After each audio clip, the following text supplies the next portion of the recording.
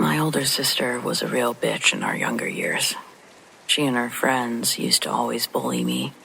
Yeah, I was the typical little sibling always following her around, our parents telling her to bring her little sister everywhere she went. I get it. But some of the shit that they did was really mean. One Halloween night, I decided to enact a revenge plot that me and my friend Devin had been planning since July. We were like 11 at the time. My sister and her friends were 12 or 13 years old.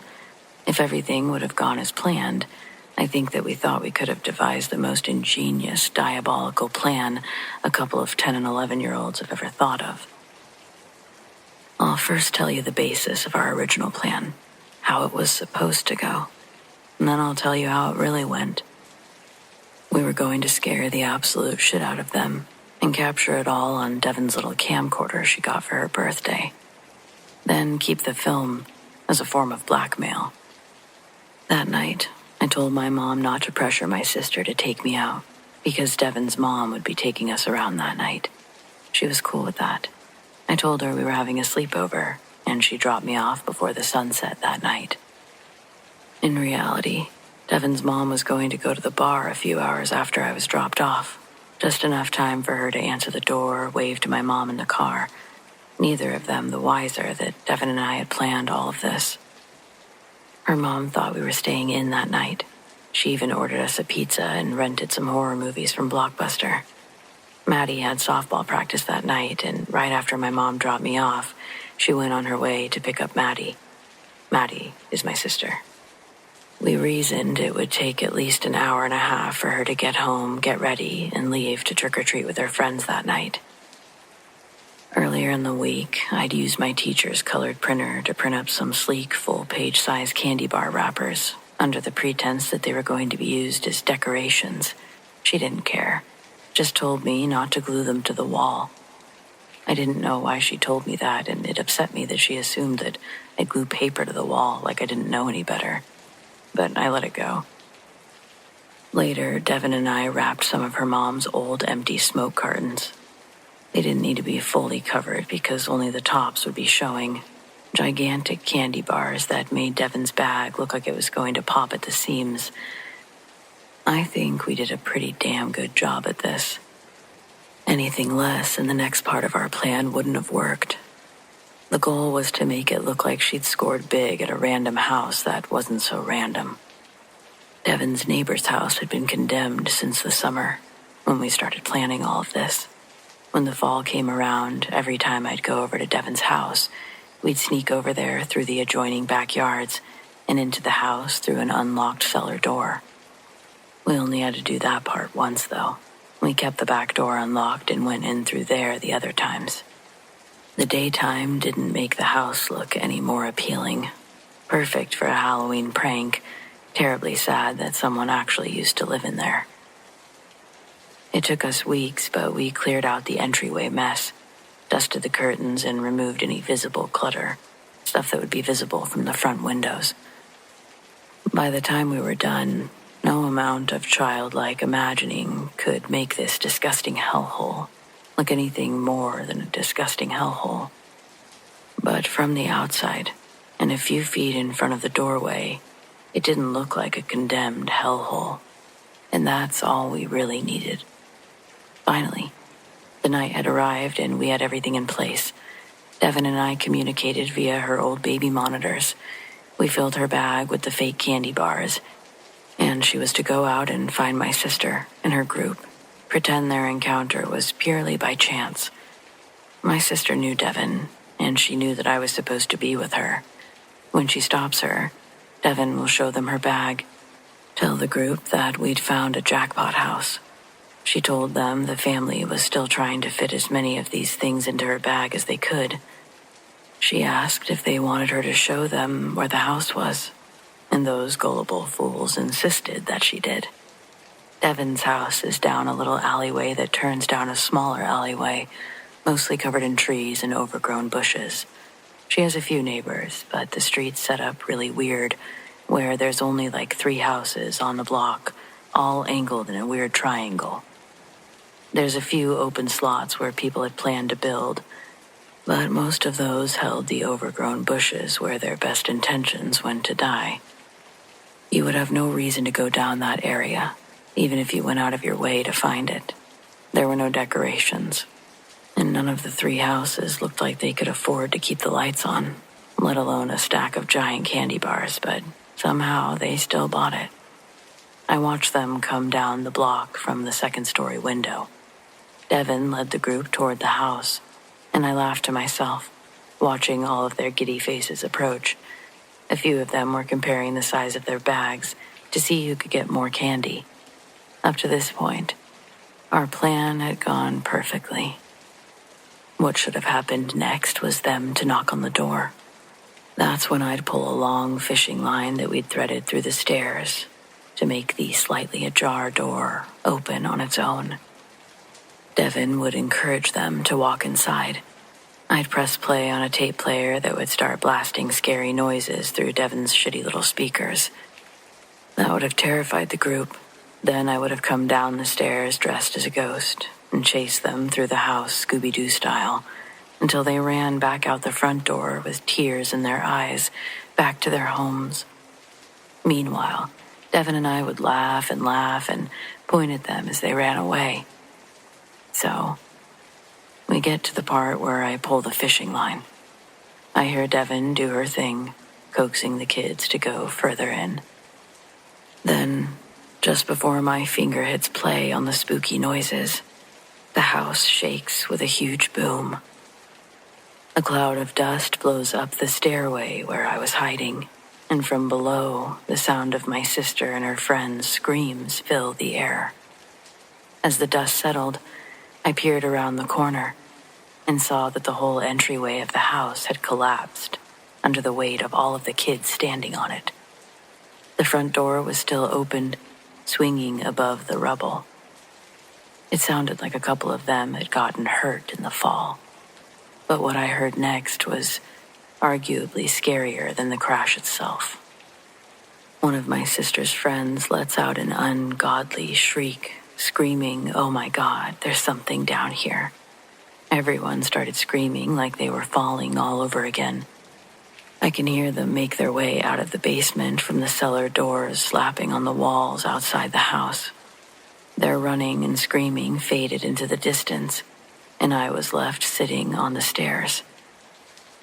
After a few minutes of listening to the house slowly disintegrate around me, I called out, "Devin," a few times, only to figure out that I was completely alone in there. Or so I thought. The hole in the front door didn't block my only exit, because I could have still gone through the back door. That wasn't the issue.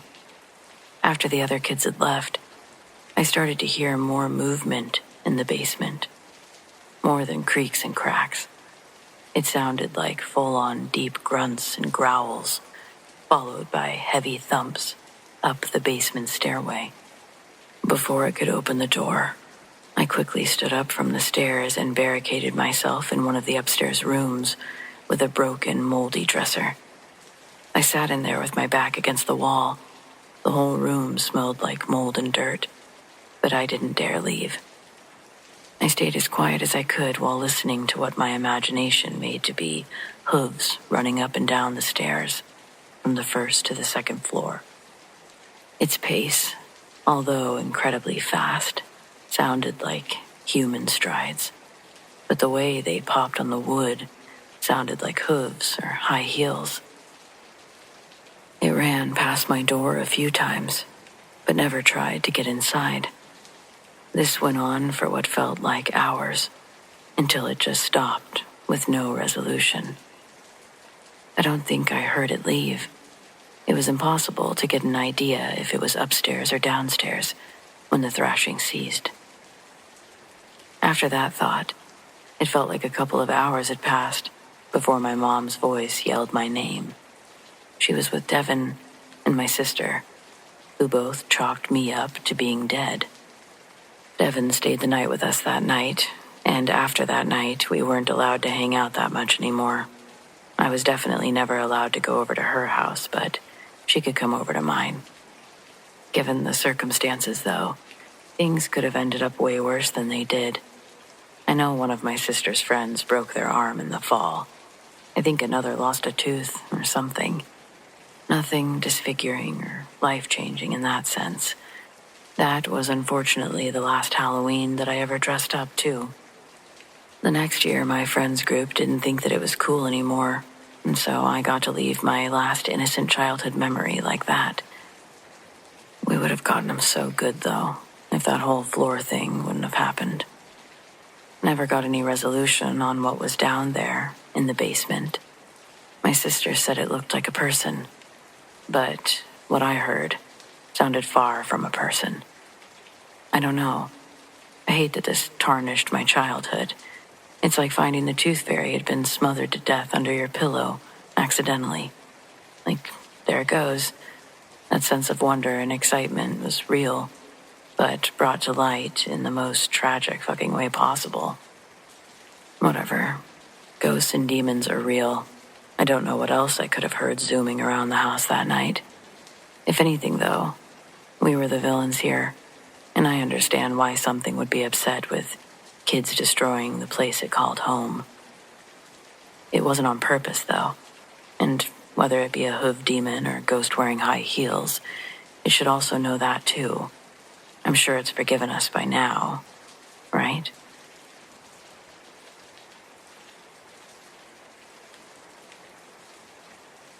This was Halloween night, 1974. I was 8 years old, skinny as a rail, and convinced I was the fastest, most efficient trick-or-treater in the entire neighborhood. My costume was a ghost, naturally. A bedsheet with 2 hastily cut eye holes, which meant that I tripped a lot. But what I lacked in visibility, I made up for in enthusiasm. My younger brother, Mikey, was a less ambitious pirate, clutching a plastic cutlass and complaining about the cold. Our dad, bless his patient soul, was the chaperone, mostly there to stop us from running into the street. Our neighborhood, a grid of modest, well-kept homes, was a kid's paradise on Halloween. Every porch light was on. Every house had a potential gold mine of tiny candy bars and brightly wrapped taffy. We had a strategy. Hit the main loop, then dart down the side streets. It was getting late, maybe past 8:30. The early rush had died down, and a chill had settled into the air. It was making the sheet over my head feel less like a costume and more like a necessity. Mikey was starting to drag his feet, his plastic pumpkin pail half full and heavy. Just one more street, guys, Dad encouraged. Then it's home for sorting and hot cocoa. We turned down West Parkton Drive, a short cul-de-sac that usually had a couple of good candy stops. There were only 3 houses with their lights on still. We hit the first 2. Score some impressive-sized candy bars, a true rarity, those full-sized. And then our eyes turned to the last house. It stood out. Not in a spooky, decorative way, but in a quiet, unsettling one. It was a small, well-maintained bungalow, painted a pale yellow with dark green shutters. There were no jack-o'-lanterns or fake spiderwebs, no flickering lights, just a single bare porch light casting a stark circle on the concrete. And on the small porch swing, a man sat perfectly still. He wasn't in costume. He was just a man, maybe in his 40s or 50s, wearing a cardigan, sitting there in the cool night air. He didn't wave or call out. He just watched us approach. "That house looks a little creepy," Mikey mumbled, instinctively tightening his grip on Dad's hand.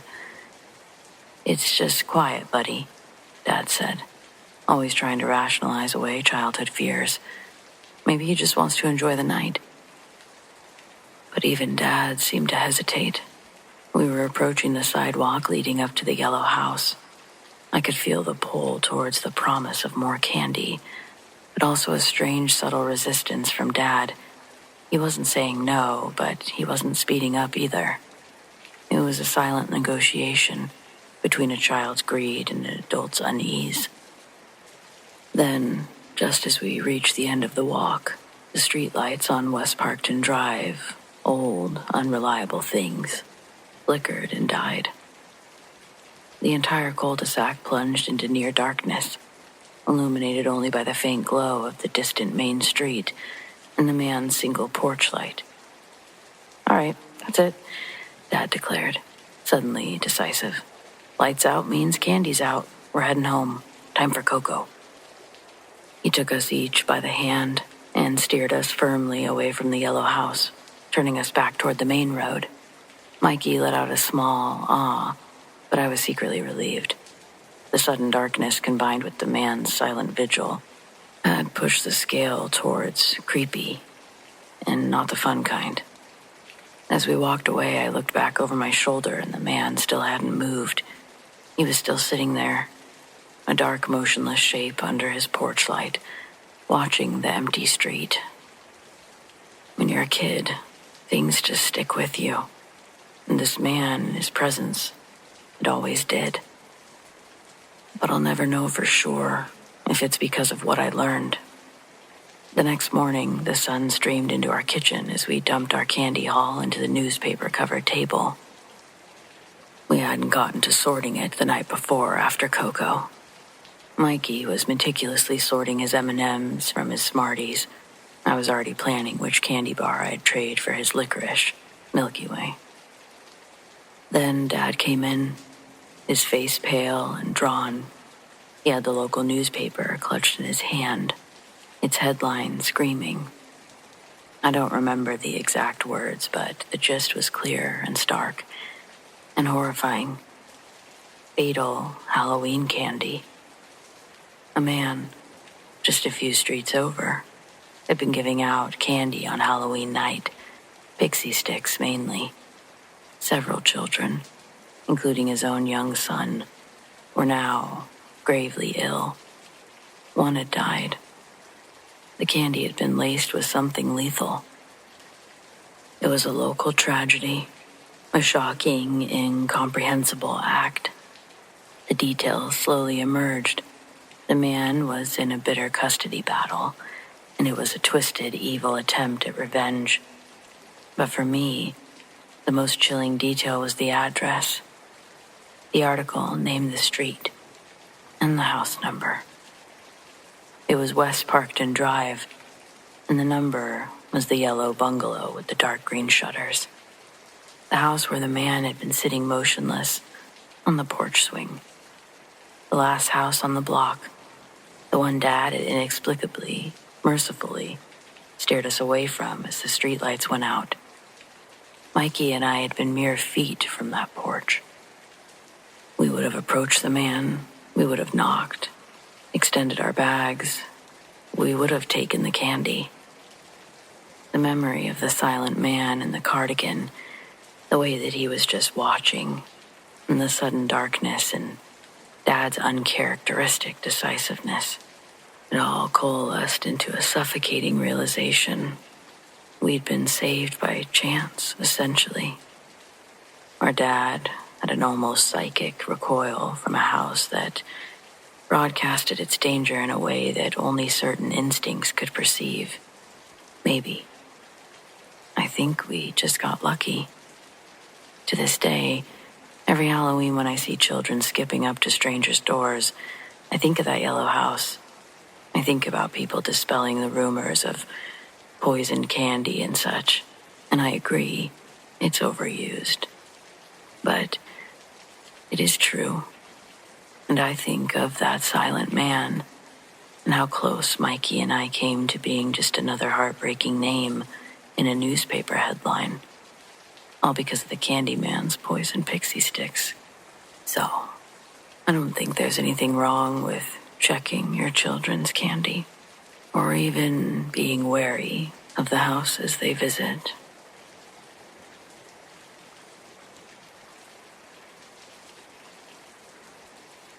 I've lived on the same street for almost 10 years now.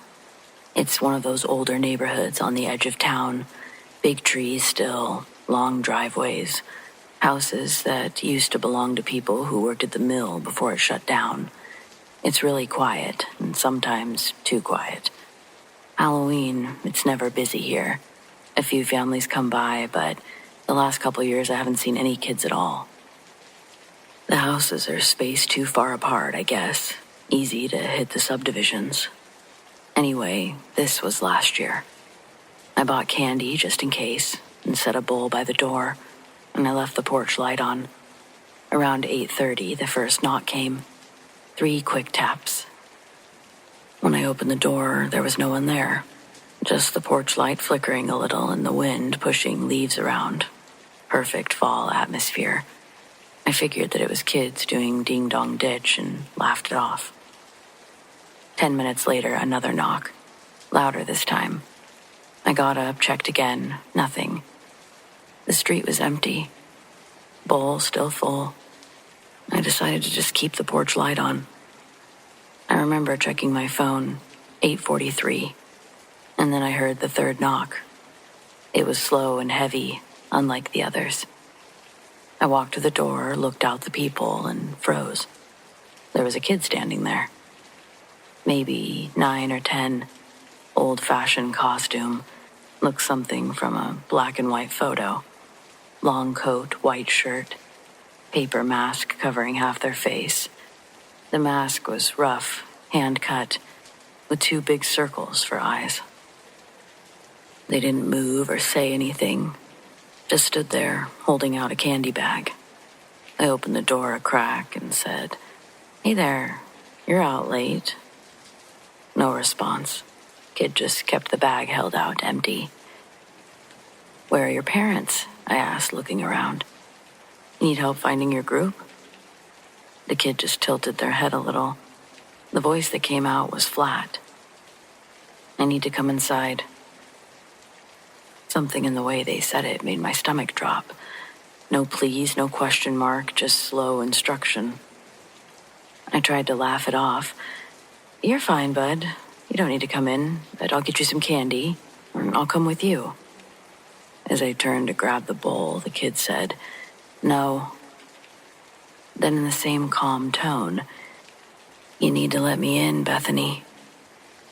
That stopped me cold. How did this child know my name? I turned back, and that's when I noticed their eyes through the holes of the mask. I guess it could have been part of the costume, but they weren't eyes. Just black. Not pupils, not dark irises. Just a solid, depthless black. Like the eye wasn't even a thing that could move. I realize that's hard to imagine without seeing it. But trust me, it was incredibly odd. I never felt so unsettled looking at a child in my life. The bag in their hands, empty. I said, "Would you like me to take you home? Or call the police?" The kid's voice changed then. Lower and older somehow. Same words, just heavier. "Let me in." I shut the door. It was hard enough for the glass to rattle, but something about the voice. My hands were shaking so bad I could barely dial 911. I hit call. Before it could even ring, I was feeling silly. I disconnected. I thought, what if this is just some prank? Some weird mask with contacts, a neighbor's kid, and they know my name, so on. So I don't know why, but I opened the door again. The porch was empty now.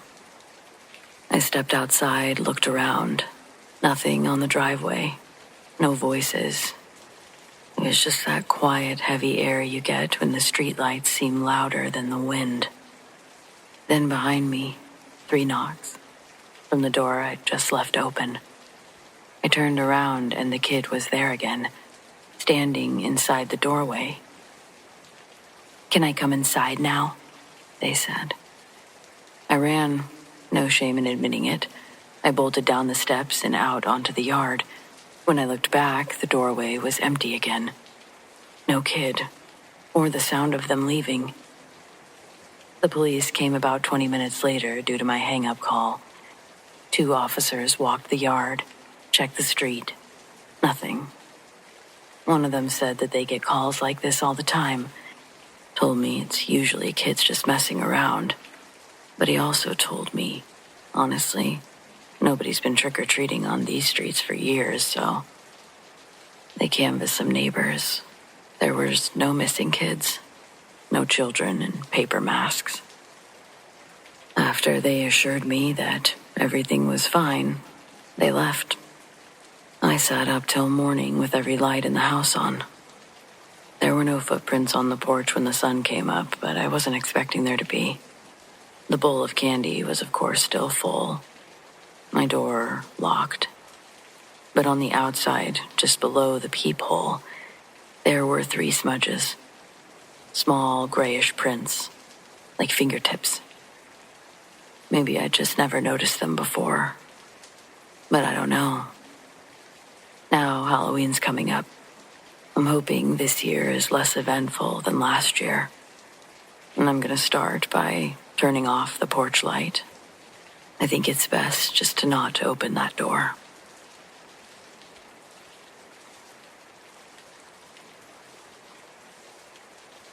Halloween night always meant double shifts at the 24-hour pharmacy I worked at. Most people were out partying or trick-or-treating, but illness doesn't take a holiday. By the time my shift ended at 1 a.m. on November 1st, the world outside was quiet, damp, and drained of its festive energy. The pharmacy parking lot was empty, save for my beat-up sedan.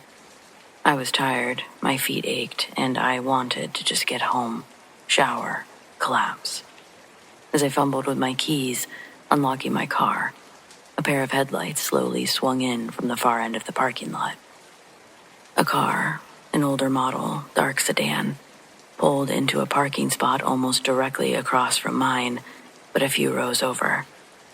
Well away from the harsh overhead lights of the entrance, it was too far for me to make out the driver clearly, but one detail stood out. The driver's head. It was massive, and white, and utterly still.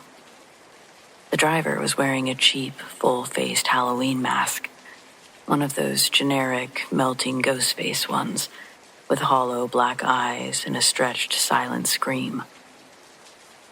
I had a weird chill. It was colder than the damp autumn air around me, and it traced down my spine. Who just sits in an empty parking lot at 1 a.m. on a weeknight in a costume? I told myself, oh, someone who needs meds, probably. Surely this person was coming from a party, was going to take off their mask and go in like everybody else had been doing.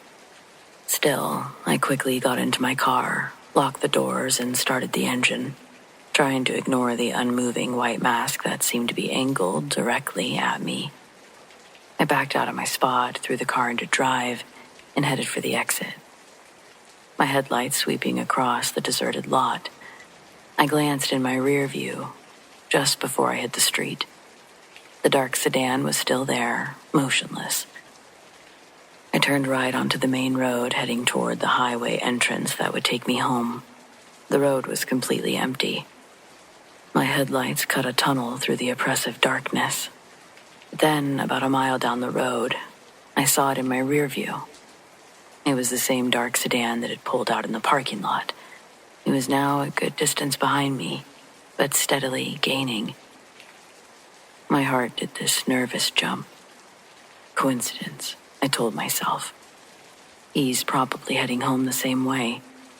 But he kept gaining. And then, he didn't just catch up. He rode my bumper. So close I could barely see his headlights. Only the looming presence of his grille in my mirror. My car vibrated from his proximity. That's how close he was. I sped up, pushing my old sedan harder than it usually went. 80 miles an hour. He matched me, easy. 85, he was still there.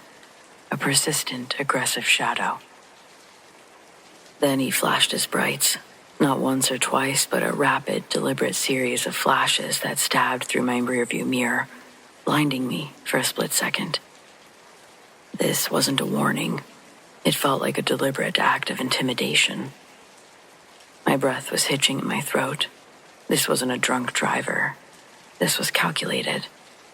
I I tried to stay so focused on the road, but from my glances in the rear view, when the lights weren't shining in my face, I could see that he was definitely wearing a mask. The realization of being hunted, I slammed on my brakes, hoping to force him to swerve or pass, but he didn't. He braked perfectly with me, still riding my bumper, maintaining the terrifying proximity. Panic was seizing over me. I took the next exit ramp, a sharp, unexpected turn, my tires squealing. He took it too, without hesitation. I was on a dimly lit feeder road, residential for a few blocks, then leading back to another main artery. I swerved right, then left, trying to shake him, but he was a relentless shadow, always right behind me. Every time I glanced in the mirror, that unmoving, melting white mask was there. I didn't know what he wanted. I didn't know who he was, but I could make guesses about what he was trying to do. The mask seemed to make him more fearless and anonymous, and utterly terrifying in this setting. Was it road rage? Was it something darker? The thought of being alone with him on a dark road, with no one around to witness, was almost paralyzing. My mind raced through options. Find a phone, call 911. By the time that I would explain everything or stop, he'd have me. Slow down, confront him, absolutely not. My only option seemed to be to keep going. But then I saw the bright, reassuring lights of the sheriff's substation at the end of the road. It was small, often unstaffed at night, but the lights were on. It was technically my only chance. I floored it, ignoring every speed limit sign, pushing my car well past its limits. I skidded into the substation's parking lot, spitting gravel from my tires, and I slammed the car into a space directly under the brightest floodlight by the entrance. I was so frantic, I didn't even put the car in park until I got out of it. As I made my way to the door, I was frantically pounding, just praying that somebody was there, that it wasn't a mistake that the lights were on. The dark sedan followed me into the parking lot. It pulled into the next available spot and came to a smooth, silent stop, cutting its engine. I watched as the driver's side door slowly, deliberately began to open. My hand was on the door of the substation, shaking so hard I could barely feel it. And then, just as the door was about to fully open, the man paused. He must have seen the light, the obvious official nature of the building, or perhaps the way that I was already reaching for the emergency phone by the entrance. He paused for one long, agonizing second. Then slowly, the car door closed. The engine started again. A low rumble of silence. And I thought, I need to get that license plate. Covered in duct tape. The dark sedan backed out of the parking spot, turned, and calmly drove out of the lot. As the deputy came outside, I was gasping for air, leaning against the substation door and pointing frantically. That's the guy, that's the guy. He clearly had no idea what the commotion was about. He was trying to figure out what I was doing outside of their substation. He was the only one there and wasn't going to leave to pursue the vehicle. But I explained what had happened. He took a description of the car, the mask, the path we'd driven, all of those details. And he explained as soon as his partner got back, one of them would follow me home. I never saw that car again. And I never got any updates from the police. I'm assuming they never found them. That's probably the scariest part.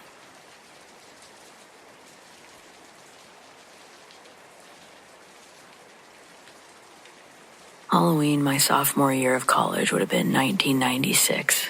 Back then, if you wanted to find a party, you didn't check Facebook or text a group chat.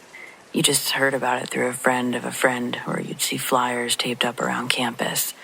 And that's how I ended up at this one. Some big house just off campus. The kind that always seems to have a party going on. Old carpet, low ceilings, speakers so loud the bass made the porch rattle. I remember walking in and being hit with a wall of cigarette smoke, warm beer smell, and sweat. There There were red Solo cups everywhere, people dressed up half-assed. One guy wearing devil horns and jeans, another just wore beer on a white t-shirt. This was college Halloween in the 90s. Nobody was trying too hard, I guess. At some point, people kept talking about this guy in the mask. He had one of those flimsy Jason knockoff plastic white masks. You could buy them for $1 at Walmart or any random store, but nobody usually did. His outfit, of course, was also nothing elaborate. Just a hoodie pulled tight around the mask and black pants, black shoes, black gloves, you get it. He didn't talk much, if at all, but he was always standing there, leaning against the kitchen door frame, standing in the corner of the living room, sitting on the chairs. People thought it was hilarious, creepy, but harmless. It was all a game of figure out who it is.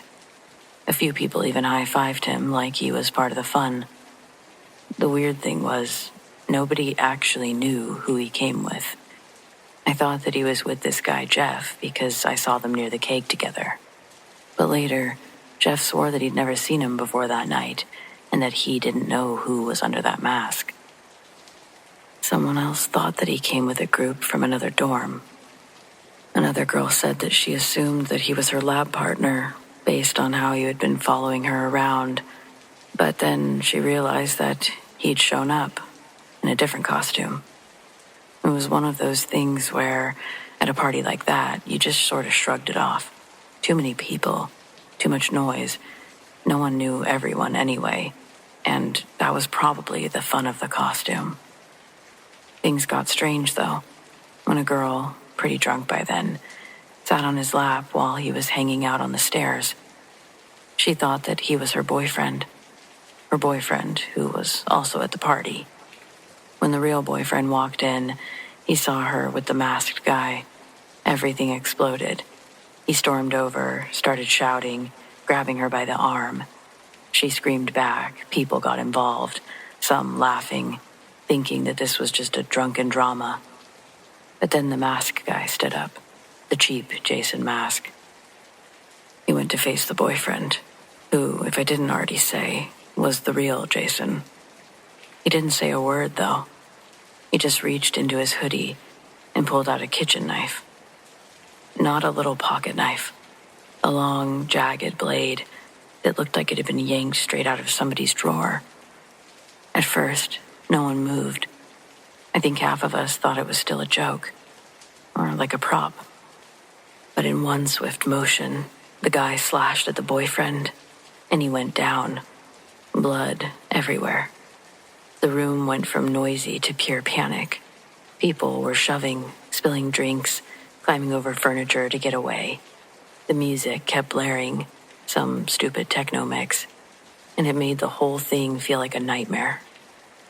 I'll never forget the sound of someone screaming, "Call 911." But this was 96.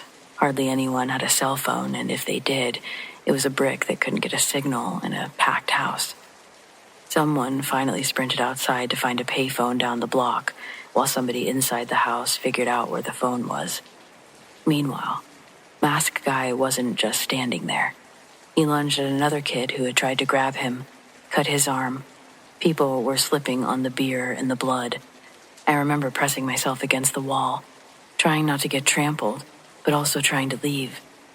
And then, just like that, he left, running out the back and out of sight. Nobody followed after him. When the cops finally showed up, they found 3 kids bleeding and a house full of terrified students.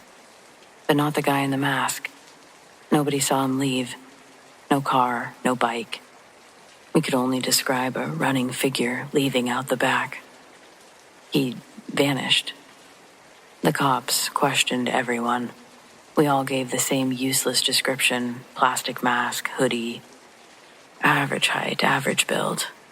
That could have been half the guys in town. Nobody could say who invited him or even saw him walk in. Every single person assumed that he was with somebody else. Obviously, the victim survived, but the story never really left us. For years after, when I'd run into people from that night, it always came up. You remember that Halloween party? The guy in the mask? Some people like to frame it as a ghost story now, like he was never real.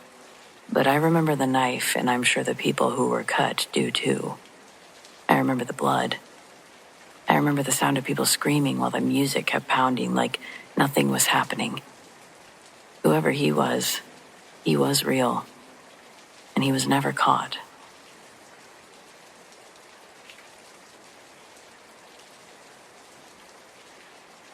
My childhood best friend, Courtney, had a secret that only I knew. The truth we shared must have haunted her to her final days, if only because she knew that I knew. It's a truth that still haunts me. And I was never able to look at her the same again.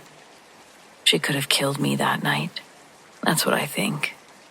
But by the time the idea crossed her mind, it was too late. All of these years later, I shudder. I used to question myself if she'd been telling the truth about everything. But I witnessed her dark miracle firsthand, start to finish. For obvious reasons, I've changed some details in the story. And this was 30 years ago, and Courtney was on the soccer team in college. She'd gotten a full-ride scholarship to play, and she was the kind of player you noticed immediately. Big fish in a small pond back home, but in college, surrounded by sharks. She was always the athlete, and I was the quiet type with a job at the mall. We used to joke that we both worked jobs we didn't like just to stay in school. By junior year, scouts were coming to see her play, but near the end of the season, she tore something in her leg. It was bad. Bad enough that the doctors told her she might never play again. Courtney didn't accept that. Not for a second. The very next day, she started her own rehab routine. Self-designed, intense, borderline obsessive. But the progress wasn't what she needed. She was running out of time. That whole semester, I barely saw her. So when she finally called one night to invite me to a Halloween party, I said yes, before she even finished the sentence. She told me that our mutual friend Ava would be driving. It all seemed so harmless and fun.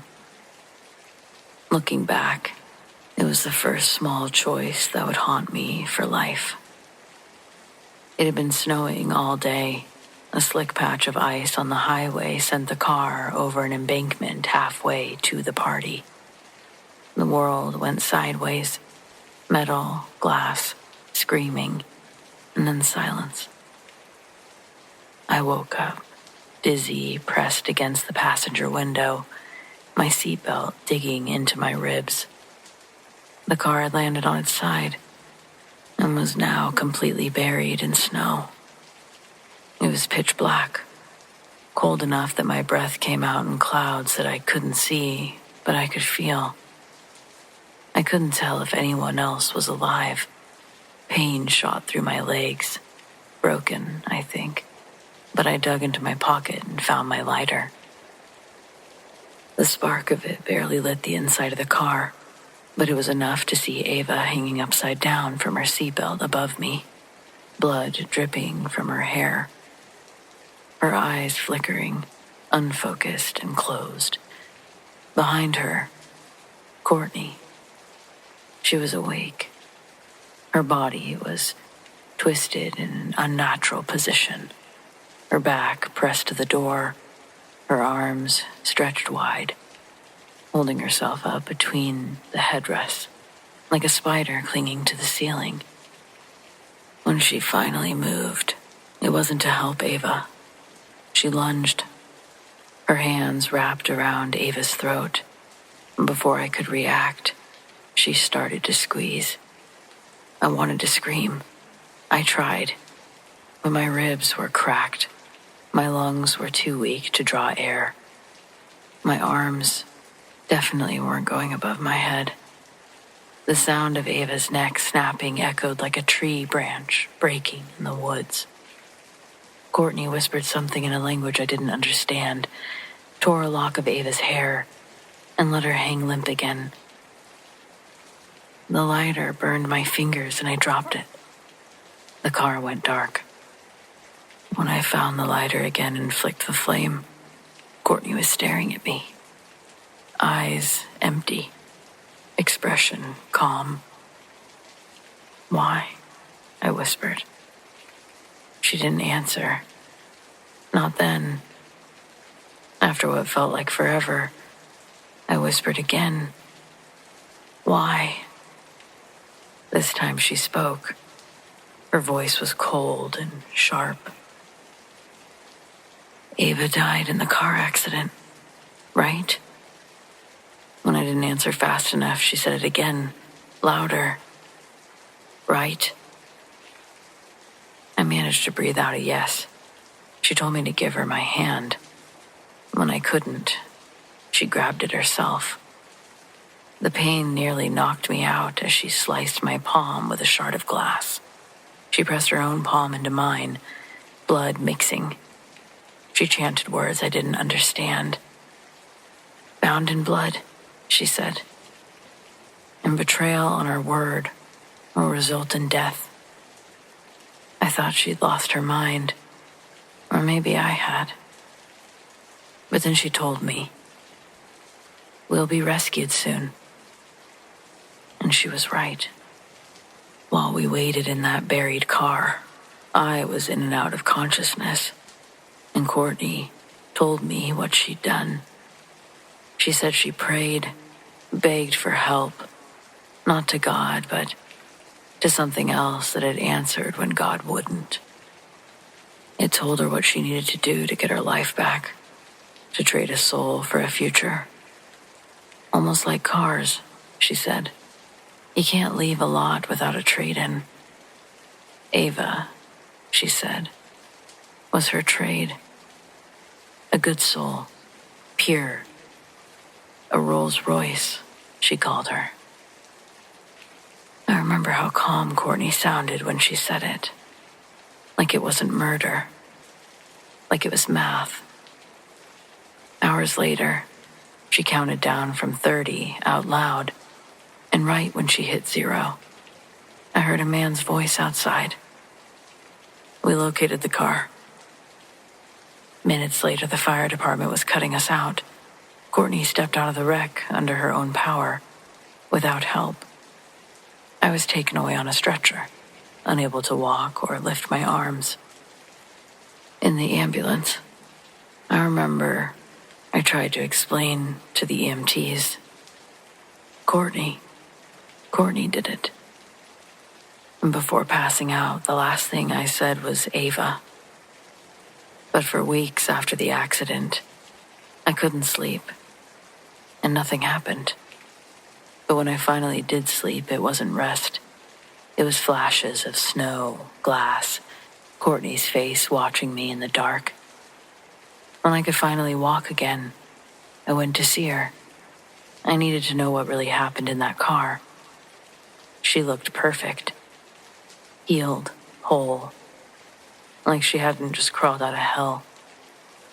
I told her everything I remembered, every sound, every movement.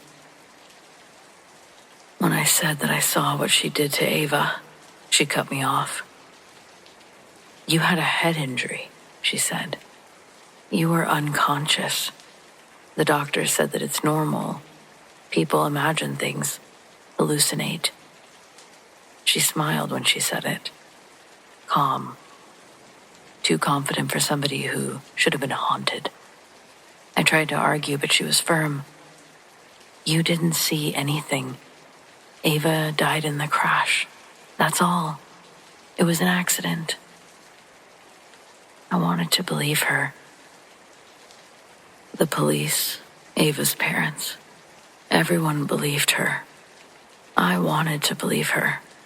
I did. But something about her voice, it sounded like she'd already told that story too many times, and I just dropped it. She hugged me when I left, but I felt nothing but cold.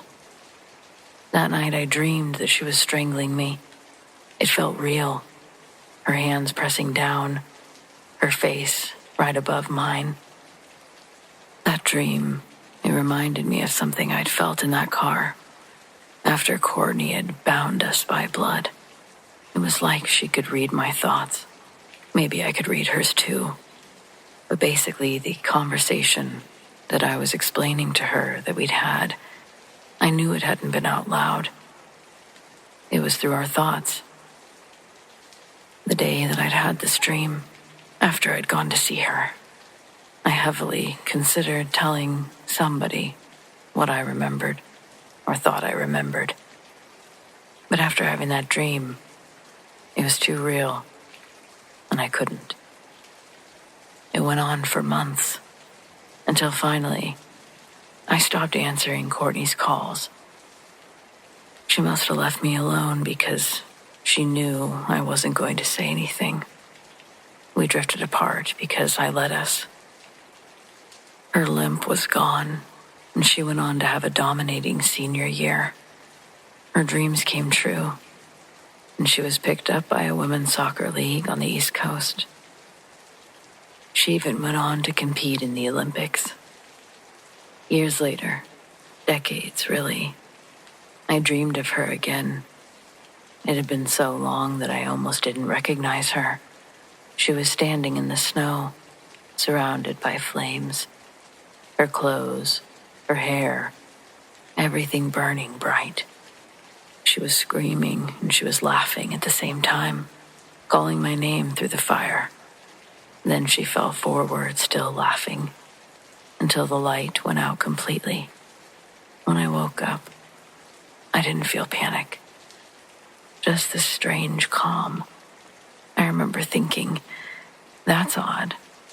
I haven't dreamed of her in years. It felt final, like some kind of sick goodbye. Out of curiosity, I found myself looking her up. Maybe part of me just wanted to see her name again. That's when I found the article. Courtney had died in a car accident, in the snow. They said she hit a telephone pole. The car went up in flames before anyone could reach her. Months later, someone I knew from college told me more. They said that it was brutal, a head-on collision. The car exploded on impact. They found her seatbelt was still fastened, the same way that she'd been found the first time, only on fire.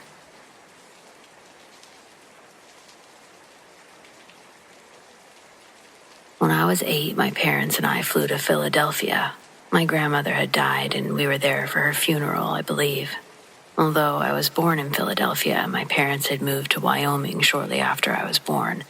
They were excited to show me all of their old stomping grounds, high school sweethearts. Both of them grew up in the city.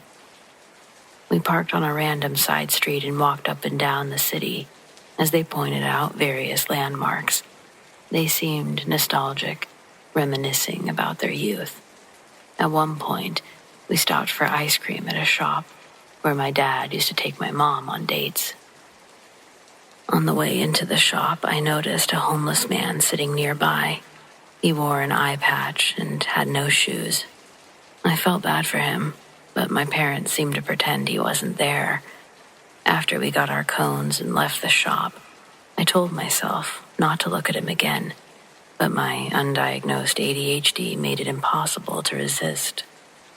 It was like trying not to crack your knuckles, knowing the relief that comes after. I couldn't help myself. I glanced. The man was staring directly at me. He was tall and skinny, wearing pants too big for him and a coat riddled with cigarette burns. He stood barefoot on the cold concrete. My parents walked ahead, completely unaware. I knew I shouldn't look again, but the urge was too strong. I turned my shoulder this time to peek back, and to my shock, the homeless man was now just 2 feet behind us. Before I could react, he lunged at me, grabbing the sleeve of my coat. His face was wild, and before I could scream, he started yelling, "You're my girl! You're my girl!" Everything happened in a blur. Within seconds, my dad had tackled the man, throwing punches. The homeless man was tall, taller than my dad, who I'd always thought of as the tallest man ever, a giant. My dad, usually gentle, was transformed by rage. His first punch dropped the man, but the grip on my coat remained. It took several more blows before the man would let go. It was horrifying. I was inches away from my dad's fist as he pummeled this man. When I finally broke free and ran to my mom, my dad was still hitting him. A small crowd had gathered, but no one intervened. It was my mom who finally screamed, "Stop! You're going to kill him!" After that, we hurried back to the car. There was no more sightseeing. We didn't visit anywhere after the funeral either. My parents were visibly shaken, and we left Philadelphia right after the wake. At the reception that was held at my uncle's house, I couldn't focus on the good memories of my grandmother. I was too distracted by the sight of my mom wrapping my dad's bloody hand in gauze. I'm pretty sure he broke his right hand on the homeless man's face that day. As an 8-year-old, I left Philadelphia thinking it was a scary place that I never wanted to visit again. And sure, Philly can be a tough city, but what happened wasn't just a random, unfortunate event. And I found this out about a decade later, completely by chance. Halloween. We were all going through old photos in the kitchen. My parents were showing me their old Halloween costumes. Some of mine as a child were mixed in there, but mostly it was my parents' old photos. I noticed a stack of photos on the kitchen counter. It didn't look like we'd gone through them, so I took them out of the envelope and went to move them to the table. They were high school pictures of my parents with their friends, school events, parties, typical teenage memories. In a lot of these pictures, there was a guy who stood out. He was hard to miss because of his distinct eye patch and his height, taller than my dad. Curious, I brought one of the pictures to my mom and I asked, "Who's this guy?" Her reaction immediately set off alarm bells. She was trying way too hard to act normal. I could tell something was off, so I pressed further and asked, "Did you guys know that homeless man in Philadelphia? Is this him?"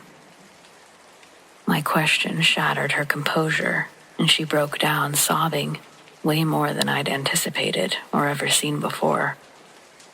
I thought she would have brushed it off with a casual, "Yeah, he was just a guy from high school who went down the wrong path," or something like that. But instead, she had a full-blown panic attack. My dad had to help her to the couch to calm her down before she fainted. At that moment, I knew that I'd stumbled onto something much bigger than I'd imagined. Then we were interrupted by trick-or-treaters. But afterwards, I showed my dad the photo. I saw tears well up in his eyes. I was completely confused, wondering what the heck was going on. And that's when they finally told me the truth. The man with the eye patch, the homeless man who grabbed me, was my biological father. All three of them had been friends, best friends in high school. But at some point, my biological dad got heavy into drugs, started showing signs of severe mental illness. He became abusive, and when my mom found out that she was pregnant, she'd already stopped seeing him after he'd tried to strangle her while driving on the freeway. The man who raised me, Jerry, he had stepped in. He was loyal to my mom and helped her escape the toxic relationship, even moving to Wyoming. Over time, their friendship blossomed into love, and he took on the role of my father without hesitation.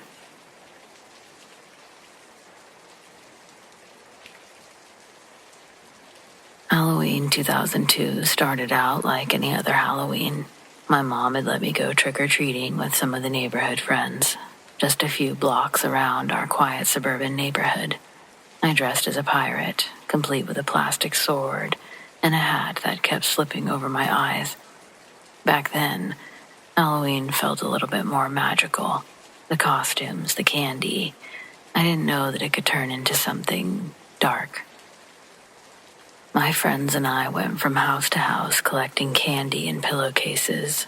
our laughter echoing down the street, I'm sure of it. But at some point we got separated. I don't even remember how it happened exactly. One minute we were all together, and the next I was standing alone at the end of a cul-de-sac, looking around, trying to figure out where everyone had gone. I wasn't scared at first. I was 9 and this was our neighborhood. I knew every street, every corner. But as I stood there in the growing darkness, I realized I didn't recognize the houses around me. They looked strange, the windows dark like no one was home. The streetlights were dim, barely cutting through the shadows. I started walking, trying to find my way back to the main street where all the other kids were. The further I walked, the more uneasy I felt. Every house I passed seemed abandoned. No decorations, no lights, no sounds of laughter or footsteps. Just the crunch of leaves under my feet and the eerie silence that felt like it was closing in around me. And then I saw him. A man standing at the end of the street, under a streetlight. He was tall, wearing a long coat. His face was hidden by darkness. At first, I thought that he was just another parent, maybe waiting for his kid to finish trick-or-treating. But something about the way he was standing, so still and so quiet, it sent a chill through me. He wasn't moving. He wasn't doing anything. Just staring at me. I told myself not to be scared. It was Halloween after all. There were people everywhere just a second ago. But as I got closer, I realized the man wasn't just staring at me. He was staring through me. I couldn't see his eyes, but I felt him. I turned down another street instead of passing him, trying to shake the feeling that he was still watching me. I wanted to run, but I didn't want to look scared. I kept telling myself it was fine. I'd find my friends or someone soon enough. But the streets were still empty. No kids, no trick-or-treaters. Just house after house with the lights off, like everyone had suddenly decided Halloween was over. And then I heard footsteps. Slow, deliberate footsteps, crunching through the fallen leaves behind mine. I turned around and there he was, the man in the coat, closer now. His face was still hidden, but I could see the outline of his hat, the way his shoulders hunched forward slightly.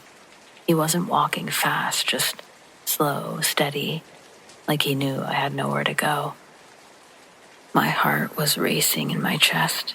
I started walking faster, but the footsteps behind me quickened too. I didn't know where I was going anymore. Every street looked the same, every house dark and unfamiliar. I broke into a run, and I could hear him running after me, his footsteps heavy and fast. I didn't stop. I didn't look back. I just ran as fast as I could, my breath coming in ragged gasps. My pirate hat was falling off as I sprinted down the street. I turned a corner and nearly stumbled when I saw it. A van parked at the end of the block. It was old, rusted, no windows on the sides, just a beat-up, ugly thing that looked like it hadn't moved in years. And then the side door slid open. A hand reached out and grabbed me by the arm, yanking me off the street so fast I didn't even have time to scream. I was pulled into the van, the door slamming shut behind me with a loud, final thud. Inside it was dark, the only light coming from the dim glow of the streetlights outside. The man who had grabbed me was tall, his face hidden under some sort of mask, something cheap and plastic.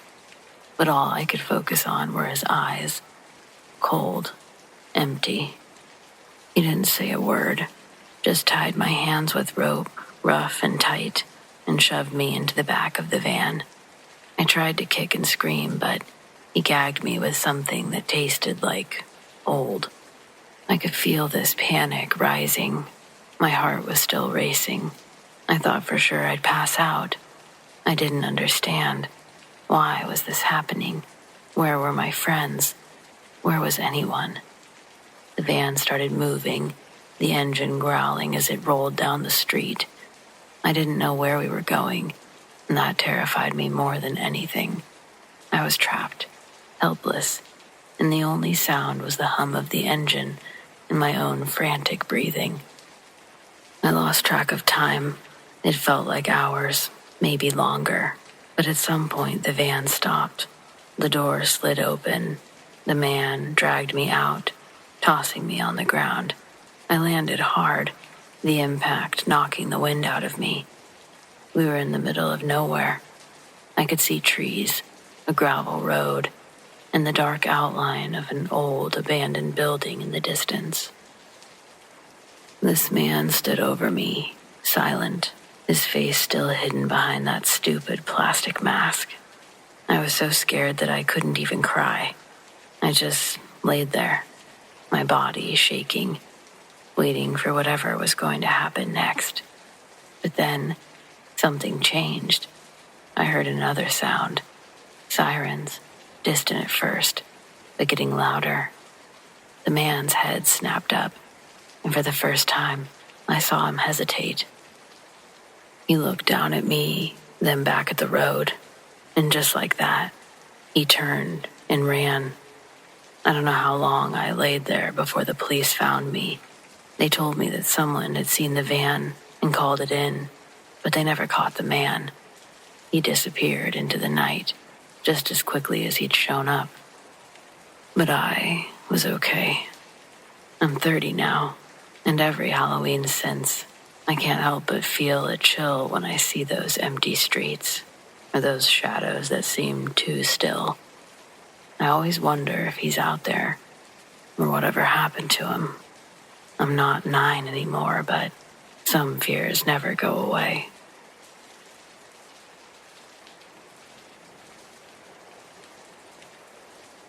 I've told this story a few times over the years, on podcasts, late night AM radio shows, even once to a group of students studying urban legends. But this will be my first time writing it down. But it happened in the fall of 1986. I was 12. My mom worked at a department store called Harrison's, one of those mid-size regional chains that doesn't exist anymore. It was the kind where the carpet always smelled faintly of perfume and dust, and the mannequins were old enough to have fingerprints baked into the paint. Every October, the store put together a small haunted attraction in the empty space beside the seasonal aisle. Cheap black curtains, fog machines, paper skeletons, that sort of thing.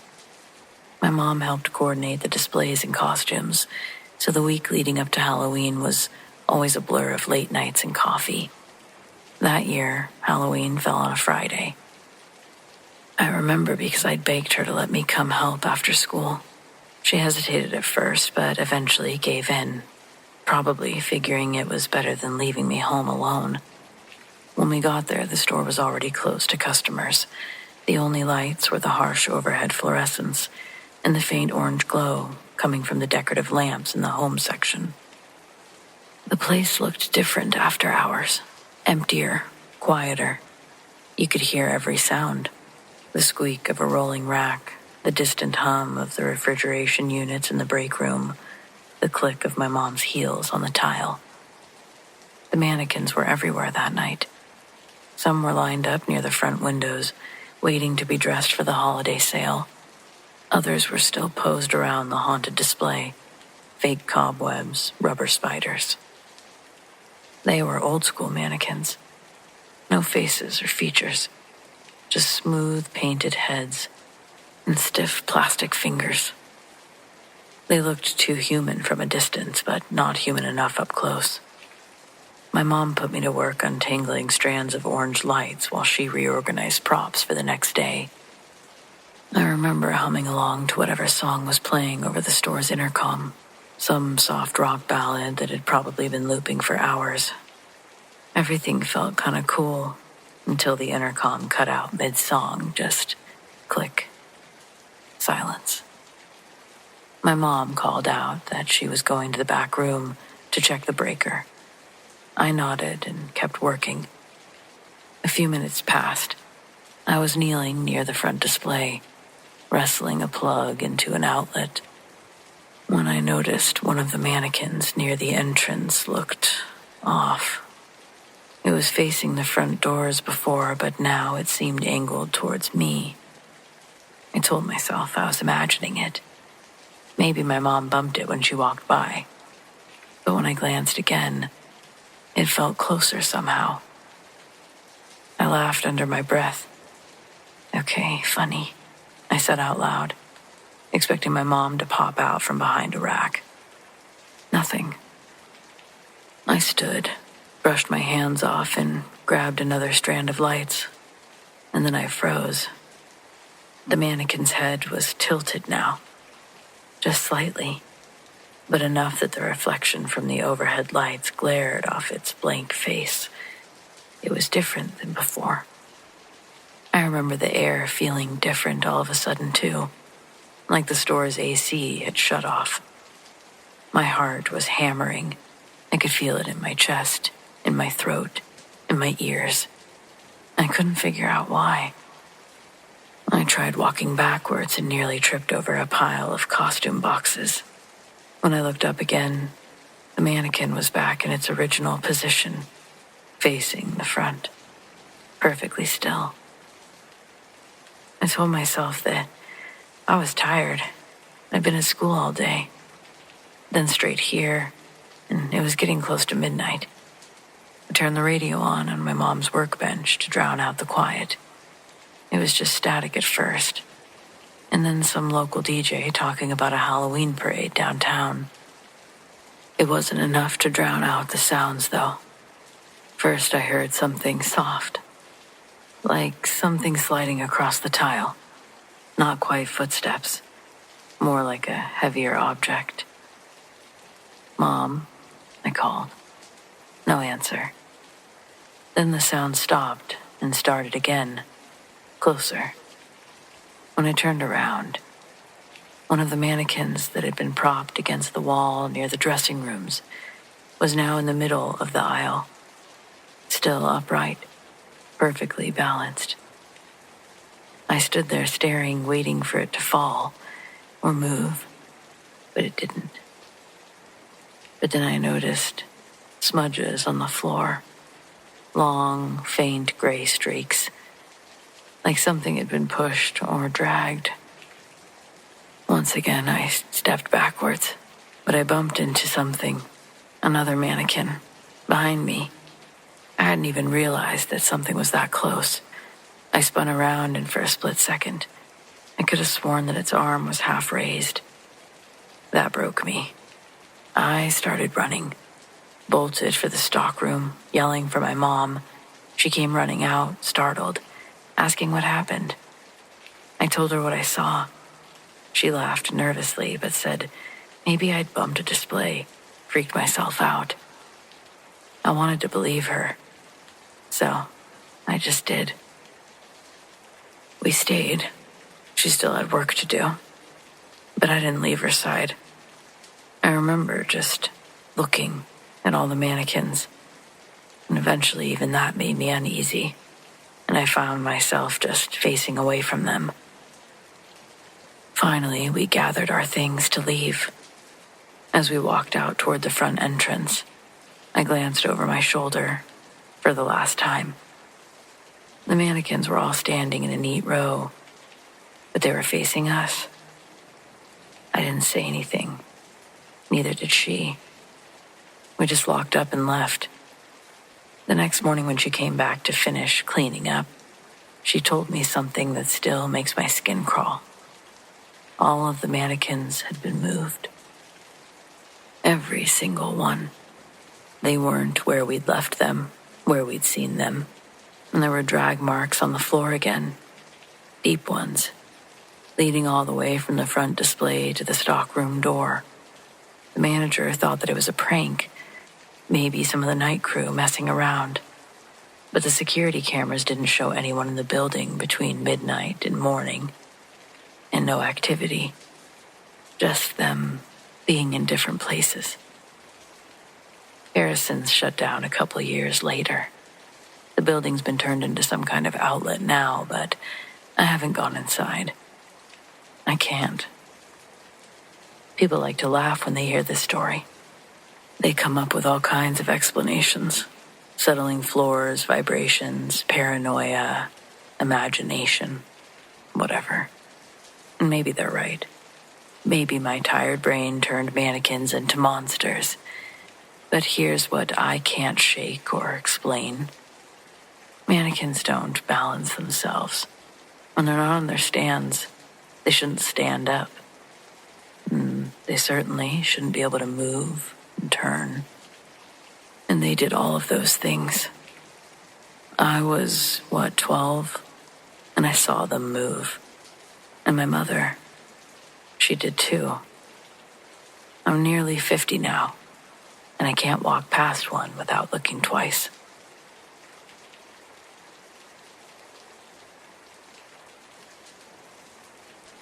It was late October 2015, just a few days before Halloween. I was home alone for the evening. I wasn't too worried about it. It was a quiet night. I'd settled in with a plate of dinner, and I wasn't expecting much to happen. And then I get a knock on the door. It was loud. So loud it made me jump in my seat. The sound echoing through the house like someone was banging with their fists. I paused. Fork was hovering over my plate, and I was just listening, hoping maybe I'd imagined it. But there it was again, a second knock, just as forceful as the first. Whoever was out there wanted my attention, and they wanted it now. My first thought was, who the hell knocks like that at this time of night? It wasn't that late, but it was dark out, and we didn't get many visitors, especially unannounced ones. My second thought was that it could be a prank, kids messing around because Halloween was right around the corner. That seemed plausible, so I wasn't too alarmed. Still, I stood up cautiously, grabbing my phone off the table before heading to the door. The knocks didn't stop. They kept coming hard and fast, as if the person was running out of patience. My heart was starting to pound, but I couldn't just ignore it. When I finally reached the door, I hesitated, my hand hovering over the knob. Whoever it was, they weren't saying anything like trick or treat. Just silence between the knocks until they stopped.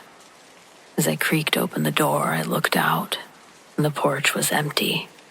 No one stood there. But that wasn't what made my stomach twist into knots. It was the blood. There were streaks of it on the concrete, smeared across the porch, some of it still wet and glistening in the dim light. I looked around, expecting to see someone limping away or maybe hiding, but no one was there. The street was quiet, and the houses across the way were dark. I was alone. For a moment, I just stood there frozen, my brain trying to catch up with what I was seeing. Was this some kind of sick joke? But the blood, it looked too real, too fresh. I got inside and quickly locked the door. Who would leave a bloody mess on my porch? I dialed 911 before I could even second-guess myself. As I explained the situation to the dispatcher, I kept glancing back at the door, like I expected someone or something to come bursting through it. "There's blood all over my porch," I said to them, pacing now. "But no one's here." The dispatcher's voice was calm, almost too calm for what I was feeling. They assured me that someone would be on their way to check it out. I thanked them, hung up, and sat on the couch. It wasn't long before I got a call back from the police. They hadn't even arrived yet, but they had some new information. They told me that they'd gotten reports that someone on a bike had had an accident in my area. They explained that it sounded like they were injured and may have been going door to door for help. I blinked and my mind tried to process it. But all the blood, I remember asking. And they told me they're hurt pretty badly. And they said this in a calm voice. It sounded like you just missed them. One of your neighbors helped out and an ambulance is on the way. I sat there. The relief was kind of sinking in now. So that was it? No prank, no danger. just an injured person seeking help, and I hadn't answered the door in time. And then I just felt a wave of guilt, thinking about how they must have been knocking, hoping that somebody, anyone, would open up before they had to move on. A few minutes later, the police showed up just to be sure that everything was okay. They checked the porch and confirmed the story about the injured cyclist. I watched the ambulance leave, and then the police left, and then I was just left to clean the blood off my porch. Though there was a morbid part of me that considered leaving it up for Halloween.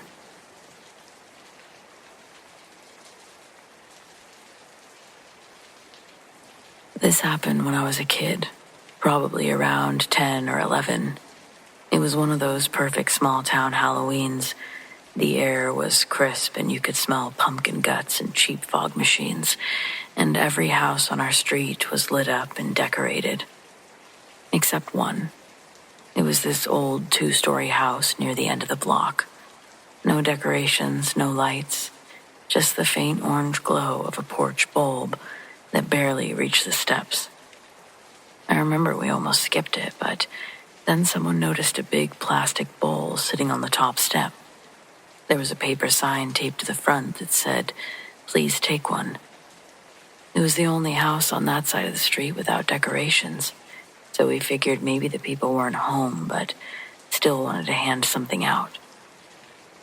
I went first because I wasn't afraid of a dumb prank. I leaned down, holding my pillowcase open, and that's when I noticed the bowl looked weird. It wasn't full of bright wrappers like you'd expect. It looked dark. I remember frowning and thinking that maybe the candy was covered in fake cobwebs or something. But when I got close enough, I realized it wasn't cobwebs at all. It was moving. I jumped back so fast I almost fell off the step. Everyone laughed, thinking I was just trying to scare them, but I swore I saw something wiggle. So my friend Jenna stepped forward and said, "Oh my God, they're fake bugs. Calm down," and reached in to grab one. The moment her hand touched the candy or the bowl, everything inside the bowl started crawling. It had to have been hundreds of bugs, spilling out, moving. Crickets, beetles, roaches, centipedes. Bugs I couldn't even identify. The whole bowl was alive. Jenna screamed and dropped it, and the bugs scattered across the porch, over her shoes, down the steps. We all took off running. We didn't stop until we were halfway down the block. I remember looking back. The porch light was completely out. We told a few other kids what had happened, but they went to check it later. The porch was empty. No bowl, no bugs. Nothing there. We didn't go near that house again. When I mentioned it to my parents the next day, they said that place had been vacant for years. The owners died when I was littler. It'd been sitting empty ever since. I know we didn't imagine that bowl, so somebody else must have set it there. Call it a prank, but it was disgusting.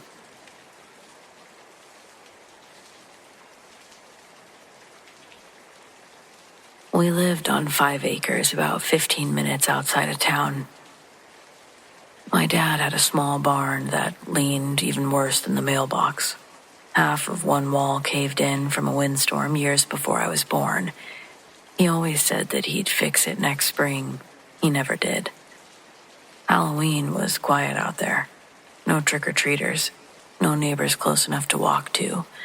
Usually Mom would make popcorn, Dad would fall asleep in his chair, and my brother and I would watch the same stack of VHS tapes, Ghostbusters, Beetlejuice, The Fog. That year, I was 11. The only light outside was the one above the barn door. It hung from a metal bracket and threw a weak yellow circle onto the dirt and grass. We had to flip the switch from inside the barn itself, which meant that one of us had to run out there with a flashlight if we wanted to turn it on or off after dark. It was just part of the scenery. Every picture I have in my head of that place includes that light. That night, we'd just finished carving pumpkins when the bulb over the barn flicked on. Nobody had been outside. We would have heard the door. The switch was way in the back near the workbench, too high for animals to bump. It wasn't motion censored either. Dad hated those things. Mom told Dad to go turn it off before it attracted bugs. He grumbled, but didn't move. That man could sleep through fireworks. I remember joking that maybe the old barn finally wanted to celebrate Halloween. The light stayed on. It didn't stay steady. It swayed. Not flickering like a bad bulb, but moving, like something was walking underneath it, and the shadows were shifting. My brother said it looked like someone was pacing. I told him it was probably the wind, but the trees weren't moving. Dead still night. We both stood by the window for a long time, watching the glow shift around the doorframe. I kept waiting for Dad to notice, but he nodded off with a beer in his hand and the TV flickering on his face. After a while, my brother asked, "You think someone's out there?" We didn't have close neighbors. Nobody came up that driveway unless they meant to. My stomach started feeling heavy in that slow way that tells you that you're scared, even before you realize it. The light started to swing wider, slow, left to right, like it was hanging on a cord and somebody was pushing it. But the fixture didn't hang. It was bolted to the wall. That's when I saw a shadow move across the barn door. It wasn't shaped correctly. Tall and narrow, the shoulders were too high, the arms were too long. It slid across that strip of light and disappeared again. My brother saw it too. I could tell because he stopped breathing. We moved away from the window at the same time. We went to wake up Dad. He didn't believe us, obviously. He went out onto the porch, muttered something about raccoons, and grabbed his flashlight. I remember the sound of the screen door slapping shut behind him, and the way the flashlight beam bounced down the path, and how the light from the barn stretched long over the field. He stopped halfway there. We saw him turn his light toward the trees, then toward the barn again. He called out just one sharp, "Hey!" and then nothing. After a minute or two, he came back, said there was nobody out there. No footprints or animals, nothing. But the light was off now. He said that he turned it off himself. When he came back in, he smelled like rain and cold dirt, even though it hadn't rained that night. We went to bed after that. In the morning, Dad went out to feed the dogs and didn't come back for a bit. When he finally did, he looked pale. He said the barn light was still on. He didn't mean the bulb was glowing. He meant that the switch was off, the cord unplugged, but the bulb itself was faintly lit. Just a dull orange, like the leftover glow from a wood stove. When he touched the fixture, the light died completely. He didn't tell Mom that part. I only know because I followed him out there that afternoon, and I heard him muttering under his breath, trying to plug the cord back in and cursing when the bulb stayed dark. That night the barn smelled like burnt dust and something else, like wet wool, left too long by the fire. He said maybe a mouse got into the wiring. He replaced the whole thing the next week. Still, for the next few months, the dogs would bark in the direction of that light after sundown. It wasn't towards the road or the house, it was always the barn. Years later, when we were packing to move, I found the old light fixture sitting on a shelf in Dad's shop. The metal arm was warped, like it had been twisted by hand. The socket blackened. He told me not to throw it away, said that he wanted to hang on to it for parts. But Dad never reused parts. He just couldn't bring himself to toss it. Now when I drive past the old property, the barn's completely gone, collapsed in on itself. The new owners keep horses where it used to be. I always slow down when I pass, even now, if I'm out there after dark. I swear I can still see a faint glow. It's just low and unsteady, a single bulb swinging on its own. I don't really know what we saw switching that light around. I don't think that it was a prank or a bad bulb. It felt older than that, like something that had been there before us, living quiet, until that one Halloween, when it was apparently given permission to stretch its legs.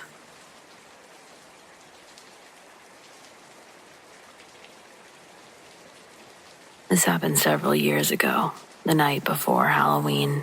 I'd driven down to visit my cousin in southern New Jersey, near the Pine Barrens, a place notorious for strange happenings, but also a good time. We were always drawn to the spookier side of things, so naturally the woods seemed like the perfect place to take a pre-Halloween night walk. We started off by wandering down a small trail. It was the kind that looked like it'd been forgotten, or at least it wasn't the most traveled path. The deeper we went, the more the woods seemed to come alive. I always love when the wind rustles through the trees, creating odd whispers. But it wasn't just the trees or the wind that was strange out there. I began to feel watched. I remember asking my cousin if she thought we should turn back. I was half joking, but I was uneasy. My cousin laughed it off, always the fearless one, telling me it's just the woods. I really did try to shake it off, but something felt wrong. It wasn't just the oppressive silence that had now settled around us. It was the faint smell, like burnt herbs or something older. And then we saw a woman. At first, she seemed like a shadow moving between the trees, but as we drew closer, the figure became clearer, and it was an old woman, hunched and weathered, her gray hair hanging matted strands around her face. She was standing in the middle of the path. Her eyes were fixed on us as though she'd been waiting. Lost? Her voice was low, almost guttural, with an accent I couldn't quite place. I looked at my cousin. She'd gone unnaturally still. We're fine. Just passing through, my cousin said, but the words came out shaky. The woman didn't move. She didn't blink. She was draped in a tattered cloak that looked ancient. The fabric was swirling around her feet, despite the still air. You should not be here, she rasped, taking a step closer to us. Her face was gaunt. Her skin, it was pale. Her eyes, they were dark, just so unnaturally empty. These woods are not for the living tonight. Something cold crawled up my spine. This wasn't some old woman warning kids off of her property. There was something wrong with her. At the very least, there was something I didn't understand about her. The air around her felt thick, like the woods themselves were closing in on us. We were just leaving, I managed to say, grabbing my cousin's arm and trying to move, but the old woman stepped into our path further. She reached out. Her bony fingers brushed against my hand, and the moment her skin touched mine, it was like ice had shot through my veins. Tomorrow is Samhain, she whispered. Her breath was foul and sour. The veil is thin. The spirits are restless, and so am I. I yanked my hand back from her, but the chill, it lingered. It was crawling up my arm. I felt like I couldn't breathe, like the woods were suffocating me. My cousin finally snapped out of her trance and grabbed my arm. Let's go, she muttered. But the woman's eyes never left me. We practically ran back to the car, neither of us speaking. But the further we got from the woman, the more I noticed something strange. The trees, the leaves, the very air around us, it was silent. No birds, no wind, no rustling. just a void sound. When we finally reached the car, I glanced back. She was still there, but she was standing at the edge of the woods, watching us. But now, there were others, shadowy figures just beyond the tree line, all staring, unmoving. I slammed my door and stopped looking. We didn't talk about it on the drive home. It wasn't until we were back at my cousin's house that we finally spoke. Do you think she was a witch? My cousin asked. Her voice was barely above a whisper. I didn't answer right away, but the memory of her icy touch was still vivid. I don't know, I said finally, but the truth was, I think I did know. Deep down, I knew that we'd encountered something that night that wasn't just a strange old woman wandering in the woods. The way she approached us, the way she spoke of Samhain, it wasn't natural. And when I looked at my hand where she touched me, I saw a faint mark, like a burn that hadn't quite healed. A warning, maybe a curse, I thought. That night I didn't sleep. I kept hearing her voice in my head over and over. The veil is thin, the spirits are restless, and so am I. I just knew, come Halloween, I wouldn't be anywhere near the Pine Barrens. But something told me she would.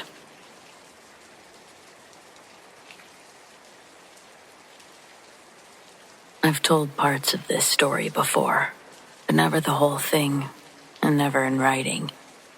It happened back in the late 90s, when I was 19 and thought that I knew everything about fear. I'd just gotten off a shift at the diner where I worked. The place stayed open for the bar crowd, and I was walking home at 1 a.m. I didn't have a car yet, and the quickest route to my apartment was through the old cemetery at the edge of town. I'd cut through plenty of times before. Everyone did. It shaved 10 minutes off the walk. And back then, I didn't put much stock into ghost stories. Halloween night, though, it hit different. There was fog hanging low, and every house I passed still had the last of their jack-o'-lanterns burning on their porches, faces half collapsed, candlelight fluttering behind soggy toothpick smiles. The whole town felt emptied out at that time, like the party was over and the night was trying to tuck itself in. When I reached the cemetery gate, it creaked open like it always did, loud, rusty. The path through the middle was gravel, uneven. I had a flashlight in my jacket pocket, but I didn't bother turning it on. The moon was bright enough, and I knew the way. Halfway through, I started hearing music, just faint, carried on the wind. At first, I figured it was somebody's radio from the road, maybe a car parked nearby. But the deeper I went, the clearer it got. This slow, crackly old tune. It sounded like it was coming from one of those wind-up record players. Not a song I recognized, but definitely from way before my time. It kind of stopped me cold. I stood there when it was at its loudest, straining to listen. The wind had died down, the trees weren't moving. The sound was close, too close for where I was standing. When it cut off just mid-note, like a switch had been flipped, I felt every hair on my arm stand up. I remember telling myself it's nothing, maybe even a prank, somebody messing around in the cemetery. But even as I said it, I could feel that deep, gut-level knowing that something wasn't right. And then I saw a lantern.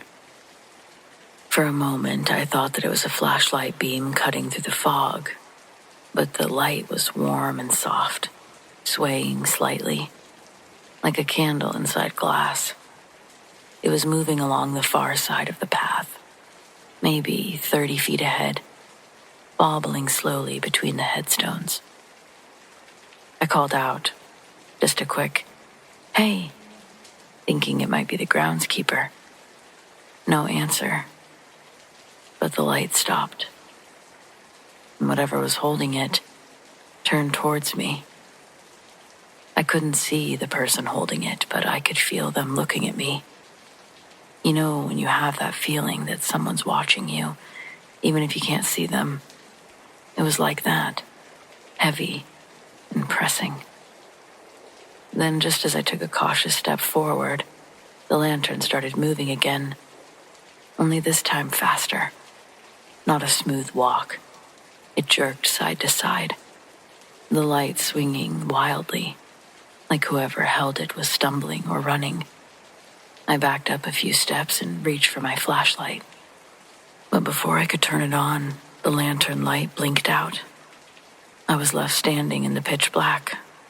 Not even the moon was showing through the fog anymore. That's when the gravel behind me crunched. One step, then another, slow and steady. I spun around, flashlight shaking in my hand, and I hit the switch. The beam caught nothing but mist. No one there. But the sound kept moving, circling me, like something pacing just beyond where the light reached. I don't know how long I stood there before my legs finally decided to move. But when they did, I ran, full sprint. Didn't care about the path, didn't care where I stepped. When I hit the gate again, I could hear something faint behind me, like a voice, almost a whisper. But I didn't stop to listen. I really didn't slow down until I was in front of my apartment door, panting, flashlight still on and flickering. I told myself it had to have been a person, some drunk cutting through the same way. I still don't really know what I saw or felt that night. All I know is that ever since then, whenever I hear old music playing from nowhere, my stomach sorta turns. Some things you can shrug off. That night isn't one of them.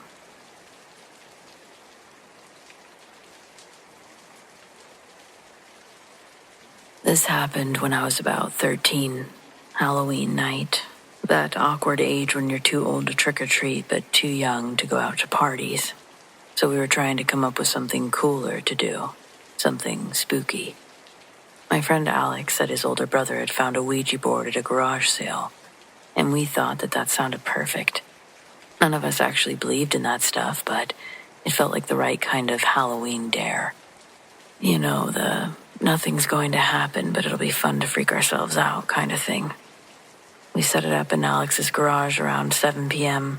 It was cold out, but not freezing, but the air had that smoky smell from all the jack-o'-lanterns and backyard fires. The garage was dim. The only light was coming from 2 flashlights set on the ground and the gaps in the door where the streetlights leaked through.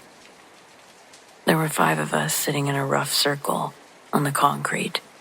Me, Alex, Erica, and 2 other kids, Sam and Tyler. The Ouija board looked old, like older than it should have been. The edges were faded, the letters kind of warped. It smelled musty, like it had been stored in an attic for decades. It certainly wasn't any Hasbro. We started asking dumb questions. Is there a ghost here? Do you like candy? Who's the coolest in the room? Honestly. Then the planchette barely moved, and when it did, it was obvious that someone was pushing it on purpose. We were laughing and swearing it wasn't us, taking turns trying to sound spooky. We were just being kids. And then in the middle of us laughing, Alex sort of froze.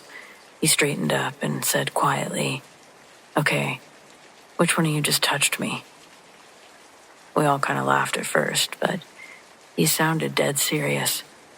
He rubbed the back of his hoodie and said, "Something brushed up against me, like right here." Erica, trying to lighten the mood, goes, "Oh yeah? Let's ask who's behind Alex." She put her fingers on the planchette and started to move it, saying, "Who's?" Before she could even finish, the planchette flew off the board. I swear it didn't slide. It launched across the garage and hit the workbench on the other side of the room with this loud plastic crack. Every single one of us jumped back. We all started talking over each other, yelling, accusing Alex of kicking it, asking what the hell just happened. That's when Tyler said, "I just felt something on my leg." And then Erica said she felt it too, like something cold brushing past them.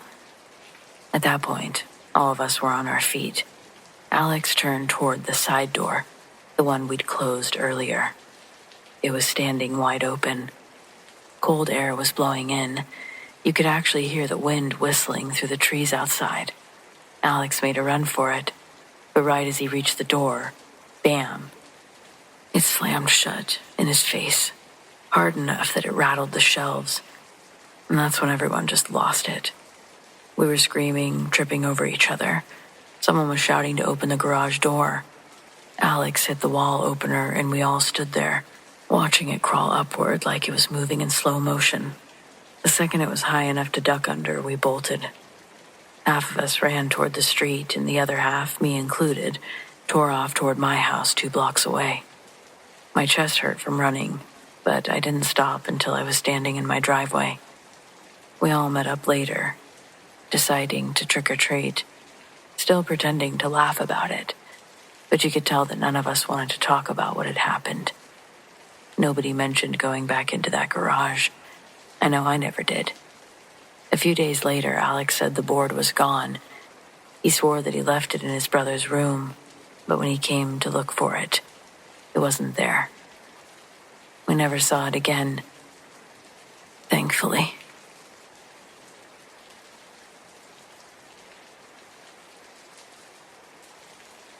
Halloween night, a good 17 years ago, I was walking with my 2 best friends, Jess and Dana, on our way to a party at one of the houses deep in the suburbs, one where you had to walk a good 15 minutes from anywhere lit. The moon was high, and the only light came from the occasional jack-o'-lantern. It was almost unnaturally dark, the kind of darkness that had you watching your back, even in our slightly inebriated state. We were laughing, making fun of each other's costumes, trying to act like we weren't a little freaked out by how quiet everything was. No kids, no trick-or-treaters, just us and the empty road. We'd been walking for maybe 10 minutes when Dana stopped dead in her tracks. I nearly bumped into her, and when I looked up to see what she was staring at, my stomach turned. There was a kid standing in the middle of the road. He couldn't have been more than 8 or 9. He was wearing one of those cheap plastic masks to cover his face. His clothes were strange, too, like he'd thrown on an old-fashioned suit from a thrift store. But what really freaked me out was how still he was. He just stood there, not moving or saying anything. Where did he come from? Jess was whispering to us. None of us had seen him approach. It was like he'd just appeared. Dana took a step forward. "Hey, are you okay? Are you lost?" The kid didn't answer. He didn't move. His head tilted just slightly, like he was listening, but his eyes, what little we could see under the mask, never blinked. There was something wrong about him, something off, but none of us could quite put our finger on it. At least we couldn't say it. We exchanged uneasy glances. I could feel the hairs on the back of my neck standing up. "We should just go," Jess muttered, tugging at my sleeve. "This is creepy." But Dana was already walking towards him. "Hey, buddy, it's okay. We're not going to hurt you." As she approached, the kid started moving, but not the way I expected. He stepped back. Not a full step, more like a shuffle. His movements were jerky. Every time Dana moved closer, he retreated further into the darkness. I remember Jess asking me if this kid was leading us somewhere. She seemed scared. Dana stopped about 10 feet from the kid. "Look, if you're scared, we can help you. Do you live around here?" Again, no response. just that eerie backward shuffle. He was barely lit by the glow of a distant porch light, and it was like he was leading us further into the shadows. "I don't like this," Jess said again. "We need to go, now." But Dana didn't listen. She took another step forward, and that's when it happened. Out of nowhere, something lunged from the shadows behind the kid. I barely registered what it was, just a blur of movement, a low growl, and suddenly, it had Jess and me by the arms. I screamed. Jess shrieked louder, and we both struggled against its grip. It was strong, unbelievably strong, like iron fingers digging into my skin. I couldn't even see it clearly, just flashes of a distorted face. Was it a mask, a person? No idea. I was screaming, "Dana, Dana," but she was frozen. Her eyes locked on the kid, who was now just watching, standing eerily still as Jess and I were dragged towards darkness. "Dana," Jess cried out, trying to kick whatever had her, but it was useless. The thing, it was pulling relentlessly, dragging us backwards, inch by inch. We didn't stand a chance. It felt like we were being pulled towards something worse. I don't know about Jess, but I thought we were going to die. Finally, Dana snapped out of her trance. She ran forward, grabbing Jess's arm, trying to pull her free, telling whatever it was to let her go. Her voice was shaking, but it was loud. She kicked at some shadowy figure, landing a blow, and it recoiled, just for a second. But in that second, it loosened its grip on Jess. She broke free. I kicked as hard as I could, hitting something solid. Suddenly, I was free too. We stumbled backwards, gasping for air, and that's when I saw it. If it was a person, it had a misshapen face, its eyes too wide, its mouth. It was like no mask or face I'd ever seen. And then just as quickly as it had appeared, it melted away. Gone. We didn't wait to see what would happen next. We ran, all three of us, sprinting down the road without looking back. At least I didn't. My heart was literally in my ears. My legs burned, but I didn't stop running. I could hear Jess crying, Dana's frantic breath. I couldn't think. All I could see was that thing in the dark, pulling us into who knows what. When we finally reached the lights of the next street, we collapsed onto the sidewalk, all of us gasping for breath, clutching each other like we'd barely escaped drowning. I looked back down the road. There was nothing. No kid. No shadowy figure. Just an empty street. "Where did he go?" Dana whispered. "The kid." Jess just shook her head as tears were streaming down her face. He wasn't a kid. He wasn't. The three of us never talked about it again. We made it to the party eventually, trying to laugh it off, but none of us were the same after that. Not on Halloween. Every Halloween since, I've just felt something's off.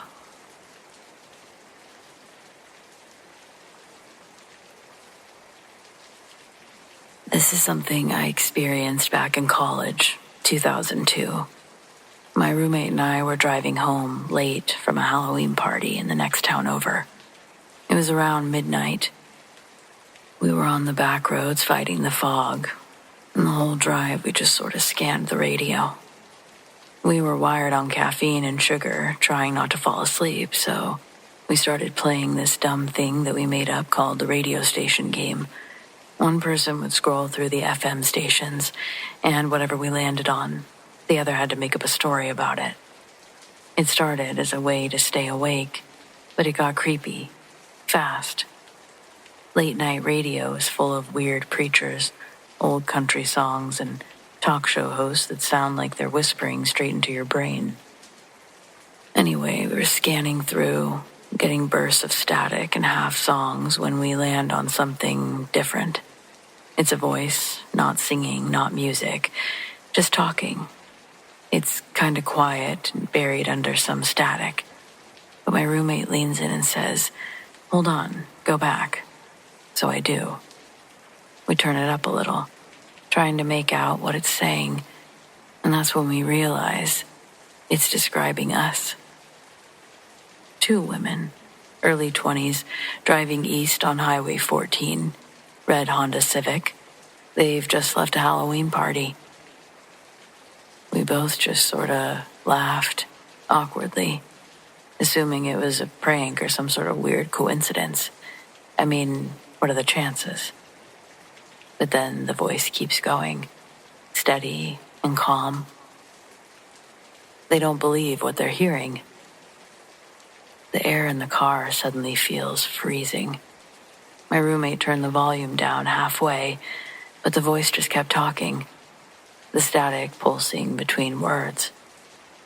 They think they can turn this off, that they can stop it. I remember my hand hovering over the knob. My roommate slammed it first, shutting the radio off entirely.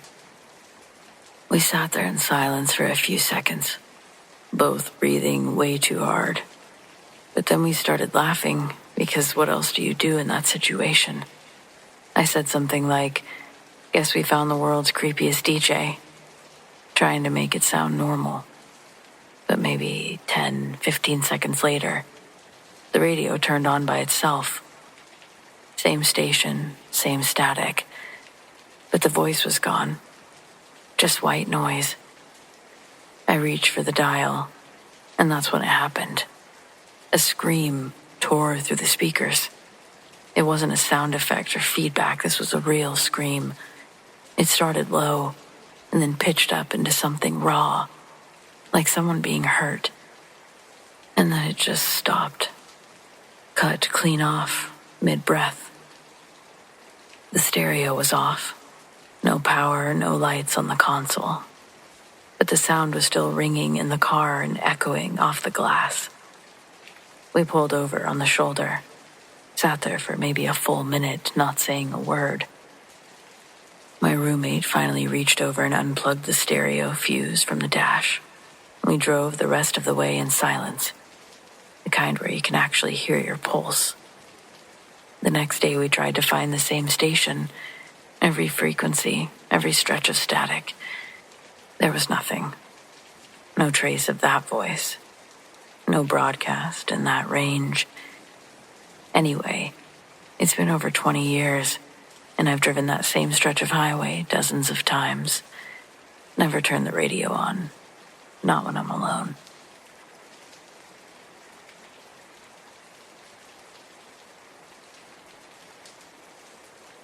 When I was about 13, I lived in a big house that was only about a mile removed from civilization, but surrounded by thick forest.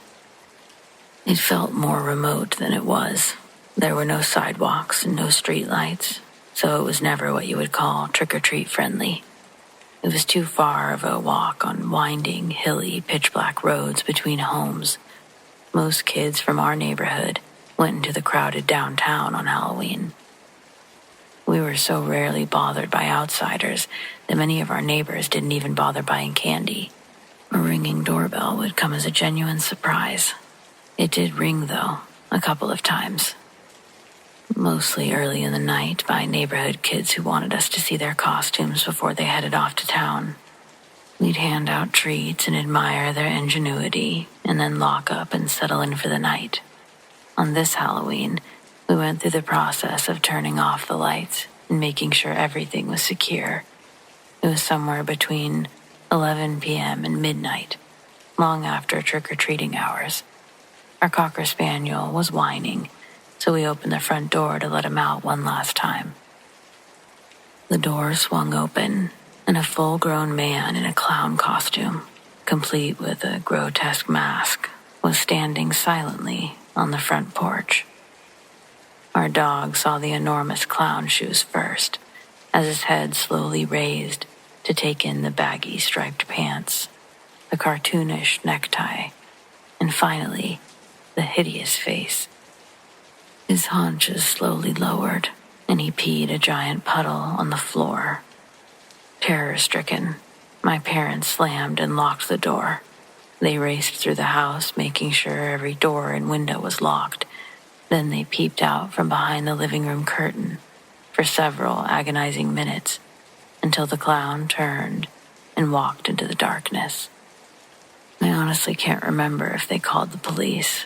If I'd been in their place, I would have. Why was he there? He was too old for trick-or-treating. He hadn't rung the doorbell. He hadn't knocked. He'd just stood on our porch without a word, staring at the door. We'd only seen him by chance when we let the dog out. What were his plans? He'd arrived on foot in full costume and never made a sound.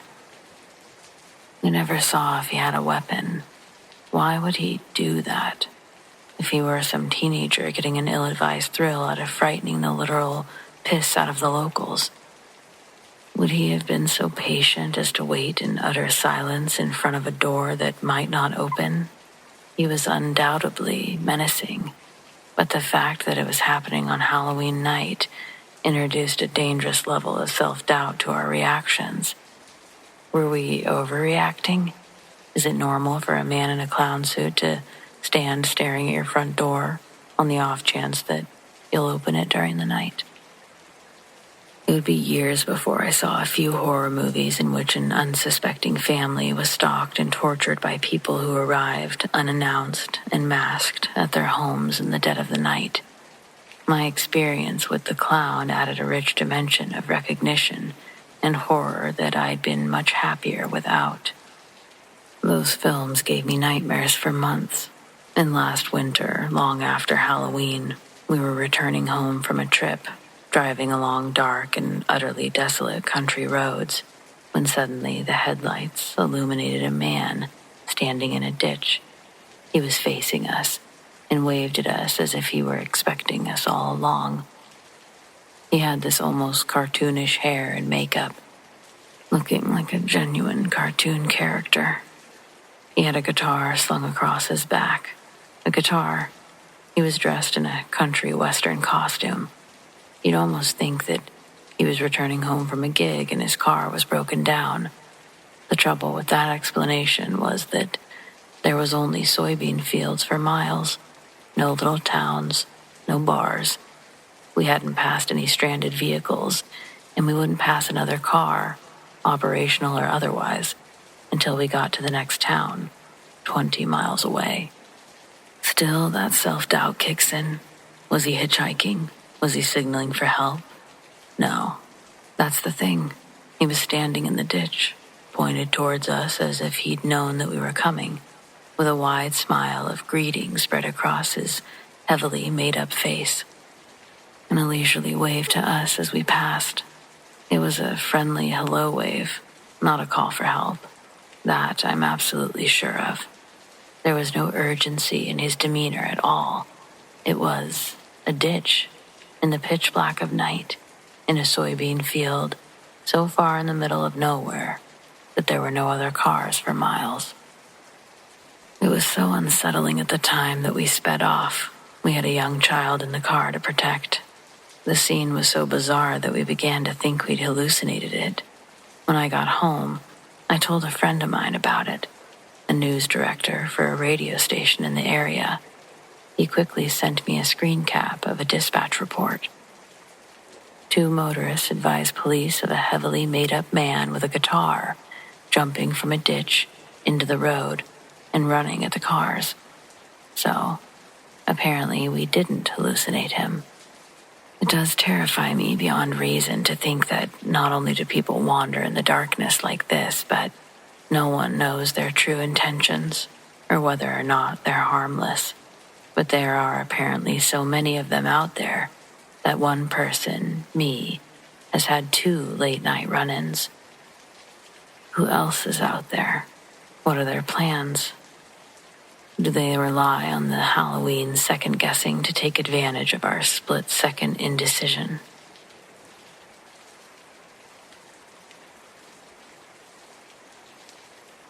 talked about this in a while, but every Halloween it comes back to me, so might as well.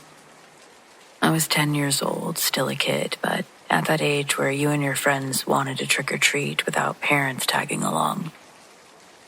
The promise was that we stayed close to our street, only went to houses that we knew, but it felt like freedom.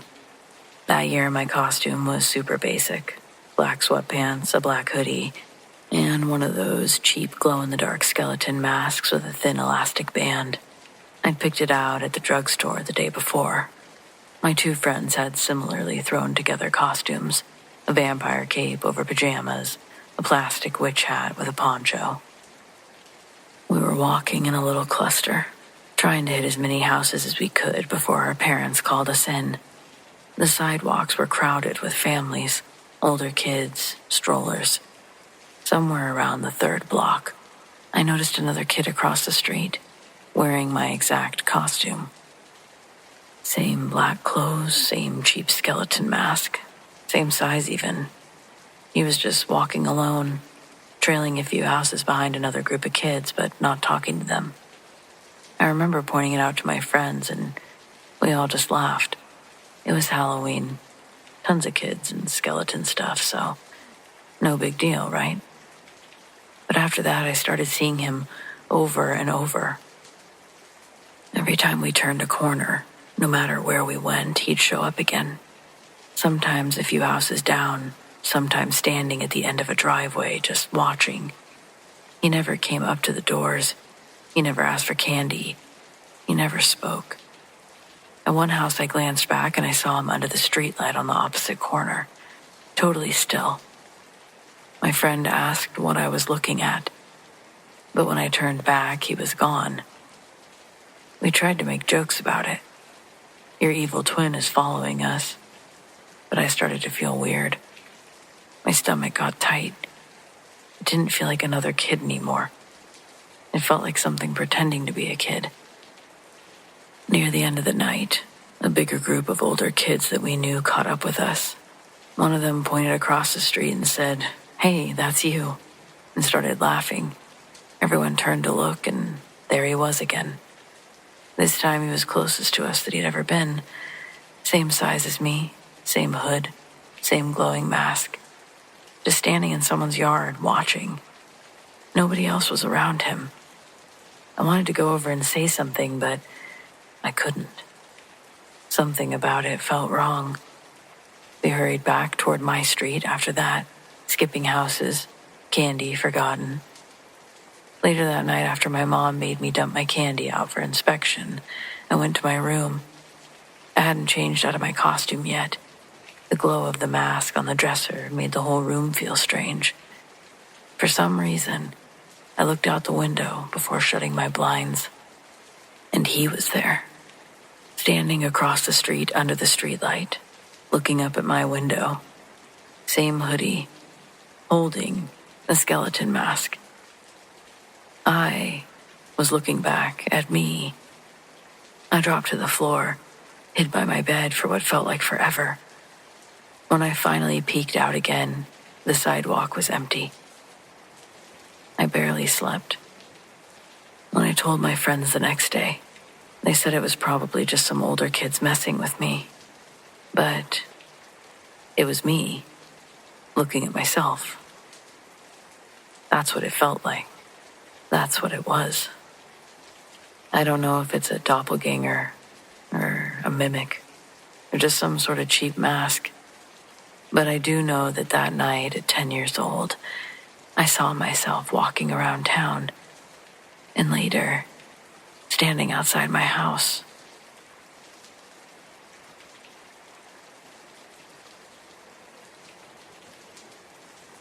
When I was 8 or 9, I went over to my friend's house to fool around for a few hours before a Halloween party, which we were going to be going together. In their backyard, his sister came up to me and asked where their dog was. They had a black chow chow, who was very docile. He was around 4 years old, but bigger than me. I showed her to the dog, and he was chewing on a bone. And then I made a huge mistake. I pointed to the dog, and in a split second, he went from chewing on the bone to chewing on my arm. I tried to run, but he had a vice grip on my arm. Eventually, he did let go. At the time, my friend's parents weren't home either, so his sister had to call 911. They ran inside and left me outside in the backyard with the dog, circling and growling at me. The maid came running outside, threw a chair at the dog, which made him back off. While sitting there, I felt strange.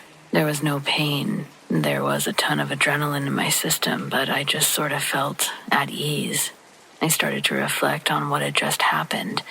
There was a lot of white stuff that looked like whipped cream, tissue, oozing from my wounds, and there was a ton of blood. Blood was everywhere, stained the concrete, the grass. Everyone was crying too. Paramedics arrived, and really, everything up until the ER was a blur. I had 6 cuts, 3 cuts on the inside and 3 on the outside of my forearm, 4 stitches for 2 cuts and 1 for 1, vice versa. More than 10 stitches for the inside of my arm, the muscle and whatnot. There were 20 or so stitches in total.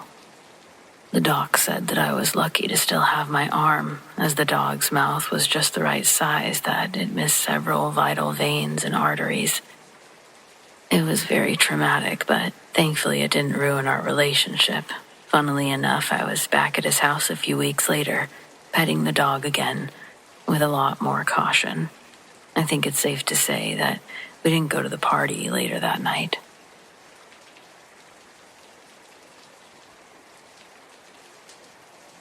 When I was in college, I lived in an old duplex in the lower unit. One day, I noticed our internet had cut out, and nothing I did seemed to get it working again. I decided to follow the cable to see if there was something wrong there. It led me into the basement and stopped at a door that I had never noticed before, since I only went to the basement to do laundry. The upper tenant barely went down there at all. I opened the door, and inside is an entirely separate unit where someone clearly must have rented years ago. I look closer. I see that all the floors and walls are charred, like there'd been some sort of fire at some point. And scattered on the floor was the creepiest array of objects. I still don't really know how to make sense of it. The floor is covered in baby toys, like not old looking or burned, just scattered everywhere. There's also a few photos of people on the floor, but these are all burned, so I can't see who they are. The creepiest thing I found on the floor, though, was an unopened letter sent to my address, postmarked from 1994. I'm a snoop, so obviously I opened it. It's very brief, but it basically was like, I hope all is well. I'm praying very hard for your baby. Sincerely, Father Frank. I could be wrong about the exact name, but it was definitely Father something. I got out of there and called my internet provider, who sent a guy out to see what was up. He came over, did something to turn it back on. And when I was like, hey, why did that happen? Is there an outage or something? He was like, I don't know, man. That was kind of weird. This all happened on Halloween, so still just creeps me out so much.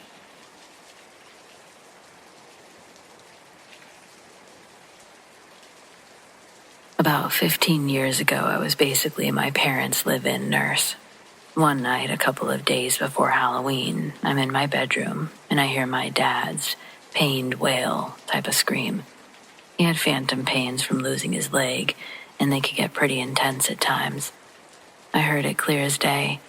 It was louder than usual, but it was definitely the 10 out of 10 super bad phantom pain scream. I bolt up, run down the hall to my parents' bedroom. Empty. I look through the house and find them both watching TV in the living room. My dad looks perfectly fine. I asked if he screamed. He said he didn't, and neither of them heard anything. The TV wasn't loud enough to hear from across the house. Plus, they weren't watching anything that would have a scream like that.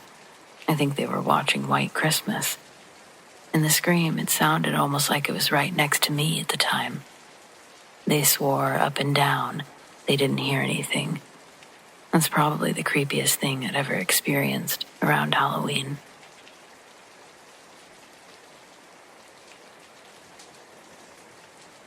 Halloween is a difficult time of year for me.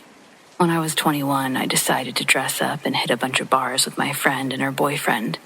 They dressed as pirates and I went as Morticia Addams. We only had one drink at the first bar because some asshole dressed like Ghostface kept stabbing people with a fake knife. You know, the kind with a retractable blade. We were at the second bar for maybe 30 minutes when the guy showed up to pull the same shit there. Most people were indulging him, and my friend said that I was being too sensitive. But I just didn't like this dude's vibe. He was getting way too excited and sticking way too close to us, but it was a small bar, so we left. We went to a third bar, and he showed up 5 minutes later. I didn't think that he was necessarily following us.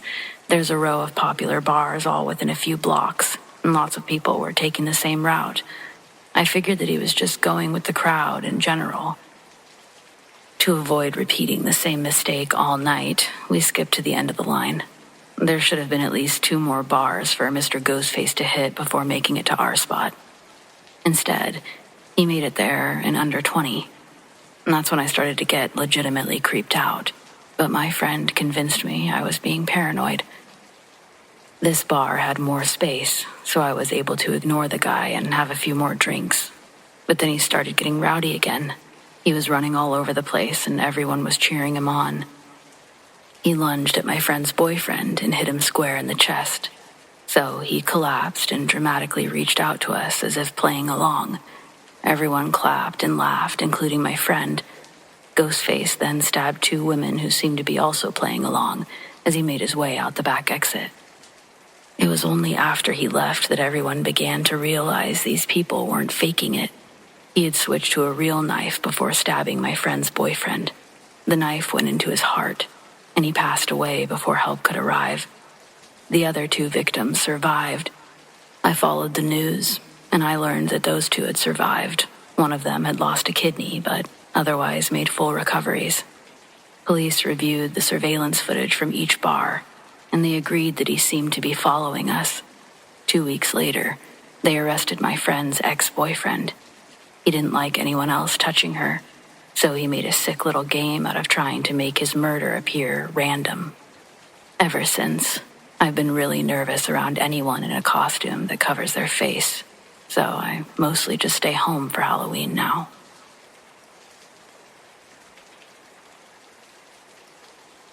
Years ago, I lived in a small southwest middle-of-nowhere town.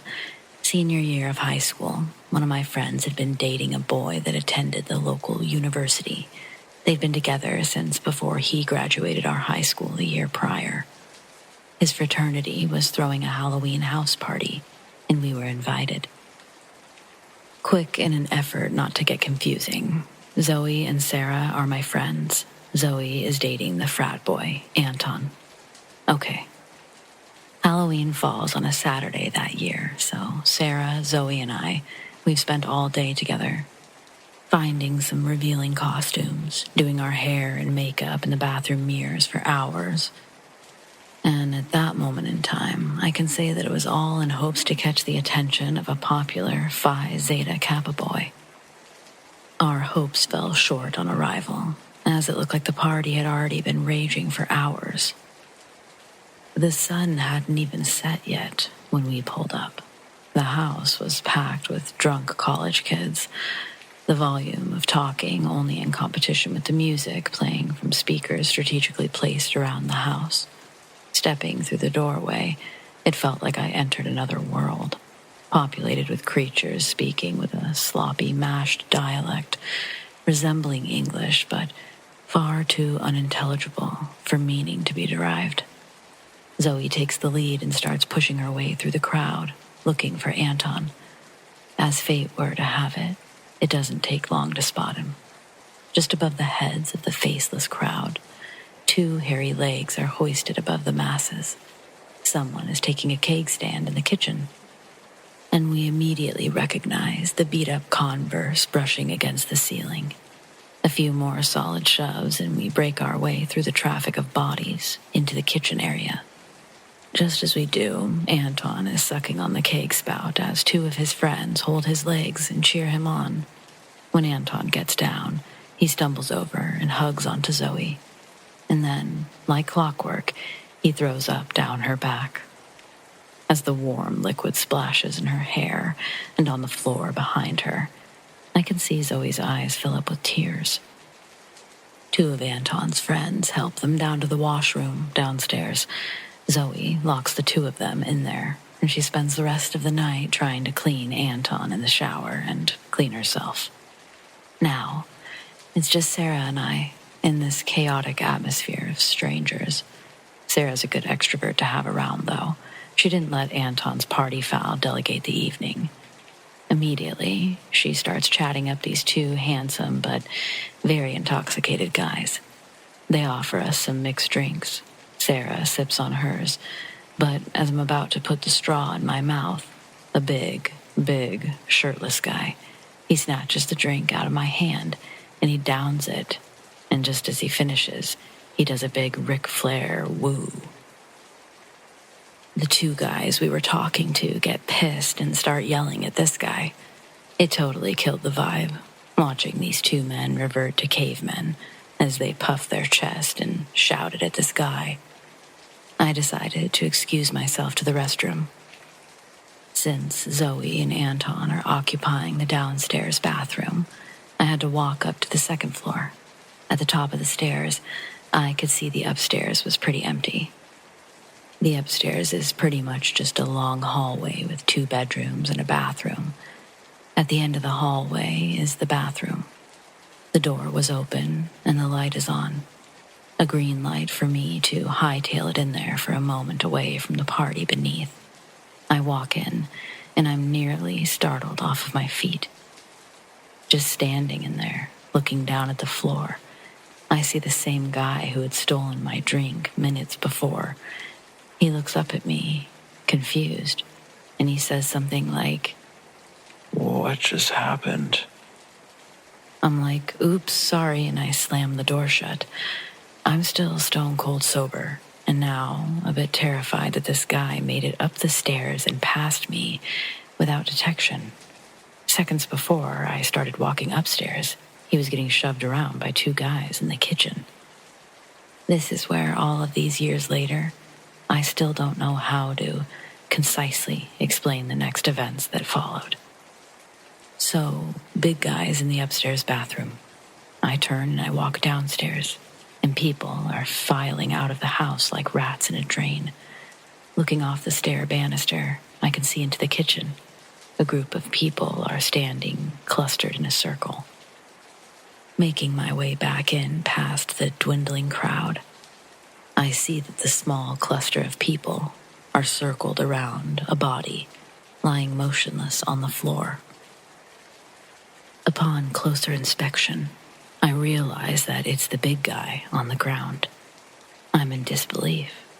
I spin around and I run back up the stairs. I open the bathroom door. It's now empty. I run back downstairs, and the few people still in the house are still around the body. Minutes later, paramedics file in and they can't resuscitate him. He's thrown onto a gurney and wheeled out to an ambulance. The house becomes quiet, and the ones still there begin to start slowly picking up cups and streamers. The shock of it all threw us into some strange autopilot, and we all began to clean the house. I go downstairs to check on Zoe and Anton. They've fallen asleep in a pile of towels on the washroom floor together. Then, I realize I haven't seen Sarah in the midst of all this. I comb through the house with no luck. I end up going outside and I find her sleeping in her car. The doors are locked and I have to pound on the window to wake her up. I hadn't drank that night, so I ended up driving us both home. The next day, we went back to Zoe and we found out what really happened to the big guy.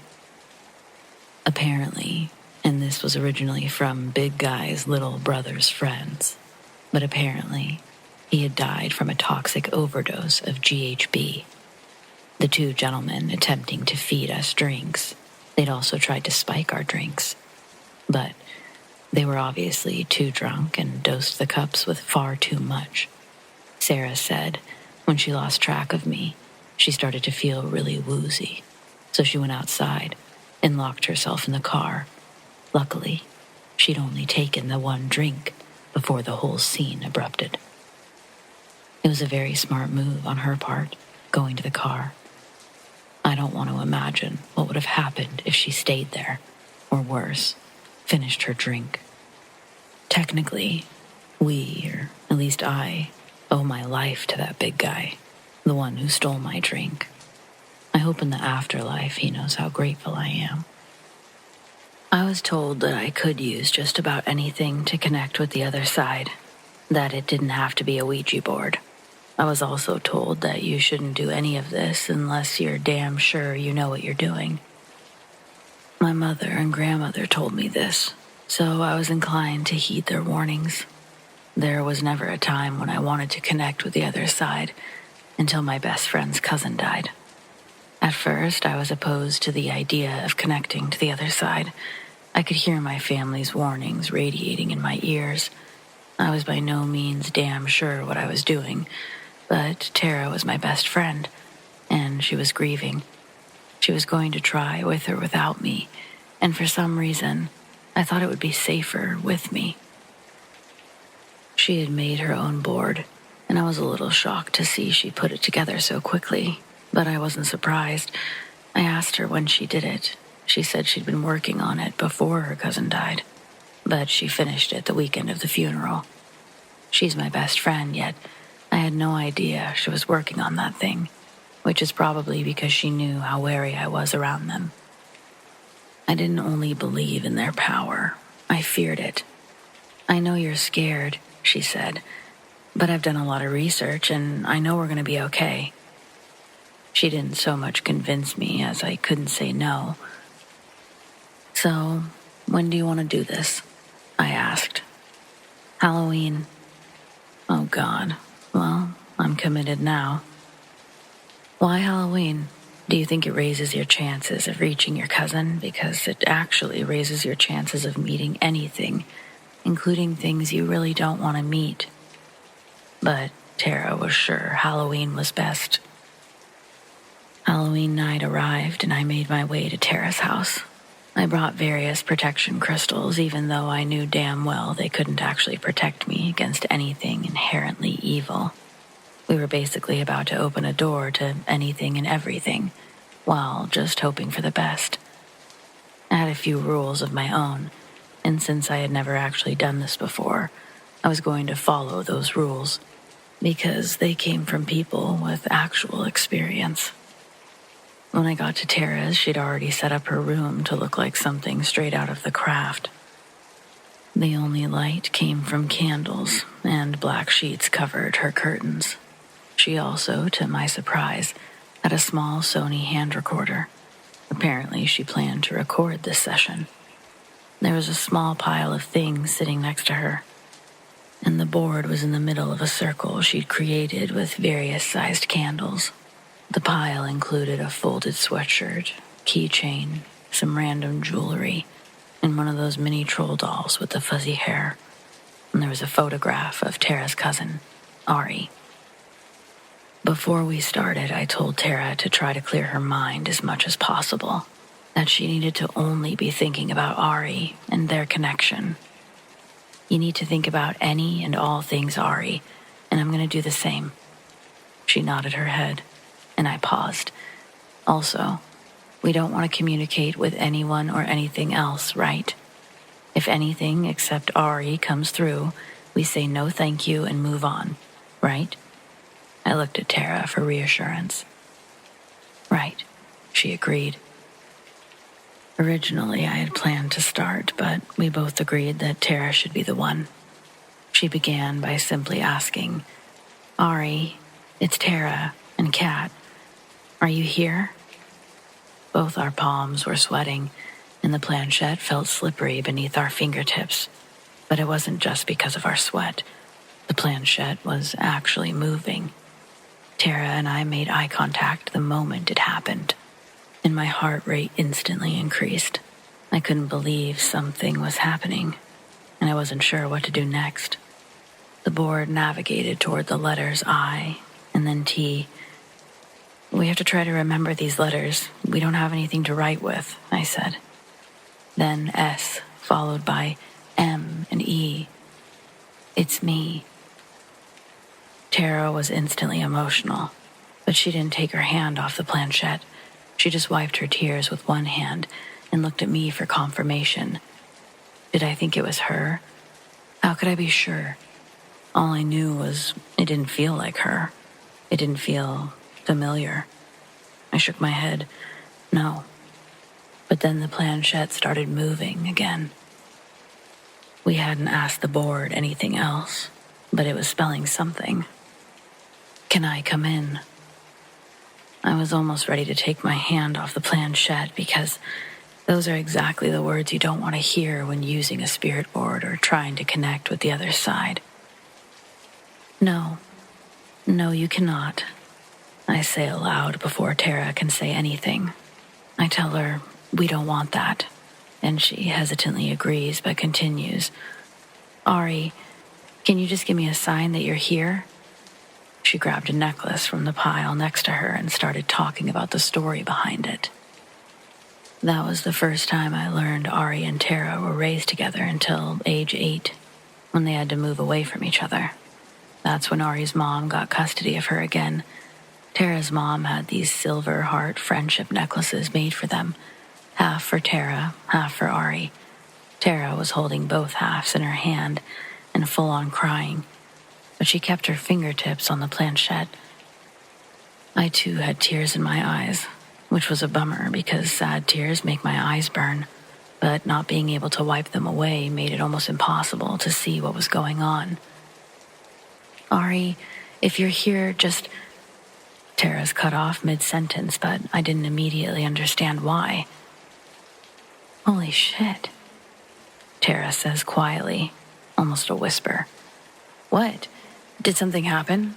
I didn't feel anything move." I am fervently wiping the tears away from my eyes best I can. The troll doll, it moved. Silence, then movement. The board had something to say, and it took a while. The first part was, "Can't stay," followed by, "Love you, T." Silence. To me, it felt like whatever was occupying the space was now gone. Whatever connection that we'd made was temporary and was over. I looked at Tara, waiting for her to respond, and after a couple of minutes, she looked up at me and said, "Okay, let's say goodbye." The rest of the night, Tara was just buzzing. It was nice. I hadn't seen her like that since before Ari died. We stayed up all night watching horror movies and almost forgot about the recording entirely. It had continued recording long after we'd left the room.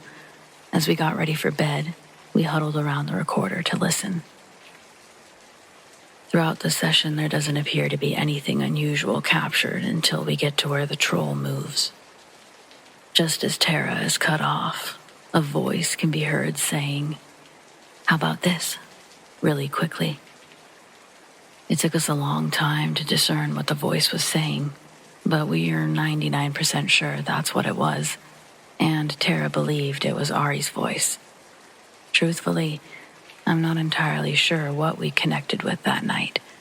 I do know that Tara received some genuine closure from the whole thing, and I was kind of amazed to experience anything at all. Though I do stand by my rules when using a Ouija board, and I don't think that they're a toy. I also believe that they can be a valuable tool if used with positive intentions and good practices. I'm definitely not encouraging anyone to pick up a board, but my personal experience showed me that positive things can come from making contact. And even though we are opening a door to just about anything, we do wield some control in that power. We don't have to engage with things we don't want to engage with. just some food for thought. Happy Halloween, and thanks for reading. I know a ghost story. I don't remember everything perfectly, but I'll try my best. It's about this writer. I can't remember his name. This is a kind of urban legend, and the type you might hear sat around the campfire on a summer night. Anyway, this writer grew sick of the city and wanted to move elsewhere. He wanted to live a life deep in the mountains, so he had a small wooden lodge built and moved out into the middle of nowhere. There was no electricity, gas, plumbing, or even a phone. There was just a sunken fireplace. So, since the only heat source was a fireplace, the writer spoke with some people in the village at the foot of the mountain and found a married couple who sold charcoal on the side. He spoke with them and worked out a deal where he would get a delivery of charcoal once a week. He was living a good life out there in the mountains. He would plow fields, and when he felt like it, he would write. One peaceful night, he was woken from his sleep by a strange noise. It was a scratching kind of sound. What the hell was it? With bleary eyes, he went in search of the sound. From here on, I'll switch to the first person. There was a light. There was a fire still burning in the fireplace, and I could see, albeit it was dark.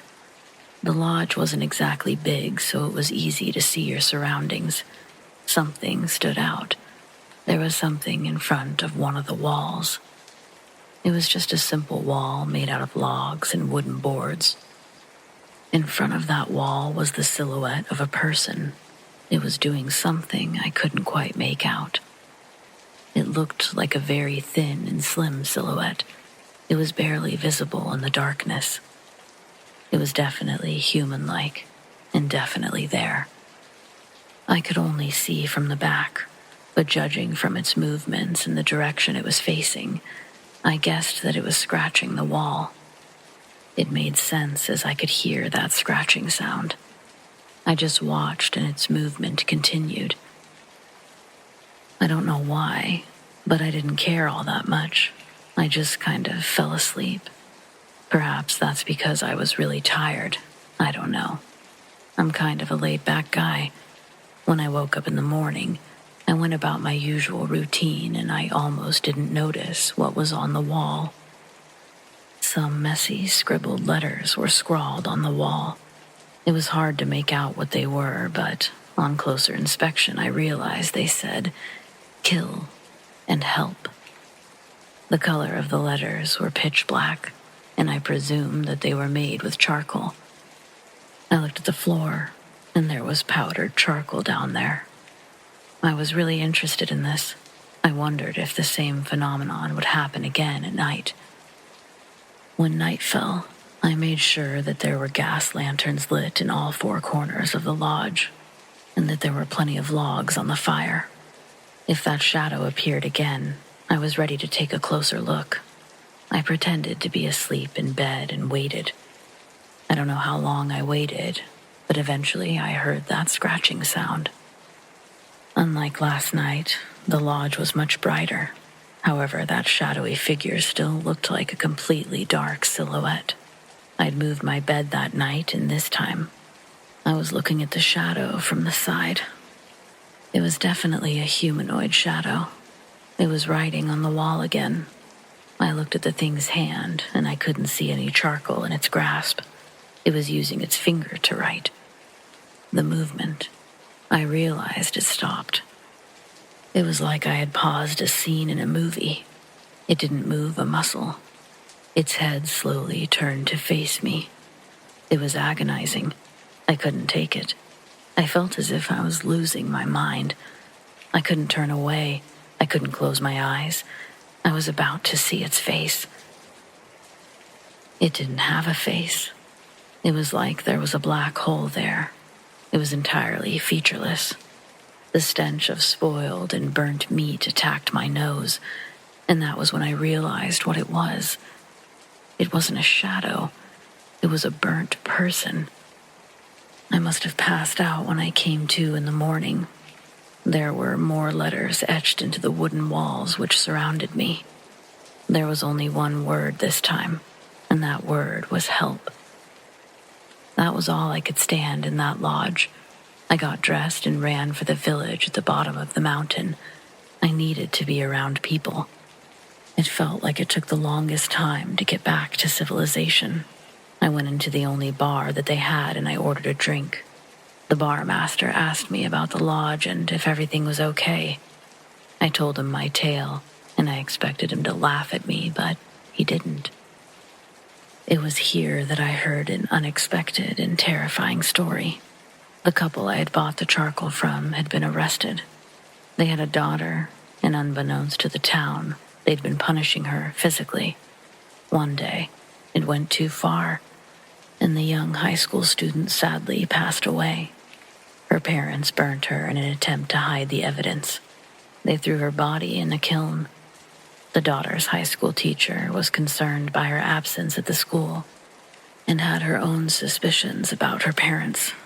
The police got involved and discovered human remains in the kiln, and her parents were arrested. They confessed under police interrogation. I nearly threw up when something dawned on me. The charcoal that the couple had been delivering, it couldn't be, could it?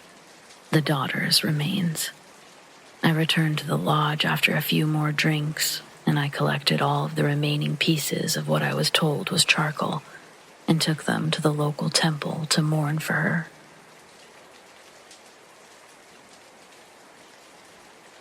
I was in my early 20s house-sitting for my parents while they were on vacation in the Bahamas. I hadn't lived with them for a couple of years, but naturally, I made myself right at home. At the time, my parents were still the proud owners of our family dog, Buster. He was a German Shepherd Lab mix who, in his heyday, which was long before this event, was quite the guard dog and a lovey boy. He was still a lovey boy at this point, but almost entirely blind and was starting to go deaf. No way my parents were going to kennel him. I wouldn't have allowed it even if they had considered it. Anyway, it was just me, Buster, and though he has no relevance to the story, I also had my bearded dragon Hank with me. Rest in peace to both those perfect boys, but on with the story. My parents' house isn't scary, not in the least, but things have happened there that are strange, and this falls into that bucket.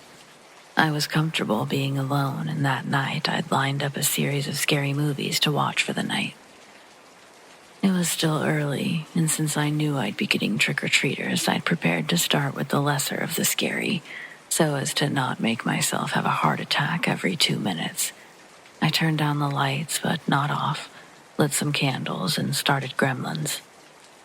I was unintentionally and almost just subconsciously listening to the sounds around me and outside. The slightly muted sound of children's laughter and yelling, parents telling their kids to slow down.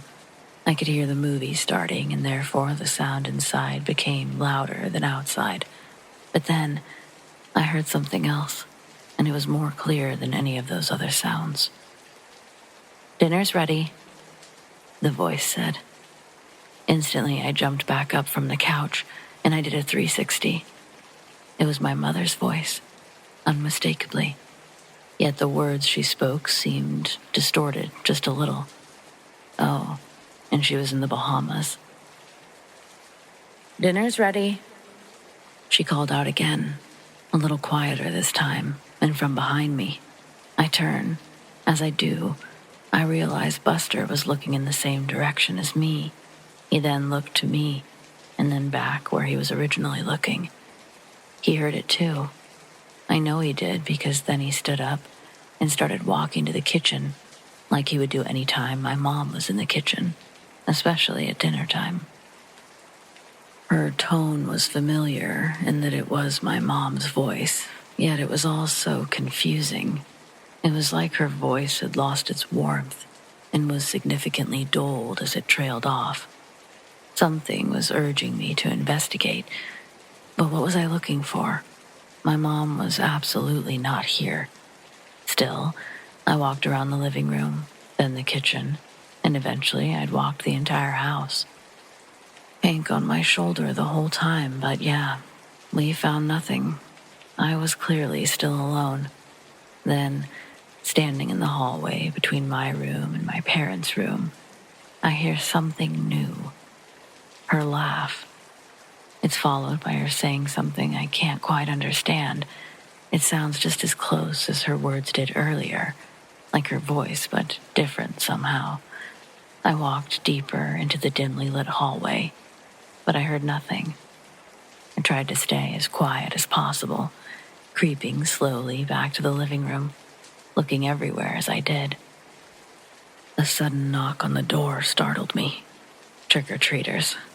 Dressed in colorful costumes, several children had arrived seeking their candy.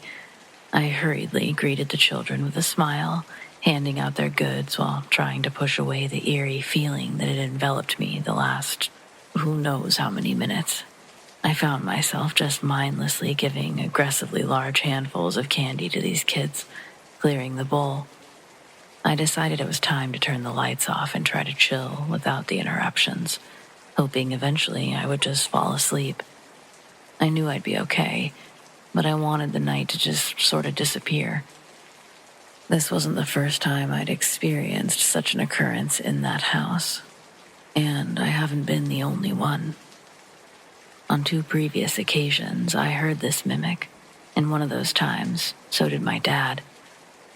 But Halloween seemed to be an amplified occurrence, multiple mimics. Maybe because the night was set up to be so artificially scary, I truly didn't expect something to happen that wasn't a manufactured scare. I decided to stop pacing around the house, and eventually, I actually started watching the movie. But all night, it was like I couldn't stop thinking about the voice. I kept recalling what had happened, even though I couldn't hear it anymore. I'd look over at Buster, and he'd be looking towards the kitchen, then back over at me. What was he seeing, or hearing, feeling? I really wish I could have asked him. That night, I had a dream that my mother walked through the front door, a smile pasted across her face. She turned away from me and towards the kitchen. Then she started speaking. I don't even remember what she said, but it felt so real, like I was experiencing a past moment. It was so strange, but it felt like I was in middle school. I could almost recall the moment as though it was real. No idea what any of this means. My mom was alive during all of this and still is to this day. So what's her voice and essence doing lingering around that house? Or is it not hers? At the ripe age of 7 years old, dressed as a mischievous jester, I roamed the streets of my hometown with my older sister one Halloween night. Eventually, my sister's friends would join us, and we would all be reveling and participating in the laughter and the shrieks that were echoing through our neighborhood. The thrill of costumes, the taste of candy, and the sugar high it provided us to keep on keeping on. It's strange. I can recall both the good and the bad of this night. At this moment, I was having the best time, completely oblivious to what was going to happen next. As midnight approached, it was a bit more still in the neighborhood now. I was tired and I wanted to go home.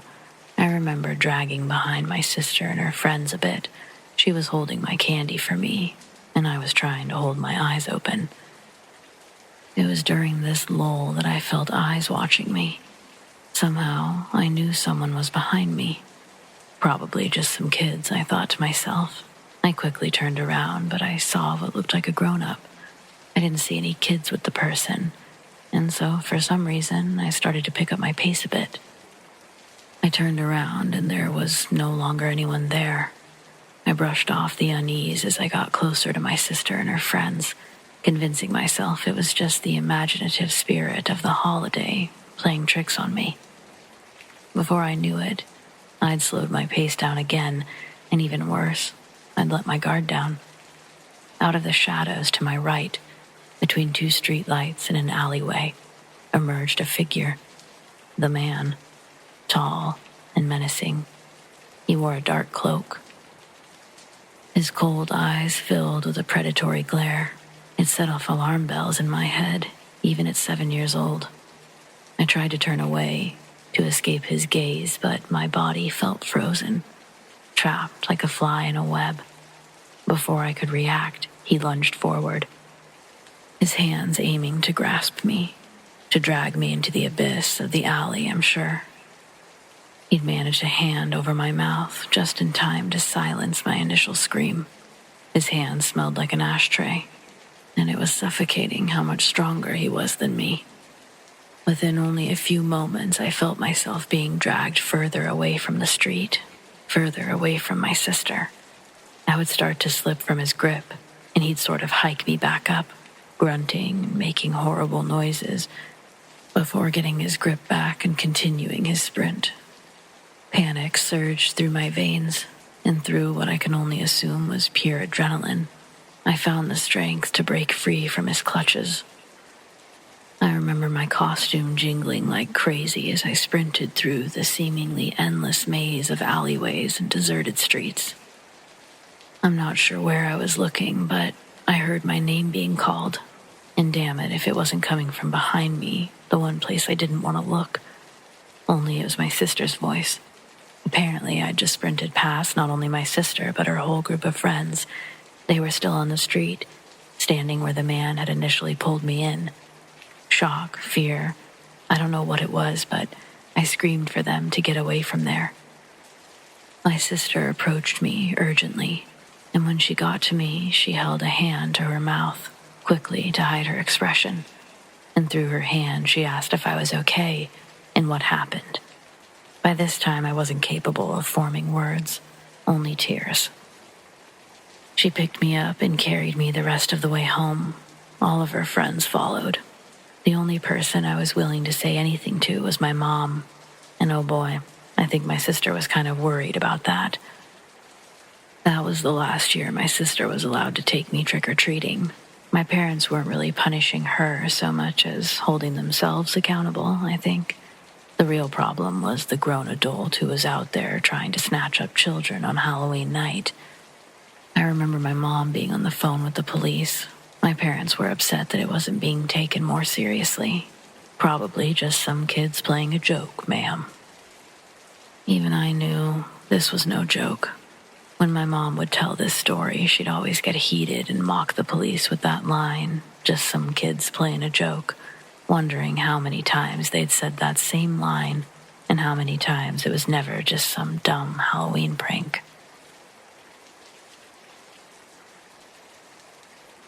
In elementary school, I was obsessed with the Power Rangers. I actually wanted to be Kimberly in real life, and I even begged my parents to let me take martial arts, which they did. I was terrible. So, naturally, when Halloween approached, I knew exactly what I wanted to be, the Pink Power Ranger. My mom was quite the seamstress, and she made my costume mostly from scratch. I tried to find pictures from this time period, but our family lost a lot, including our house a few years ago in the wildfires. This was in Preston County. Either way, take my word for it when I say it was awesome. My parents even painted a child's motorcycle helmet for me. Well, in my neighborhood, everyone participated in this thing called Trunk or Treat, where, essentially, one of the streets on our block was packed with parked cars, and they would keep their trunks open, filled with candy. It was pretty awesome, actually, and we looked forward to it almost every year. My parents were volunteering this year. They may have done that every year, which is sort of cool, but it was sort of lame this time. It meant that I'd have to wait a bit to go get the candy. As I patiently sat on the curb, waiting for my parents to be done, I busily looked around the street and side streets for something to entertain me. That was the moment my eyes became fixated on something truly magnificent. Something I hadn't seen yet, not today. It was another Pink Power Ranger, but full-sized. In my child brain, I was sure that I'd just laid eyes on the real Pink Power Ranger. I was but a fan, a fraud, but this was the real deal. I stood up, waved my mom over, tried to anyway. She gave me the signal for 1 minute, and so I waited. But I watched as she got more distracted. I knew it wasn't going to be a 1 minute kind of thing, more like forever. I was growing panicked. Pink Ranger looked like she was getting out of here. She was just barely out of view, just around the corner. I could still see part of her leg, her arm. She was so close, yet she was getting further away. Mom, still heavily distracted. So I bolted. I knew that I could say hi and run back without anyone even noticing. I was almost to her, so close, just around the corner, and there she'll be. But she wasn't there. I looked around frantically, and it hits me that she's magic, a Power Ranger. She's long gone. Feeling defeated, I hang my head, unsure what my next move will be. As I lift my head and I turn around, I notice that there's a car on the street with their trunk open. It's a little out of place. It's not on the main street like the others. The car was sort of a gold color, with a cool yellow and black stripe painted on the side, and atop the car was a beehive. Not a real one, a clearly cartoon one, a fake one, but it's painted, and it has what looks like honey dripping out of it. Pink Ranger is no longer on my mind. I must see this car. I must touch that honey. I make a run for it, and as I'm running, I feel that familiar feeling of being lifted off the ground. When you're that age, it's pretty common. It's the easier way to stop a young child. Just swoop them up and voila, no more running feet. So as my feet leave the ground, my mind thinks that it must be my mom, my dad, someone who knows me. I'm in trouble, I think, but I can't see their face because the way they're holding me. They've got me out in front of their body, away from their chest, and me facing forward. And momentarily, I'm at ease. Maybe I'm not in trouble. Why do I think this? Because we're headed in the direction of the car. We're headed right for the honey. I start to squirm around and I grab at the hands that are wrapped around my sides. As I grab and I look at them thoroughly, they aren't familiar. I immediately start to scream, and my screams, they only grow louder. As the man runs us directly past the honey car, he's taking me somewhere. My body goes into full flailing mode. I pull every single move that I've ever been told not to do when my parents try to control me with their hands. I'm throwing the kind of fit that's gotten me removed from restaurants and sent back home to think about what I've done. Kicking, screaming, shrilling my way out of his arms, rocking my body like a fish out of water. He's approaching a somewhat reddish car, and he's trying to keep a hold of me while also trying to open the door to this car. Effortlessly, he swings me under one arm while he gets the door open. I'm still flailing around, but I move my attention to his arm, which is now closer to my face, and he's got some sort of thick t-shirt on, but I don't hesitate. I lean forward, and I bite this guy as hard as I can. At first, it's all fabric, but I use my hands to get a better grip, and I bite harder, at which point he drops me, my head hitting the side of the car. But I land on my knees. He tries to grab at me, and I slip through. At least I thought that's what happened. But I look at the guy, and he's now pushing me out of the way, kicking me, sort of, into the street. I watch as he rushes into the car and speeds away. Before I'm on my feet, I hear something that sounds like running coming from the main street. For a minute, my little brain panics and I think, no, not again. But that's when I see it's a large crowd of adults, my parents included. They're running and they're almost to me. I feel the familiar feeling of being swept up off my feet, this time from my mom, but instantly I'm just crying. This is where my parents sort of fill in the gaps for me. I truly just don't have the pieces. Back in 1999, my parents' English was practically non-existent. I was the English-speaking one in the family, My family was hesitant to call the police because my grandmother, who lived with us at the time, she wasn't doing so legally. Things just weren't exactly the same as they are now, or maybe they are. But from what I understand, it was like a don't ask, don't tell kind of situation in that part of Southern California. Don't rock the boat. And calling the police was absolutely looked at as rocking the boat. Still, my parents reported the incident. Not much came of it. My mom wasn't sure that they were taken seriously, that I was taken seriously. I can hardly remember talking to the police, so maybe that goes to show how reliable or helpful my testimony was. I was so focused on the car with the honey that I really couldn't provide any details about the guy's actual car. Even now, I really only recall that it was a dark red color, a tall man, because who isn't tall when you're like 5?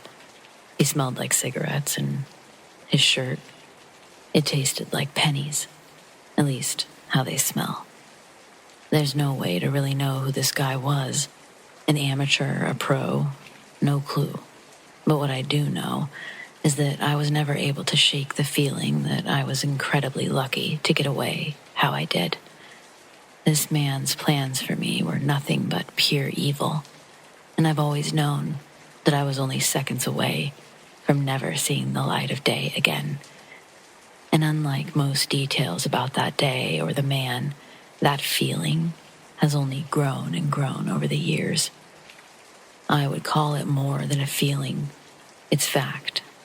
So, keep your kids close, always. I still find stories like these on the internet. Read news articles that are practically replicas of my story. Monsters absolutely still exist, and they absolutely still come out on Halloween. True horror doesn't care about cliches. I'm still young, a mere 26 years old. I wouldn't describe this as a life-ruining decision, but it did change the course of my life for better or for worse. Senior year of high school, I'd managed to receive a volleyball scholarship to Albright College in Pennsylvania. I committed there junior year when a scout came out to one of our games. I may have let this go to my head a little bit, and my carefree attitude peaked in 12th grade. Halloween night, me and my friends had dressed like Charlie's Angels, and might I add, we looked awesome. I have auburn hair, so I was Drew Barrymore's character. My friend Tiff had bright blonde hair, and Lindsay went all out by dyeing her hair black. We also found matching rompers at Forever 21. Let's just say we looked pretty hot. Halloween was on a Friday that night. Our plan was to attend a party being held at our friend's house. Her name was Bora. Her family immigrated here from Albania at the end of our sophomore year. Her parents owned a restaurant in town. They were never home, and we had free rein to do whatever we wanted at her house. Mom and Dad had very different impressions of their daughter and the company that she surrounded herself with. None of our parents really knew the debauchery us girls would engage in. We got good grades, barely good enough to be eligible to stay on the team and for me to continue holding my scholarship, but good grades. But on the weekends, we would frequently engage in extracurricular activities, and Halloween was the perfect excuse to go all out. Lindsay had a prescription to Adderall, and the night would start with us crushing 3 lines and snorting them, off of Tiffany's English book, of course. We were walking to the party. Bora lived in the next neighborhood down the lane from Tiff. It was a walk that we'd made a million times before. The trip takes less than 15 minutes, give or take, depending on what path of intersecting cul-de-sacs you'd take. At the beginning of our walk, Tiff leads us towards the street that's essentially the longest route there. Me and Lindsay are like, no, let's go the usual way. But Tiff begs us, and her emotional investment to the directional options made us sympathetic to her groveling. A few feet down the sidewalk, I noticed the streetlights are super spread apart, like bright spot, long stretch of pitch black, bright spot, long stretch of pitch black, so on and so forth. Then a spark of a Bic lighter indicated the idea that Tiff had. The houses that met the sidewalk were more like mansions. They were few and far between. Big 100-year-old houses, huge front yards with long driveway ending with iron gates. Some of the houses you couldn't even see from the road. Zero trick-or-treaters. Driveways were far too long for anyone to begin to endeavor. Very few of them even had decorations to entice trick-or-treaters.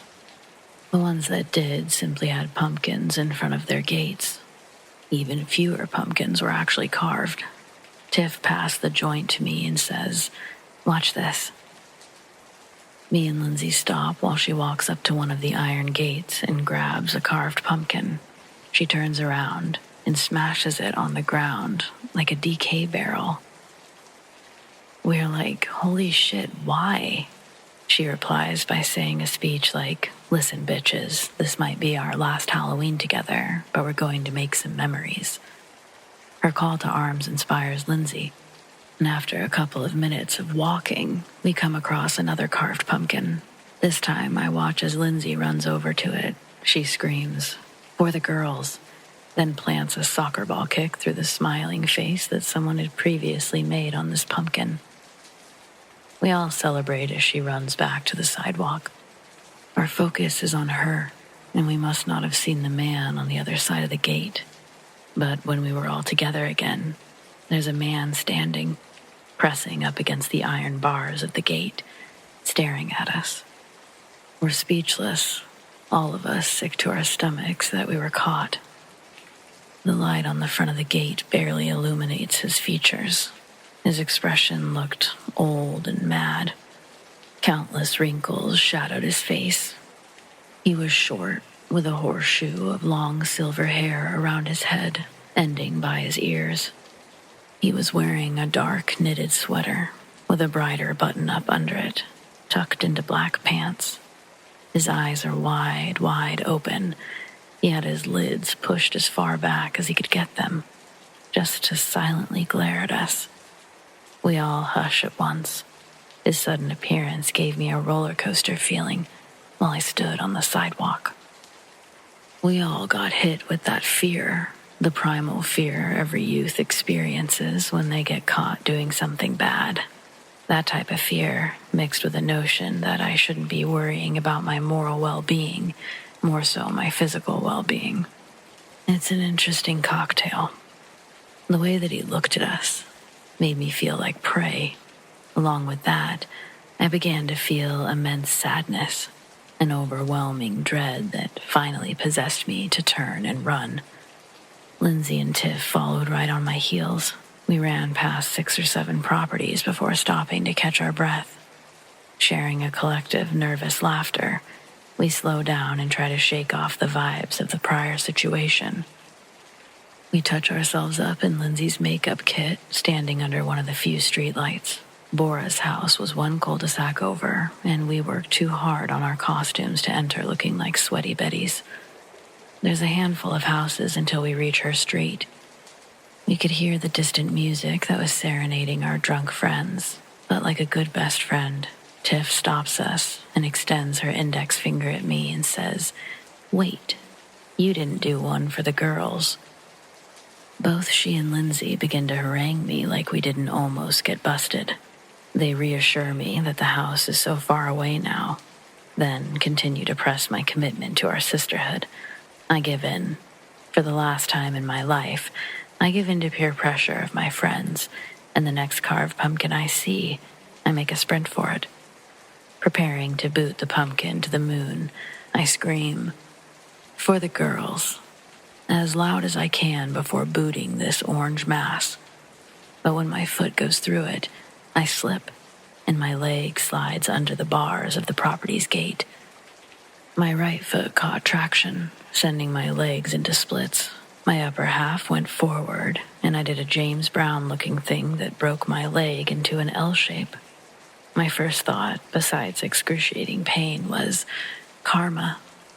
Pretty soon, all 3 of us were screaming, and somehow, some way, my friends managed to get me to a house close by to call an ambulance. With one night of fun, I kind of completely lost it all. Naturally, I couldn't play volleyball, and therefore I was no longer eligible for my scholarship. But life goes on. I still ended up going to college. Of course, that's when the real horror story began. Student loans.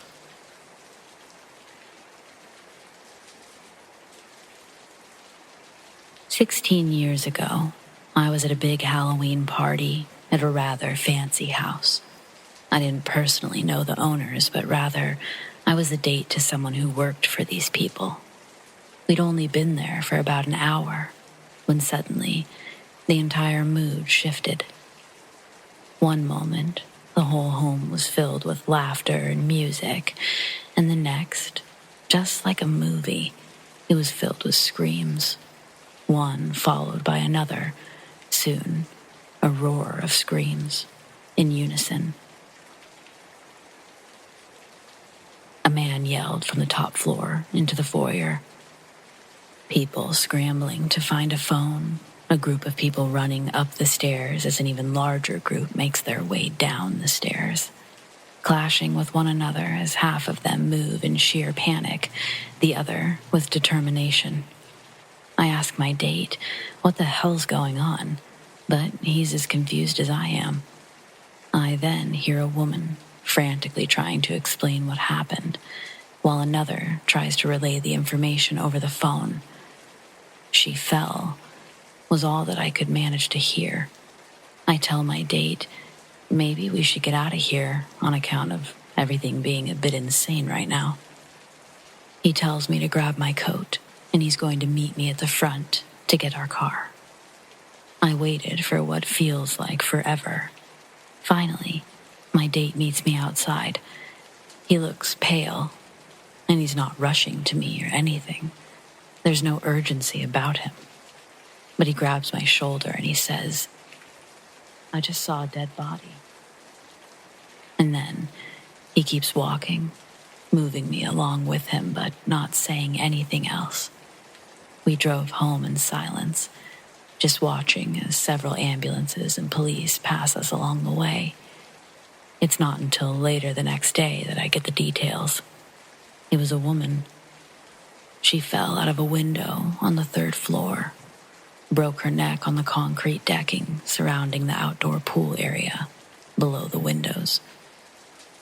It doesn't go down as my best date in history or the best Halloween, but definitely the most haunting in both categories. This is my first time venturing online to share a painful story. I've lived a pretty sheltered life, but this Halloween season has stolen my innocence and every ounce of faith I once held in humanity. My son, Austin, is almost 6 this year, and he's been really excited about trick-or-treating. He's going as Woody, but his father also got him a little ghost face costume, and that's what he wanted to wear to his school's Halloween party in the park. I was one of maybe a dozen chaperones watching over nearly 50 screaming children, but I was keeping the majority of my attention on my own son. Maybe that sounds awful, but that's just how it works. It's impossible not to notice your own kid more, but even so, I still failed as a mother. Finally, the day was winding down and parents came to pick up their own astronauts and goblins until there was only a handful of us left. Austin was still particularly hyper, trying to scare me every time I turned around. I kept telling him to stop, but not in a way that I really expected him to listen. I was just trying to get everything squared away. Then he actually said something. I don't even remember what, and I realized, that's not Austin. I ripped the mask off from this new kid's face to see one of the other chaperone's children. I thought the boys traded costumes to play a swapping places prank, but Aaron, the other kid, said he hadn't seen Austin since earlier in the day. When asked why he was wearing my son's costume, he adamantly insisted it was his. Well, I've been stitching Austin's name into everything he owns since his 2nd week in school, so that cleared up any confusion real fast. But then Aaron's mom began to get angry. She was just as ready to leave as I was. She told her son to go get Austin in a way that left no room for argument, and the boy crumbled into tears. He really didn't know where Austin was. A man gave him the costume and told him that he could keep it if he was able to scare me while wearing it. The sickening truth immediately sank in, and all of time, my entire world, came to a sudden screeching halt. We called the police. They came within minutes, but the wait felt like an eternity. We couldn't even tell how long Austin had been missing. I still feel like the worst mother in the world. We were incredibly lucky, all things considered. Thanks to Ring doorbell footage from the neighborhood, the police were actually able to find Austin within the hour. But the bastard who took him had him for several hours before we called the police. I still can't talk about it in any greater detail than this.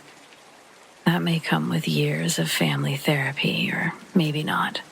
I just know that I have an overwhelming compulsion to share my story and warn other parents, please, if your child's wearing a costume that covers their face, just take a little extra precaution.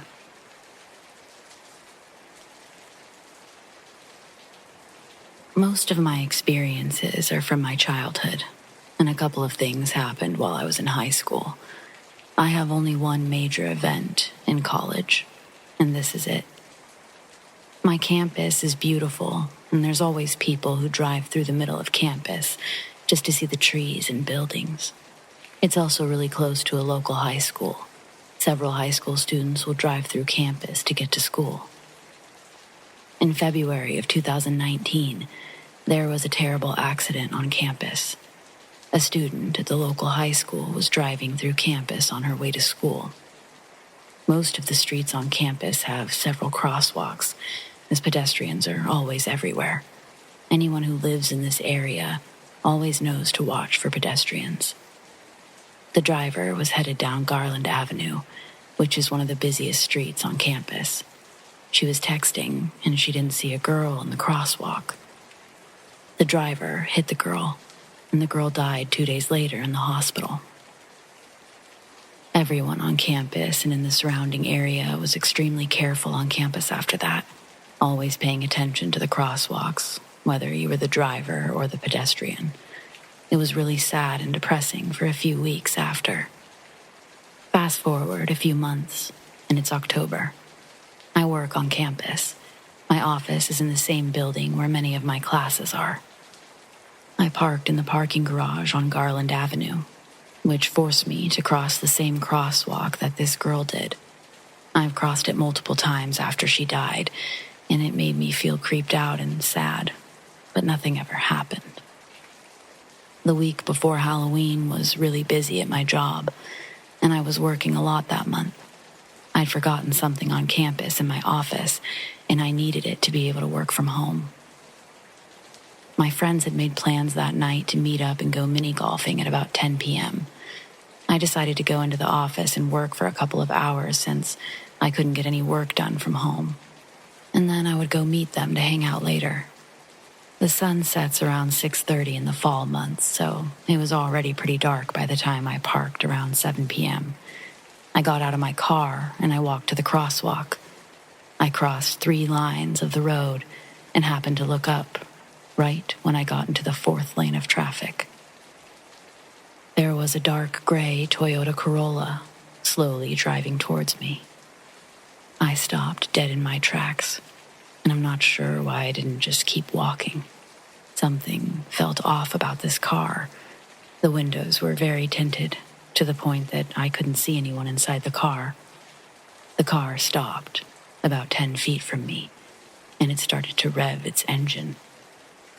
That snapped me out of whatever trance I was in and made me take the final steps to the sidewalk. The car sped off to the stoplight, up the road, and it disappeared around the corner of the street that led to my building.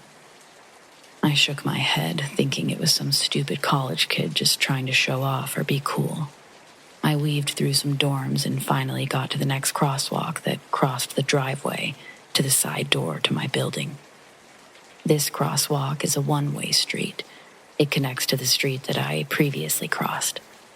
I looked to my left for any oncoming traffic, and there sat the same car. I waited for the car to drive by, but it stopped and flashed its lights at me. I guess this meant he was trying to let me cross. I went ahead and started to walk across the street, but when I got to the middle of the road, The car lurched forward and stopped about 12 inches from me. With that, I scurried to the other side of the road and turned around to chew out the driver, out of anger for almost hitting me. I turned around to the driver's window, which was also very tinted. It slowly rolled down, only to reveal that no one was inside. I blinked. I rubbed my eyes just to make sure I was seeing a driverless car.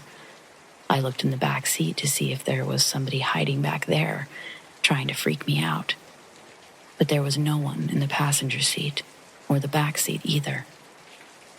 The driver's seat was upright, so I knew they weren't simply laying down to avoid me seeing them. I felt the hair on the back of my neck stand up, and I got a chill down my spine. I quickly hurried to turn around to the door. I scrambled to get my keys out to open the exterior door, and I heard a car door open and slam shut behind me. I didn't dare turn around because I didn't want to see who or what was behind me. I finally got the right key to go into the door, and I slung it open and got inside. There was another set of doors that I had to go through, and I turned around when I got through them. Both sets of doors were glass, so I could see outside. The car was gone.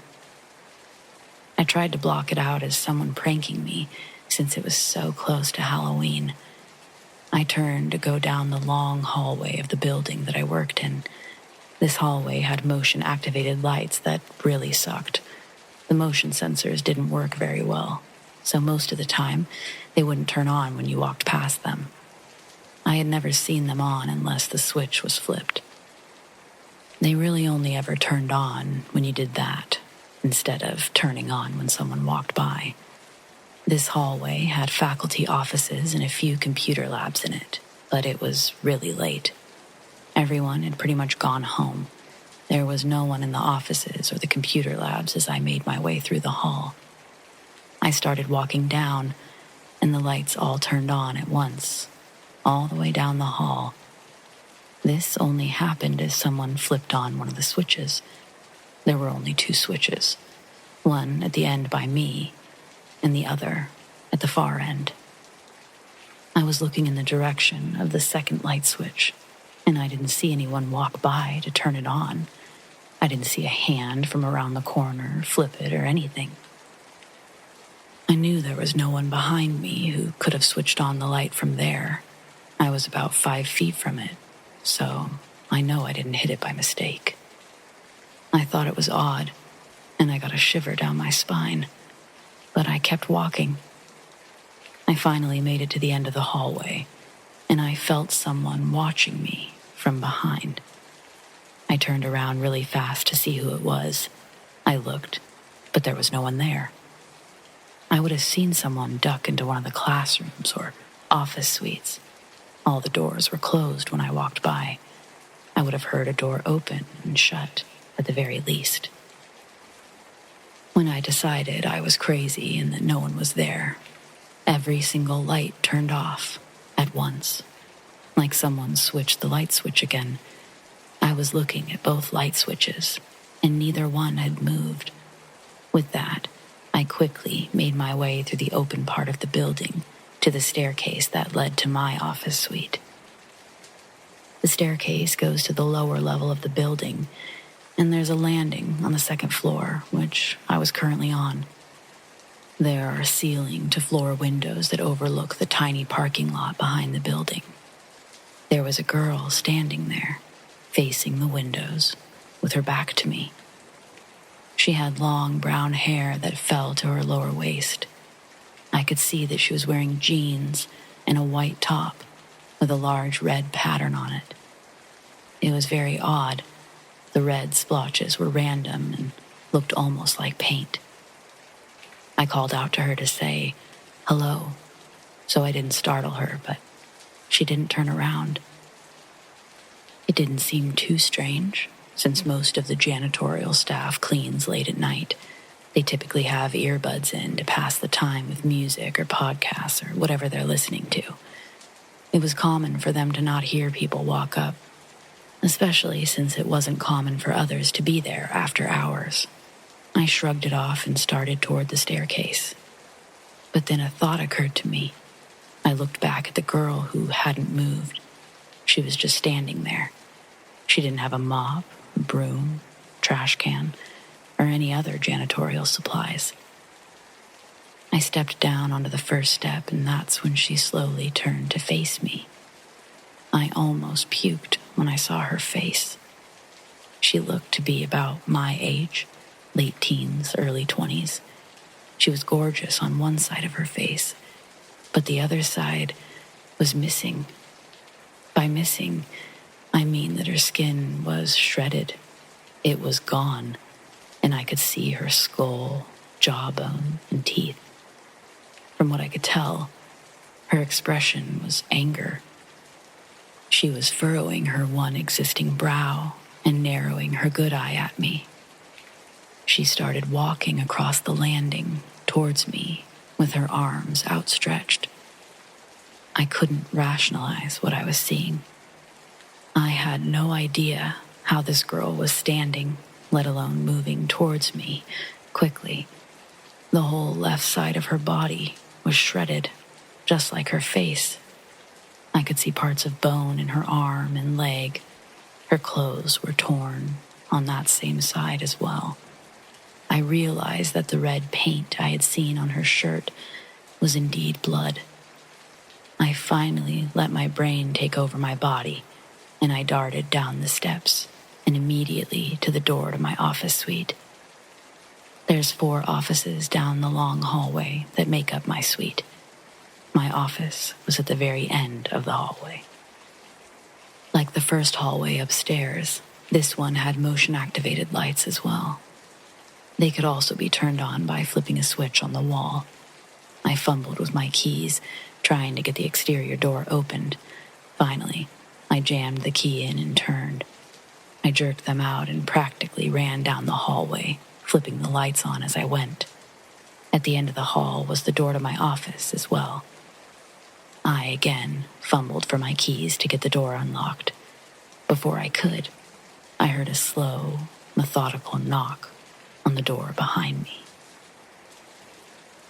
All of the classroom and office doors in my building have a long, skinny window in them, so you can see who's knocking on your door. I turned my head and let out a scream when I saw the same girl at the door. This time, she smiled at me, but it wasn't friendly. It looked evil, like she enjoyed my torment. I willed myself to turn back around to my office door and finally managed to get it open. I slammed it shut behind me, and it locked automatically. All the doors in my building lock automatically when they latch shut, unless you flick the latch in it to make it stay unlocked. This is a safety precaution to prevent school shooters or intruders from having easy access to classrooms or offices full of people. I scrambled to the far wall of my office, which I shared with 3 other people. It's the largest office in the suite, since there were 3 student workers who had desks in there. There was also a gigantic printer for posters and signage and such. If you were at any of the computer workstations, you couldn't be seen from the door's window. I flattened myself against the far walls, and I tried to slow my heart rate and breathing while listening for any signs of the girl that I'd seen. It was quiet, and usually when the exterior door opens and shuts, you could hear it. It was a heavy door that had one of those arms attached to the frame that would cause it to slowly shut unless there was a doorstop holding it open. It was against university policy to prop a door open for longer than absolutely necessary to eliminate opportunities for intruders or school shooters. After about 20 minutes, I picked up my phone and I called my then boyfriend. Not that he could really help me much since we were long distance. He lived 6 hours away in a different state, so it wasn't like he could drive to campus to comfort me or protect me. He answered the phone grumpily since he'd been taking a nap. I told him what had just happened, and he quickly shut down any suspicions by reminding me that it's only a few days before Halloween. He suggested that it might be a group of college kids playing a trick on me. I agreed and apologized for waking him up, since he was clearly unhappy with me. He didn't believe in anything supernatural whatsoever, so I wasn't about to suggest what I knew deep in my stomach. This wasn't a prank. This was some sort of spirit trying to scare me, get my attention, torment me. What it was trying to do was unclear at that moment, but I knew that it wasn't a living human. I just shook my head and tried to clear my thoughts. I pulled out my laptop and began working on the project I was trying to get finished. I worked for 3 solid hours, and I looked at my phone during a break. It was just after 10 p.m., and my phone was dying. I decided that 3 hours was enough time. I needed to get home before my phone was completely dead. I started packing up my things and began making my way back towards the door. I opened it and switched off the lights and let the door swing shut behind me. I walked cautiously toward the exterior suite door, as that was the last place I saw the girl. I half expected her to jump out when I got close enough to the door, but nothing happened. I opened the door and turned to go up the staircase to make my way out of the building. I didn't see anything, so I took my time. Once I got to the top step, I heard soft sobbing noises coming from the corner landing where I first saw the girl. She was sitting on the floor this time, with her legs crossed in a way that small children do. Her head was bowed, looking down at the floor in front of her, and she was shaking slightly from the sobbing. Her back was to me again, so I couldn't see her face. My heart did go out to her because she sounded sad and in pain. But my brain just kept thinking about the evil smile she'd shown me while I was terrified earlier. I turned on my heel to run out of the building, but she started talking through the crying. She kept repeating that she was alone, that she had no friends, and kept asking me to stay with her. I got chills down my spine, and I didn't think twice about running out the door that I'd come in earlier. I was at a dead run when I came to the crosswalk. I was genuinely terrified and wanted to get as far away from that building as possible, but I wasn't stupid enough to go running across the street without looking. I glanced both ways, searching for headlights, and once I saw it was clear, I started walking as quickly as I could across the 4-lane road. Once I got to the middle of the road, I noticed headlights out of the corner of my eye. It was the same car that had spooked me on my walk over to the office earlier. I bolted across the street and quickly ran on the sidewalk to the parking garage.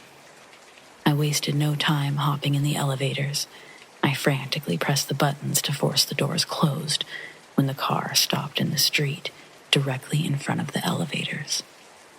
The driver's door opened, but I didn't see who or what got out. The elevator doors shut right before I could see anyone step out. I leaned against the back of the elevator, and I waited while it took me up 3 floors. I always parked on the top floor of the parking garage, especially if I knew I'd be there after dark. It was very well lit and typically had plenty of spaces available. I stepped off the elevator and looked over the rail into the street below to see if I could spot the car, but it was nowhere in sight. I let out a breath and quietly walked to my car, about 20 feet from the elevator. I placed my backpack in the back seat and hopped in the front seat. I started my car and I sped down the ramp to the lower levels toward the exit. I was currently on the 5th floor, and the exit is on the 2nd floor. When I reached the bottom of the first ramp on the 4th floor, the same car was waiting for me. It floored it, going around to the right, since this was a one-way, and the car was sitting on my left. I sped as quickly as I could, around and around, circling the floors and ramps, descending to the bottom. I finally hit the second floor and glanced in my rearview mirror. The headlights were turning onto the ramp behind me. I completely lost it. I darted out onto the road and cruised through the intersection quickly. I drove to my apartment, about a mile off campus, and the whole drive, I checked my rearview mirror. No one was behind me, the whole drive home. I got out of my car and parked in the front of my apartment and quickly ran inside, locking the door behind me. The following night, I had little sleep, and it took several weeks to finally get through an entire night with no nightmares. Well, a few months later, in February 2020, the local news channels start covering the death of that girl that had occurred a year earlier. On the morning of her 1-year anniversary, they shared a photo of her on the news. I always watch the news when I get ready in the morning, as I like to keep up with current events in my area and get a forecast for the weather. I was in the bathroom listening to my bedroom television as the segment on her began. I was putting on makeup when the news reporter spoke her name out loud. I won't repeat her name just to protect her identity, and I don't want to draw attention where it isn't wanted. But I got a chill down my spine when her name was said on the TV. I dropped everything I was doing, and I went to sit on the edge of my bed to watch the story. Seconds later, a photo of her popped onto the screen, and I went ice cold. It was the same girl that I'd seen in October. The same girl I'd seen in my office with a mangled face and body. She had on the same outfit, except it wasn't torn. Her shirt was also pure white, not red. I felt the blood drain from my face as I realized what I'd seen a few months prior. According to the local reporters, the whole story was that the girl had been hit by a teenage driver that was on her way to high school. The teen who'd been texting and driving at the same time, she hadn't realized she'd hit someone, and she dragged the victim about 10 feet before she came to a stop. The girl was not killed instantly, but instead lived for 2 days. She was in a coma before she died and never woke up. I haven't seen her since, but I still refuse to stay in my office after dark, alone. I don't know why she chose me or what she wanted from me. I don't know if she simply wanted help or a friend, or if she wanted to harm me or scare me. Maybe I'll never know. I sure hope I don't see her again, but I hope she's found peace wherever she is. On Halloween night of 2006, I had myself the realest scare of my life. Some backstory. I was living with my parents at the time. Traditionally, as a household, we didn't participate in the whole trick-or-treating thing, mainly because our house is down a long dead-end road, one that is off another road that eventually turns into a dead end as well. Our closest neighbors were a good 3/4 mile away from us. We also had our own tradition of buying a giant bag of candy and going to the movies while everyone else was out trick-or-treating. As I got slightly older, I enjoyed staying back while my parents went out for a little date night. I would bundle up in the bonus room, which was meant as our theater room, with blackout curtains, a comfy couch, and I would watch the scariest movie I could find. So it's Halloween night. My parents had gone out to dinner and likely would go to a movie after. I had chosen to hang back and would be watching Wolf Creek. As I headed downstairs to get my popcorn from the microwave, I thought I heard the familiar, quiet beeping sound. The sound the alarm system would make when it wasn't armed, but something was opened, like a window or a door. Then I thought, no, I was just hearing the microwave beeping. It gave me a good reminder to set the alarm, though. My parents always reminded me to do that before they left or whenever they knew I would be home alone. And I would usually forget, sometimes only remembering after they would call to say they were on their way home. So I armed the system, and I headed upstairs with all of my goods, making sure that all the lights were off as to add to the scariness of it all.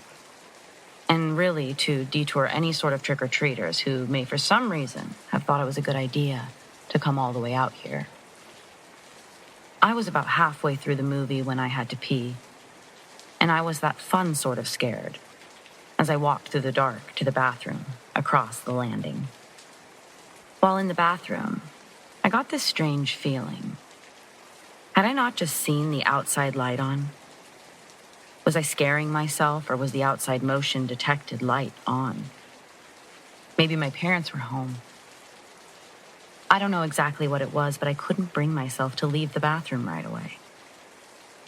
After washing my hands, I just stood there and thought, I was for sure scaring myself, but wouldn't it be fun to pretend that I wasn't scaring myself and that I had to act in a smart way? A way that would conceal that I was here at all. I was trying to take my mind off of the negative vibes I was feeling by giving myself this pep talk. And just as I turned the light off, I heard the ear-piercing sound of the alarm system. I made no noise, but I was sure that my heart was going to pump right out of my chest, or throat, or whatever. I was instantly overheating, shaming myself inside my head for not grabbing my cell phone from the cup holder before going to the bathroom. Just a quick trip, I thought. I knew the alarm would alert the police, but I also knew that they weren't just down the road. They were at least 10 minutes away on a good night. This was Halloween night. I had decided I was going to leave the bathroom, but I couldn't go back to the theater room. The room's light was on. You couldn't see that from the outside, but if I opened the door, you'd see the light fill the upstairs. I needed darkness, total darkness. I needed to get to my parents' room. It had the best view of the house perimeter. It had a phone, and most importantly, it had a balcony. There was no ladder to get from the lower level to the top, but my parents had a metal foldable fire escape ladder that was inside the outdoor ottoman. I could hear what sounded like someone moving furniture around, and I was sure they were going through the entertainment center drawers and my dad's office. How many of them were there, I thought. I needed to get out of the space before they decided to make their way upstairs. With the bathroom light off, I slowly opened the door. I remember having a moment to think, and I actually thanked the door for opening so quietly. Then I decided to take off my slippers as my socks would glide best on the floors, without noise. I stepped out of them and crept towards my parents' room. The outside motion detector lights were on, and also one set of kitchen lights now. Instantly, I knew that they'd had to have come through the back door, but I swore that I had locked that earlier. But we had 6 different light switches for the various lights downstairs, and the set that was illuminating now was the switch closest to the back door. The alarm was so loud, I decided to pick up my pace and run towards my parents' balcony. I threw on my mom's coat, and I opened the door and went straight for the ottoman. My plan was to climb down and run into the greenhouse. It wasn't really connected to the house. It had its own phone line. I didn't need a key since I knew where the spare was. I went to throw the escape ladder over the side when I met eyes with someone. They were standing there frozen like I was at first. But then they started to make noise, screaming, likely to his comrades that were rummaging through my downstairs at that moment. Maybe he was yelling for them to leave. Someone was home, time to get out. But I knew I couldn't take that chance. I dropped the ladder and ran towards my parents' bedside table. There was a phone, and hopefully my dad's gun. I knew I absolutely wasn't supposed to touch it unless it was an emergency. Well, this was that. But God damn it. Did I even know how to use it properly? Could I right now? I found myself running, dialing my parents' number immediately. I figured the police were on their way, so I needed my parents to know what was going on. I also hoped maybe they were closer, right around the corner even. It rang endlessly. I sat the phone down, going through the side drawer. No gun. But there was my dad's giant hunting-style knife, so I grabbed that thing. As I ran towards the bedroom door to close it and lock it up, I heard the sound of someone coming up the stairs. It didn't sound like they were running. They were walking slowly.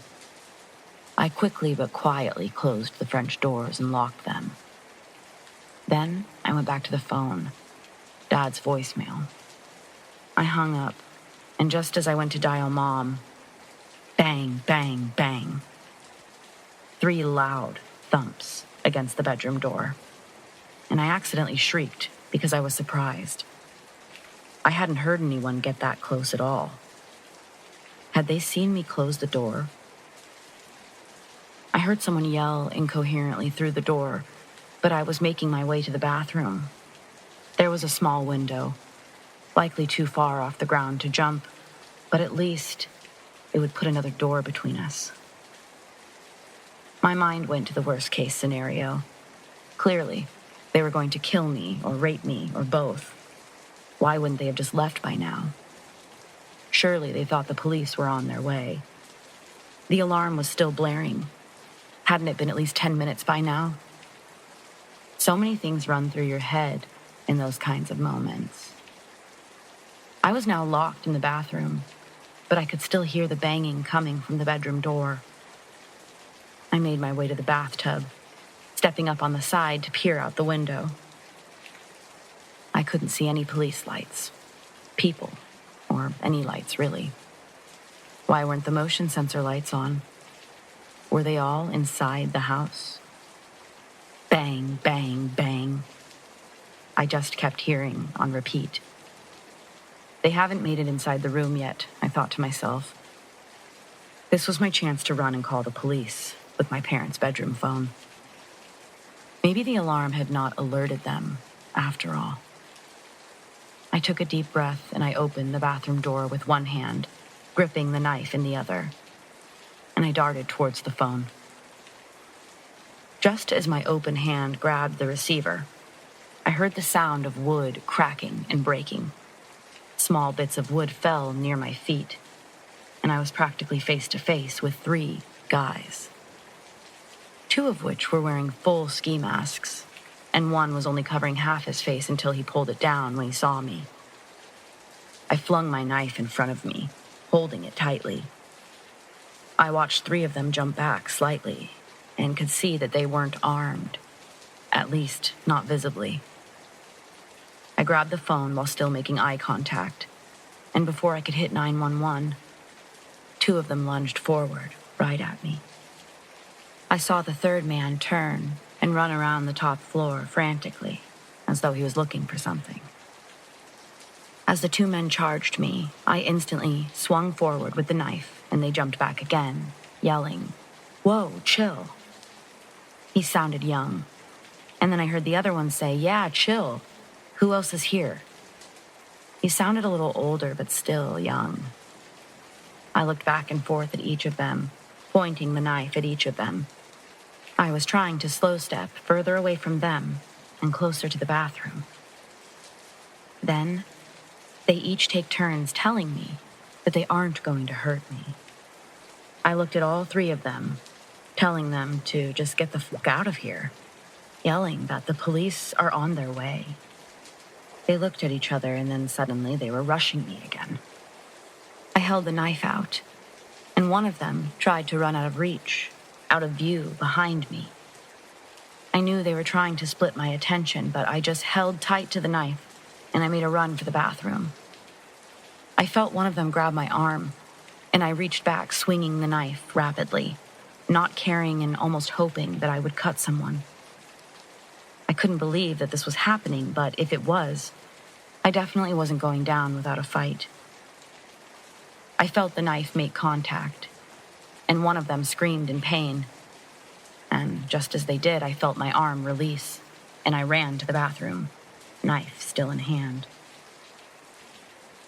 While taking a deep breath, I tried to reassure myself that they weren't that big. But there were 3 of them. I looked down at the knife, which had some blood on it. I stood there, just staring at the door, looking at the window thinking, am I going to try to get out through there? Through that? I couldn't. There was no way I was going to leave myself vulnerable like that if they burst this door down. So I continued to stand there and essentially braced myself. Bang, bang, bang. The familiar sound. These guys were relentless. I was scared, but I kept standing, bracing myself. Their screams were more aggressive now, telling me to open the fucking door and get their friend some Band-Aids. I told them to more or less fuck off, and then suddenly, it was silent. The alarm was no longer sounding. It had somehow been shut off. Then the guys started to talk over each other, one of them getting pretty loud, followed by them all shushing one another. Suddenly, I hear footsteps, lots of them. First, it was coming from downstairs. Then the ones that were outside my door from the 3 men moved toward the balcony. I heard from my right the men struggling with the escape ladder, but also someone was now running up the stairs. If it was police, I was hoping they were running in my direction. The footsteps grew closer, and the men didn't sound like they had made it very far. I heard police officers yelling for the men to drop everything, hands behind their head, and to get down. All the while, I just stood there, nervously, wondering if I should call out. But before I had a chance, I heard more banging on the bathroom door, but this time followed by, "Hello, police, is anyone in there?" I went to yell out, but nothing came out. I didn't realize how scared I was until then. My throat was so tight, my chest so tight, I couldn't even make a noise. Another bang on the door, I jumped. The officer called out again. "If someone is in there, I need you to respond." I took a deep breath and I managed to squeeze out a "Yes, I'm in here." I was getting the hang of speaking again and continued, "I live here. This is my house." They asked if I was armed or if I was hurt, and then if I would unlock the door. I looked down at my hand, still clenching the knife, white-knuckling it, really. I dropped the knife and I kicked it towards the toilet. Then I told them I was not armed. There's a knife in here, but I tossed it, and I'm not injured. Then I went to unlock the door, and when I opened it, there were 2 police officers, a man and a woman. The 3 men weren't immediately in view, but the one man's blood was. It was on the door, my parents' floor, the mirrors. I didn't realize I had even cut someone deep enough to create such a scene. The female officer took me downstairs, and as I walked down the stairs, I couldn't believe what a wreck the entire house was. I was completely shocked to see that our TV from the living room was gone. My dad's office was trashed. The kitchen and guest room drawers were completely emptied. Anything valuable likely gone, while everything else was scattered across the floor. I tried to keep my focus, listening to the officer telling me to try my parents again. But after we couldn't reach them, we moved forward with me giving a statement. At the time, I wasn't quite 18, so I don't even know if it was legal. But it wouldn't matter, since my parents came home shortly after we started.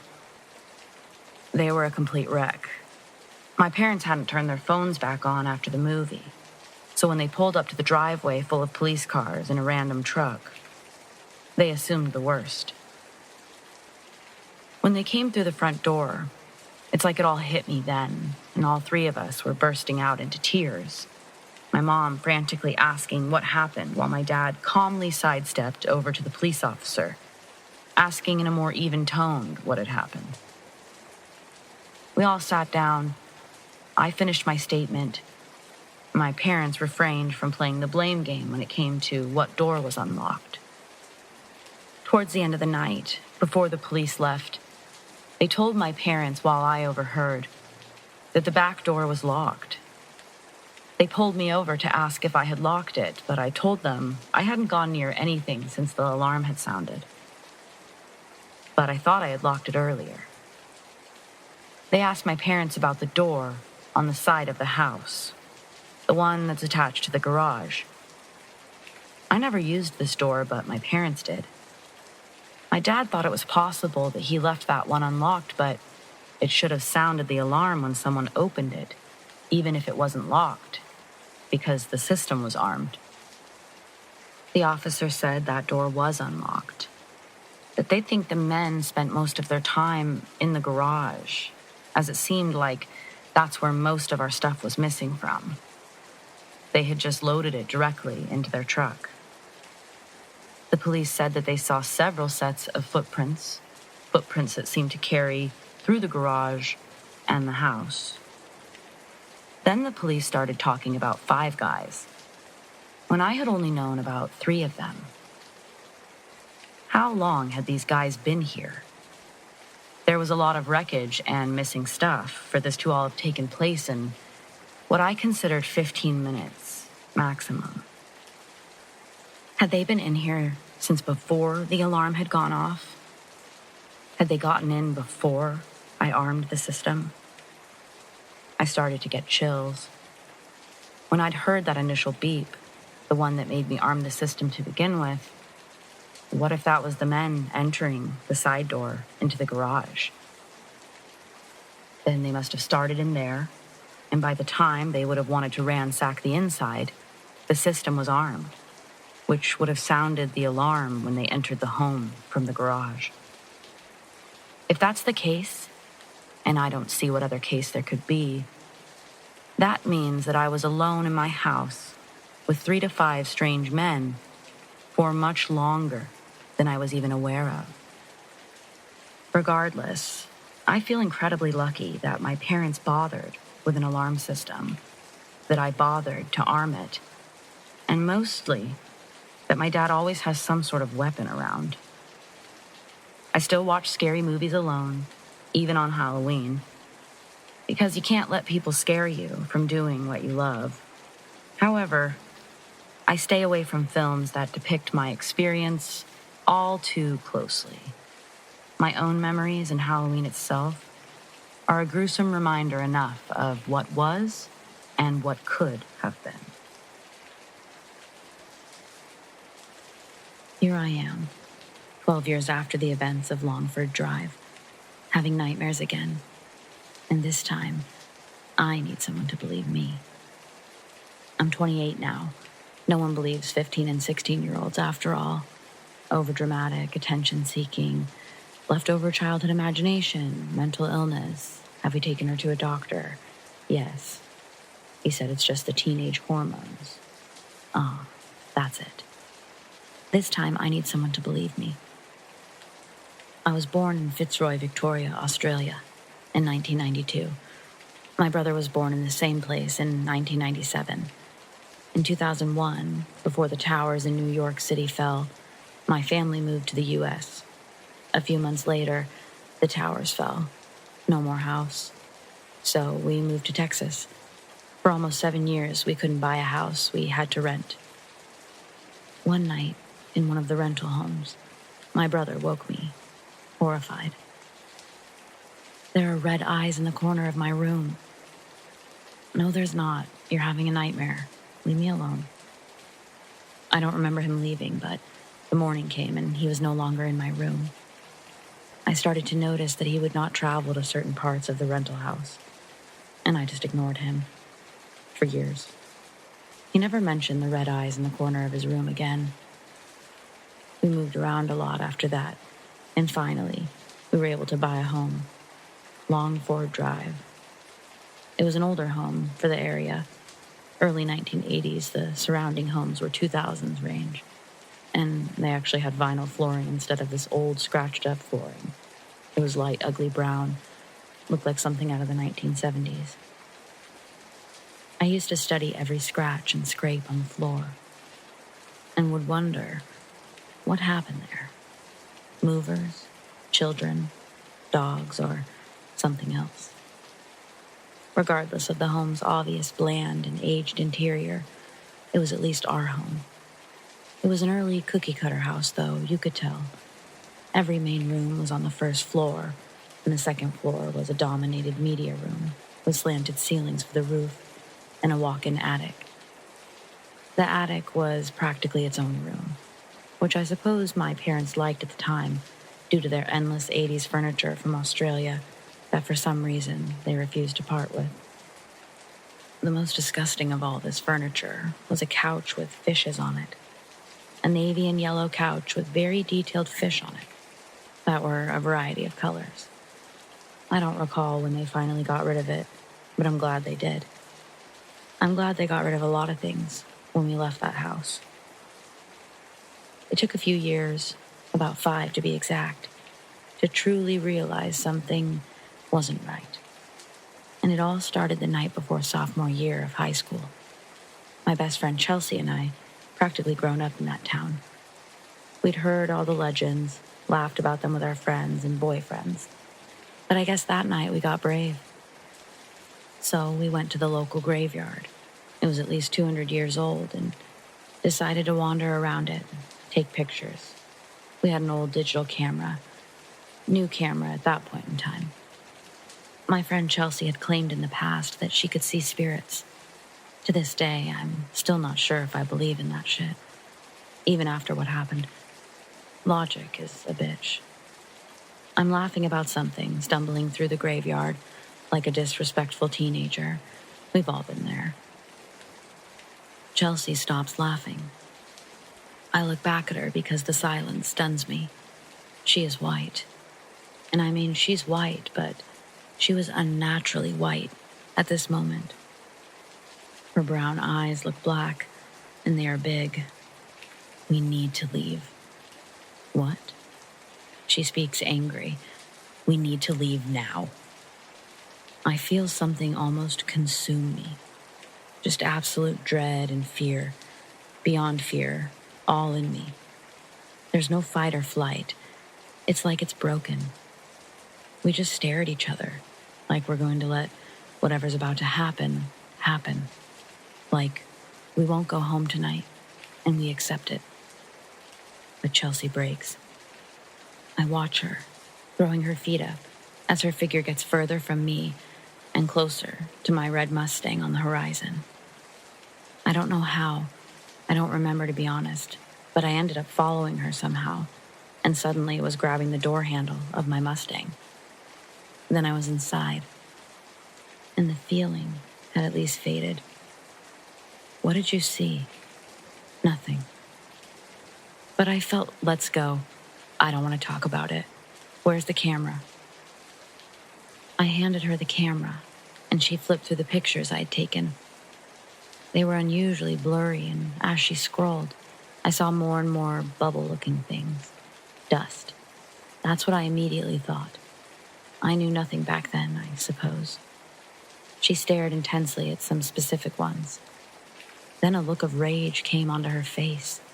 She began deleting every picture furiously, and in that moment, I thought only one thing: drama queen. I dropped Chelsea at home. She said very little. I told her that I would see her tomorrow at school. She turned and said, "Make sure you remove the SD card from the camera before you get home. Make sure all the photos are deleted." I ignored her and rolled my eyes after she shut the door and turned away. I went home, laid out my first day of school clothes, and slept better than I'd slept in a long time. My brother's room was right next to mine at Longford. We slept with our doors open. I'm not sure why. I think it was a childhood habit that I never would participate in today. I don't think he does either. I woke up at 6:15 that morning to his panicked face wailing over me. To this day, I've never in my life seen him so frightened. He was screaming, and my memory tells me crying, wailing. "Someone came into your room." "What?" "Someone is in your room. Get up." He dragged me out of bed and ran to the door, still clinging to me. I was more awake now and threw on the light. I saw nothing, except my tacky lilac room. He ran to the closet and flung the door open. Nothing. Then he ran to the bathroom, threw the door open, threw the shower curtain back, and nothing. I looked at him, eyebrows raised and almost laughing at him. His face turned paler. I woke up, and there was a light on in the hallway, and I saw a man. He was older, he had a long beard, overalls, and he was floating. He walked into your room. I saw it. It was not a dream. Don't look at me like that. I saw him. He began to tear up from frustration. My parents had noticed the sound at this point and came in. He told them what happened. The first exchange between these adults. "He's on ADD medication. He's been having nightmares on this one. We should probably switch him." Yes, but what if you saw Jesus?" My mother had noticed his face before stating this. It was a face of disbelief, frustration, anger, and horror. "I'm sorry, brother. I didn't believe you either. My mind had already begun to favor the adult side of things. Too scared to admit there are sometimes things we don't understand. Too arrogant and egotistical. I'm sorry." He moved out of that room soon after.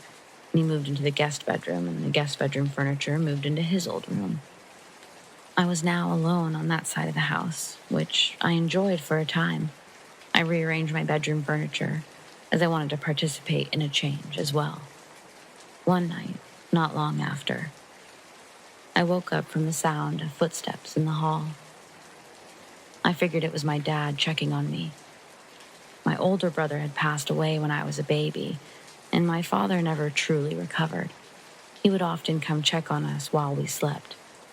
He always just wanted to make sure that we were still breathing, I guess. Step, step, step. It was familiar, so I rolled over and got more comfortable, preparing to fall back asleep. Step, step, step. I finally opened my eyes and checked out the door to look into the hallway. Nothing. Only the dim nightlight was staring back at me. Okay, he's walking around the kitchen for his late-night glass of milk. I leaned to the right to peer past the hallway. The kitchen light was off. Step, step, step. I was half awake and confused. I closed my eyes and listened hard. Where the fuck is that coming from? My eyes burst open as I realized. I slowly followed my lilac wall to the ceiling, which was unpainted. I froze and stared in disbelief. It was coming from the attic. I didn't sleep the rest of the night. I felt something was so wrong, and I had to stay awake in case it decided it wanted to consume me. Something was there with me. A week later, my parents complained about squirrels in the attic, and suddenly I was sleeping very well again. Then I heard it again, even after the exterminator said the holes were patched and the squirrels were gone. Step, step, step. No sleep. The next day, I went to the attic to figure this shit out myself. I opened the attic door and walked up the stairs. I studied where my room would be under this attic, and I found it. I walked over as far as I could, and I saw that nothing but insulation was covering the entirety of where my room would be. That night was the first time I ever slept with my door closed, and it hasn't changed ever since. Step, step, step, step. Sometimes the footsteps sounded rushed. sometimes angry, sometimes sad, but they wouldn't come every night. Chelsea stopped sleeping over. I complained to my parents about the squirrel noises every now and then, but the exterminator never found anything. No traces of anything. No rats, bugs, squirrels, nothing. My parents didn't believe me, and my brother would almost ignore me when I mentioned it. He didn't want to hear it. Months went by, and finally, I was able to convince Chelsea to come over for a minute and watch some TV. As she entered the house, we were gossiping about someone from school. We laughed in the hallway, and then it happened again. She stopped, and this time, she fixed her eyes on the stairs leading to the media room. The stairs were zigzag stairs, so they would go up, then it would be a flat landing, then the stairs would go the opposite direction, and then you'd be in the media room. On the wall after the first set of stairs was a painting my mother had painted of a thunderstorm. Chelsea parted her lips and said in a whisper, "There's someone standing at the top of your stairs. I can see them in the painting's reflection." She left. I told my father that I suspected someone was in the media room. He searched everywhere up there. Nothing. I told him that Chelsea must have seen some shadows then. Another few months went by and I stopped going up to the media room. I used to secretly watch Family Guy up there when my parents were gone at work. But something was just wrong. It felt wrong being up there. Halloween came around and my brother and I were instructed to pull everything out of the attic. My brother ditched me halfway through and I was pissed. I angrily started grabbing the boxes and was verbally venting to myself about his lazy nature. I started down the steps of the attic and slowly started to lose my grip on one of the boxes. I paused to adjust, still livid. Then, a shot of air was blown from behind my head, right next to my ear. I watched as a few strands of hair reacted to the shot of air. They flew out in front of my face on the left side, like someone had intentionally snuck up behind me and blew air at the back of my ear in an attempt to scare me. Except I was the only person here. I was venting about it after all. I knew where my brother was. He was downstairs playing Call of Duty with his stupid friends. Dad was in his room watching Judge Judy, his favorite, and Mom was on a 3-day trip. She was a flight attendant. She was in Seattle, 6 states away. I watched my hair fall back to the side of my face. I dropped the boxes and I let out a scream that I don't think I have yet to top. 12 years later, and I've never screamed like that again. I jumped and leaped down the remainder of the stairs and fell out of the attic door into the media room. My brother was already halfway up the stairs thinking something horrible had happened. I trembled out what happened. Someone blew in my ear. My hair, I saw it. It flew past my head. A smile cracked on his face and he started laughing at me. Payback for when I laughed at him his first time. Except this time he was the one in denial and disbelief. He was like me. He didn't want to believe. Life was already too scary and overwhelming. Why believe that? My dad followed and I immediately started lying to his horrified face. I tripped. "Oh, are you okay?" "Yes." "Okay. Finish getting the Halloween stuff out." "Yes, sir." I turned to my brother and threatened to hurt him if he didn't finish helping me. He didn't. The next few years, I developed a habit of sleeping aids. Nothing major, just over-the-counter stuff. To this day, I take about 3 sleeping pills a night. My husband doesn't understand how my body's built up that kind of tolerance. He doesn't believe it either. If only he knew. The footsteps never stopped. Till the day we moved out, they never stopped. I finally started doing research into the house. Turns out it was owned by an older couple before us. And the husband hung himself in the attic above my room. Financial problems, apparently. I told my parents. They didn't believe me. I never told my brother. I figured he wouldn't want to know. I still wonder if his nightmares ever stopped. Mine didn't, but they have gotten more complex with age.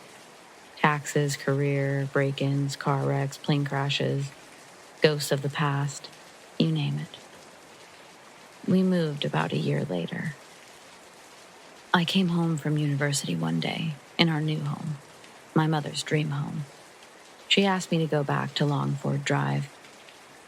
Our old mail was apparently over there. I drove up to the house. A shiver went down my spine. It started at my left ear.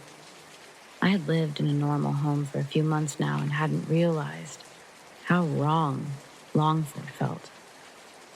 Something was really wrong with it. Did I let it in? With the pictures that night at the cemetery? Had it always been there and I just hadn't noticed until my brother had his episode? I don't know. I don't want to know, still. Sometimes things are so frightening or traumatizing that you feel like you don't need to know. You don't want to face it. The world is scary enough. I walked to the front door of Longford Drive one last time and rang the doorbell. An older woman answered the door. I smiled and told her I was here for the mail. She jumped and went, "Oh, yes, here." She handed me a bundle of letters, magazines, and what I assumed was mostly junk mail. I told her thank you and started to turn away. She stopped me. "Did you used to live in this house?" "Yes, ma'am, for many years." "Can I ask you a question?" "Yes." "Did you ever have problems with critters getting into the attic? We had someone come and check, but they said there were no signs of anything up there. It almost sounds like footsteps at night. My granddaughter comes to stay and keeps complaining that it sounds like footsteps in the attic. Any of this sound familiar?" No. She wouldn't have believed me anyway. And this time, I need someone to believe me.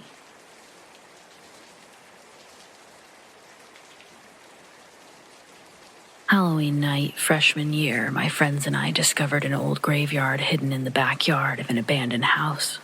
We'd actually discovered it the night before Halloween, but all agreed to come back Halloween night with more people. After we all finished up doing family stuff like taking various siblings trick-or-treating, we all met up at our friend Corey's house and prepared for the walk over there. The house sat on a dead-end road, about a 6-minute walk from Corey's house. The thing is, since the house sat where it did, none of us had really ever passed it before. The only reason we ended up there the night before was because of our friend Justin's dog. He'd booked it away from us and run directly into the backyard of the home, like we watched him dart away from Justin and beeline it for the back of the house. Justin was the first to run off, but eventually we joined him because we had to get the dog. Pretty sure none of us knew what the deal was with the house at first. I'd always assumed it was occupied because occasionally I'd see this older-style car parked in the driveway, sort of a yellow color. I'd never seen it up close. The car, but also the house. And as we approached the house, it appeared unkept. It looked as though someone had started to take care of it and gave up halfway through, and it looked like that had been a long time ago. The more I looked at the house, the more I was sure no one was living here. While Justin retrieved his dog, Corey and I started talking about the fact that we didn't think anyone lived here, all while we were peeping inside the windows trying to confirm our suspicions. We were interrupted by the sound of Justin. He was yelling for us to come check out the backyard, that he'd found something. As we head around the house, we see Justin standing, looking down, while his dog sits patiently next to him. Corey and I ask him what's so important, what did he find? But he just waves us over, saying we have to see it. So we walked over. We approached and followed our friend's gaze. Half buried by the ground itself, there are 3 gravestones, equal in size and disposition. They appeared to be made of stone. There were also what we presumed to be names and dates inscribed on them, but we couldn't read them. Not really. As far as we could tell, they all shared a similar last name. But other than starting with L, We had no idea. We putzed around the yard for a while looking for anything else cool. Interestingly enough, the patch of gravestones appeared to be the only area not completely overgrown by weeds, sort of like someone had cleared them, but who? The home was empty. You could see that clearly through the windows from the backyard. I assumed it was the person who drove the fancy car, but I had no idea who was really taking care of this little graveyard. It was around this time that Justin recommended we come back the following night for Halloween. We invited our girlfriends, our other friend Scott, and told him to bring whoever. Again, we all met at Corey's, and once the larger group was there, we made our way to the abandoned house. As we made our way down the dead-end road, we were all being loud, obnoxious teens. Corey's girlfriend, Cora, asks, "Did you guys see that?" while pointing down the road towards the house. Personally, I see nothing, but I hear Scott say, "Yeah, I see it. That lady." Still, I see nothing. Then they both start cracking up. The rest of us follow, realizing that they were trying to trick us or whatever. We continued on and found ourselves in the backyard of the home. It was a lot darker this time, but we came prepared. Most of us had our flashlights out or were working to get them out, while my girlfriend, Carissa, just stood there, sort of frozen, looking at the gravestones in the dark. I walked over with my flashlight and shined it on the gravestones. I said something like, "Crazy, right? This has just been here the whole time and we never knew." I was expecting her to respond, but when I looked over, she was crying. Hyper-focused and not fully equipped to handle what exactly was going on there, I silently waved my friends over. I asked her, "What's wrong, Car? Why are you crying?" Again, she didn't say anything, just turned to the side and hugged me. Hugging her back, my friends who have now arrived are giving me looks like, what the fuck is going on? I make a face to show them I really don't know what's going on. Cora steps in asking the same thing. This time, Carissa turns to face everyone and apologizes profusely, saying she has no idea what came over her, but she felt a connection with the children buried here. "I think something bad happened to them," she said after a moment of silence. "Something bad? Like what? Wait, how do you know these are kid graves?" This time it was Corey asking the questions. Carissa tells us that she doesn't even know how she knows, just that she was drawn to the gravestones, despite not really knowing exactly where they were. She said once she ended up in front of them, she felt the spirits of 2 young children, almost as though they were standing right next to her. "Like, you could see them?" Scott asked, almost in a joking manner. "No, I didn't see anything, and I'm not kidding around," Carissa insisted. She continued on, telling us that the children seemed sad. She likened it to the way that she felt as a child when she had to move away from all of her friends and family after her dad died, the deepest sadness a child could experience. And she was feeling it from these 2 children. They didn't say anything out loud, but they spoke to her. She could hear them talking to her, but inside her head, she could only make out a few words. "Gone. Mommy's here. Where's Daddy?" She said she heard them crying. Scott laughs and everyone shoots him a look at the same time. Carissa tells me that she wants to go home, and as much as I want to be there for her, I'm super bummed at the prospect of ending the night before it even started. I grab my things just as Cora and the other girls surround Carissa, asking her questions, trying to convince her to stay. Meanwhile, I'm telling Scott that if I have to leave, it's definitely on him, and he needs to apologize to Carr before it's too late. He walks over and I follow behind because I need to make sure that he doesn't say some bullshit apology. Carissa emerges from the group of girls, and before Scott can say a word, she says that she's staying. I am elated and happy and don't bother asking what changed her mind because I was just glad she was going to be staying. She said that she and the girls prayed for the kids and their mom and asked if it was okay to stay. She got confirmation, so all was good. Okay, great. Honestly, I didn't believe any of it, really. God, I know. I'm sorry.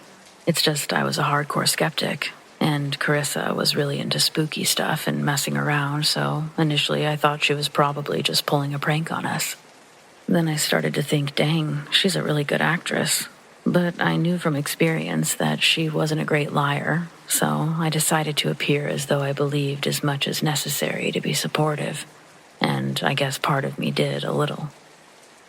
We had a few joints and planned on seeing if we could safely make our way inside the house to smoke them. To our surprise, the back door was completely unlocked, and once inside, we could see that the front door was too. If someone lived here, they sure hadn't done anything with the place or cared much to keep it safe from reckless teens like me and my friends. We decided to sit in front of the fireplace, putting some of our flashlights inside of it to mimic the firelight. Just as we were about to spark the first joint, we heard footsteps coming from upstairs. Instantly, we all quieted down even more than we already had in anticipation for the joint. We were silent now. We all looked at each other rapidly, but we said nothing.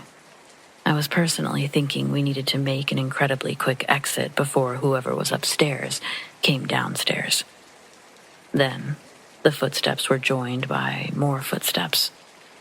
Holy shit, there were multiple people here, I thought to myself. Cora starts to speak in hushed tones. Guys, I cannot get in trouble with the cops or whatever. My parents think I'm at Carissa's. They can't even know I'm with Corey. She starts to say more, but Corey puts his hand over her mouth, telling her to shh. Suddenly, footsteps, several of them, could be heard barreling down the stairs. All of us stood up and got ready to make a run for the back door. Cora and Corey were out the door first, but the rest of us stood there frozen, waiting to face our fate. After a moment, Scott is the first one to move, going straight for the stairs. What the fuck, dude? There's no one here. He sounds both disappointed and confused. Carissa and I walked over to where Scott was while the other two girls decided to leave. We see that there's no one on the stairs, or anywhere for that matter. Carissa walks over to the stairs, and when she does, we can hear footsteps above us once again. She says to us, "Let's go up there." She's excited, but suddenly I'm feeling a bit more freaked out, like really freaked out. These footsteps above us were likely people, and I didn't want to run into them. So I told her I didn't think that it was a good idea. She pleads a little, saying that she bets no one is up there, that she's so sure she bets us $20 each that we won't find a single person. Still, I'm not willing to risk it. But apparently Scott is. "Deal," he shouts before running up the stairs full speed, all while screaming, "Come on out, motherfuckers, joke's over." Carissa and I share a laugh, mine more nervous than hers, but then she follows Scott, and I'm left standing alone downstairs. Not for long. I couldn't handle being alone down there. I rushed upstairs. We spend a few minutes going from room to room, Carissa moving more slowly than Scott and me even slower than her. Surely someone was up here, right? Every door, every closet, every piece of leftover debris, all to discover we were completely alone. We heard our friends downstairs. They'd made their way back inside and were wondering where we were. We told them to come upstairs, but just at that same time, Scott rushes out of a room. He doesn't look like he's feeling it anymore. I watched his demeanor change, and it felt like he was confused. "Were you just in that room?" He looks at me and points to the room that he just came out of. I look at him and I ask, "Huh? How would that work, dude? I'm right here, in this room?" He knows I'm right, shakes his head like he doesn't know why he asked that. "Where's your little girlfriend?" He sounds a little agitated, so I ask, "Dude, what's up with you?" "Car's right inside the room I just came out of." Carissa steps out of the room and joins us in the hallway. They make eye contact for a split second before Scott runs down the stairs. He ran downstairs and decided that he was actually going to leave, and he did. He just left that night completely scared out of his wits, didn't say a word. Carissa shouted after him something about $20, but he was gone, and she was laughing. She grabbed my hand and said, "Come on," leading me back down the stairs. She asks me what's wrong, and I guess it was the first time I realized maybe my outsides matched my insides a bit. I told her, "I don't know. That was all really weird, right? Like, what were those footsteps?" Then everyone was around us asking what's up with Scott and did we find anything. I apparently had lost words, so Carissa gave her version, saying that we confirmed there was no one upstairs, so the footsteps we heard belonged to the children. She said she knew their spirits were connected to the house because they kept saying home. She said that there was more that she wanted to tell us, but Scott really pissed her off. She felt like no one believed her, especially Scott, and just wanted him to experience it for himself. She wasn't wrong. Even still, I have a hard time believing it, at least that it happened to me. I do believe her, though, still. And I did for sure the moment I saw that the house was empty. It's just still unbelievable. I dated Carissa most of that year, but she broke up with me and started dating someone arguably cooler than me shortly after. I think she was probably too good for me and all of our friends anyway. Maybe she didn't ever act that way or think that, but I always knew that she was special, if that makes sense. I guess I just never realized that meant communicating with the other side type of special. So what happened to Scott?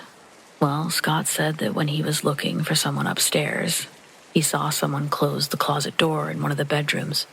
He really thought that it was one of us messing with him, until he saw both of us in the hallway. My friend Justin said that he knew Carissa was telling the truth the whole time. He said he knew something was strange or active about that place just by the way his dog ran off that day. He told us we didn't know his dog like he did, that he wasn't a run-off anywhere kind of dog, not unless there was some sort of purpose, like he was being called by someone.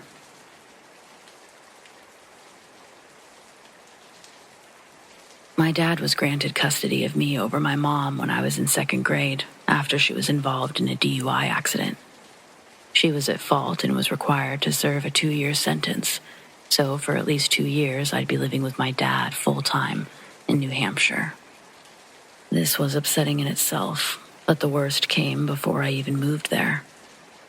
My dad would make me give my dog to the shelter. His new girlfriend, Monique, didn't like dogs. And just like that, my dog, Frankie, was gone. That dog was my best friend. Elementary school wasn't easy, but Frankie would always be there waiting for me to get off the bus and cheer me up. When I'd cry in my room from the trivial adolescent challenges life threw at me, Frankie would lay in my room with me. He wouldn't beg for pets or attention. He'd just lay with me. He was everything a lonely little girl needed, and will always be the goodest boy I ever had. Goes without saying, I didn't have a great first impression of Monique, and it only got worse. At my dad's house, my new room was Monique's extra bedroom with her extra closet, so her resentment for me only began there. Maybe it was because I was a reminder that my dad had a life before theirs. Maybe she just plain disdained children. Whatever it was, Monique hated my presence there. She was nasty, and would always try to get my dad to side with her over me, even with the little things like dinner. If I wanted Italian, she wanted Mexican. If I wanted Mexican, she wanted pizza. Then the bigger things like guilt-tripping my dad about spending time with me on my birthday, which happens to be the day before Valentine's Day, not Valentine's Day. She spoiled the evening with her complaining, and eventually we left the arcade, picked up some random food on the way home, and I was told to essentially go to my room. The thing is, this wasn't the first time that she did this. It was every time I spent time with my dad. This one just really sucked because it was my birthday. Although I could most certainly let this run into a rant about how Monique was just terrible, I will keep it short by wrapping her up in 3 words: selfish, petty, insensitive. As far from a mother figure as you could be, she made sure that I knew that she wasn't my mother, and she didn't want anything to do with being my parent. When my dad was around, it was, "Oh, you know I'm just no good with kids, babe," or something along those lines. All while she was sitting there reminding me of that dog I had, asking whatever happened to it. That one hurt. Sleeping one night, movement under my bed would wake me up. No, I was awake, laying with my eyes staring at the ceiling. I laid there until I felt the bed slowly lift and drop from the foot of the bed to the head like a wave. When I felt the mass directly underneath me, I couldn't help but scramble out of bed and run out of the room, down the stairs and into the living room. They were watching a movie when I interrupted in a terrified leap through the hallway door. Monique spilled the bowl of popcorn, reacting to the burst of noise.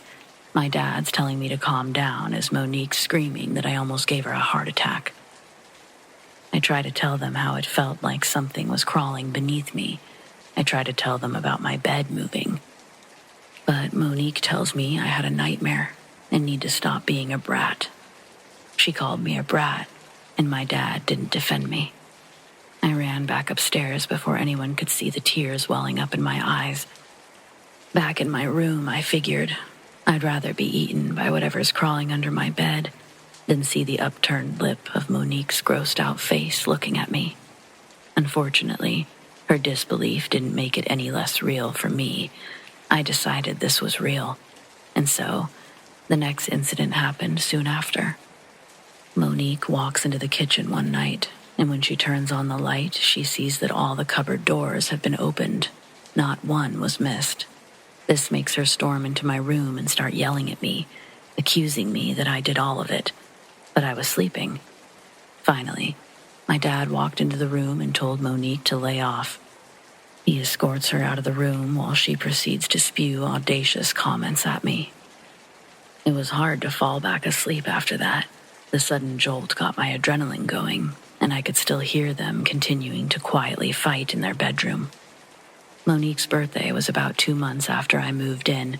She told me that I was the early birthday present she didn't ask for. What she really wanted for her special day was a real gold Rolex. My dad made decent money working at his job, but not gold Rolex money. But apparently the man saved and saved, or opened up another credit card because, lo and behold, Monique got a real gold Rolex for her birthday. That item alone brought a slew of problems. She would blame me every time the watch would get misplaced, never missing. She would take it off to take a shower, and it wouldn't be in the bathroom when she got out. Instead, it would be on the floor just outside the door, or sitting on the bed.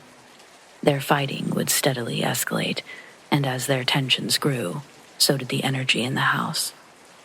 Monique started to believe the happenings to be evil spirits, but still found a way to blame it on me, saying these evil things weren't happening before I moved in. It all came to a head on Halloween night. My dad took me to go trick-or-treating early, sun still shining, right after school. He said it was to get the good houses with the big candy bars first, before the other trick-or-treaters do.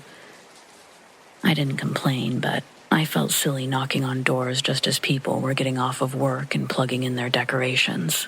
When we got back home, Monique was all done up. Her and my dad were going to a work party after trick-or-treating. They were practically out the door before I got out of my costume. After they left, I gave candy to trick-or-treaters as they'd show up. Eventually, I started eating the candy and decided to turn off the lights and watch some Are You Afraid of the Dark as I dozed off on the couch. When I was woken up again, it was by Monique and my dad getting home.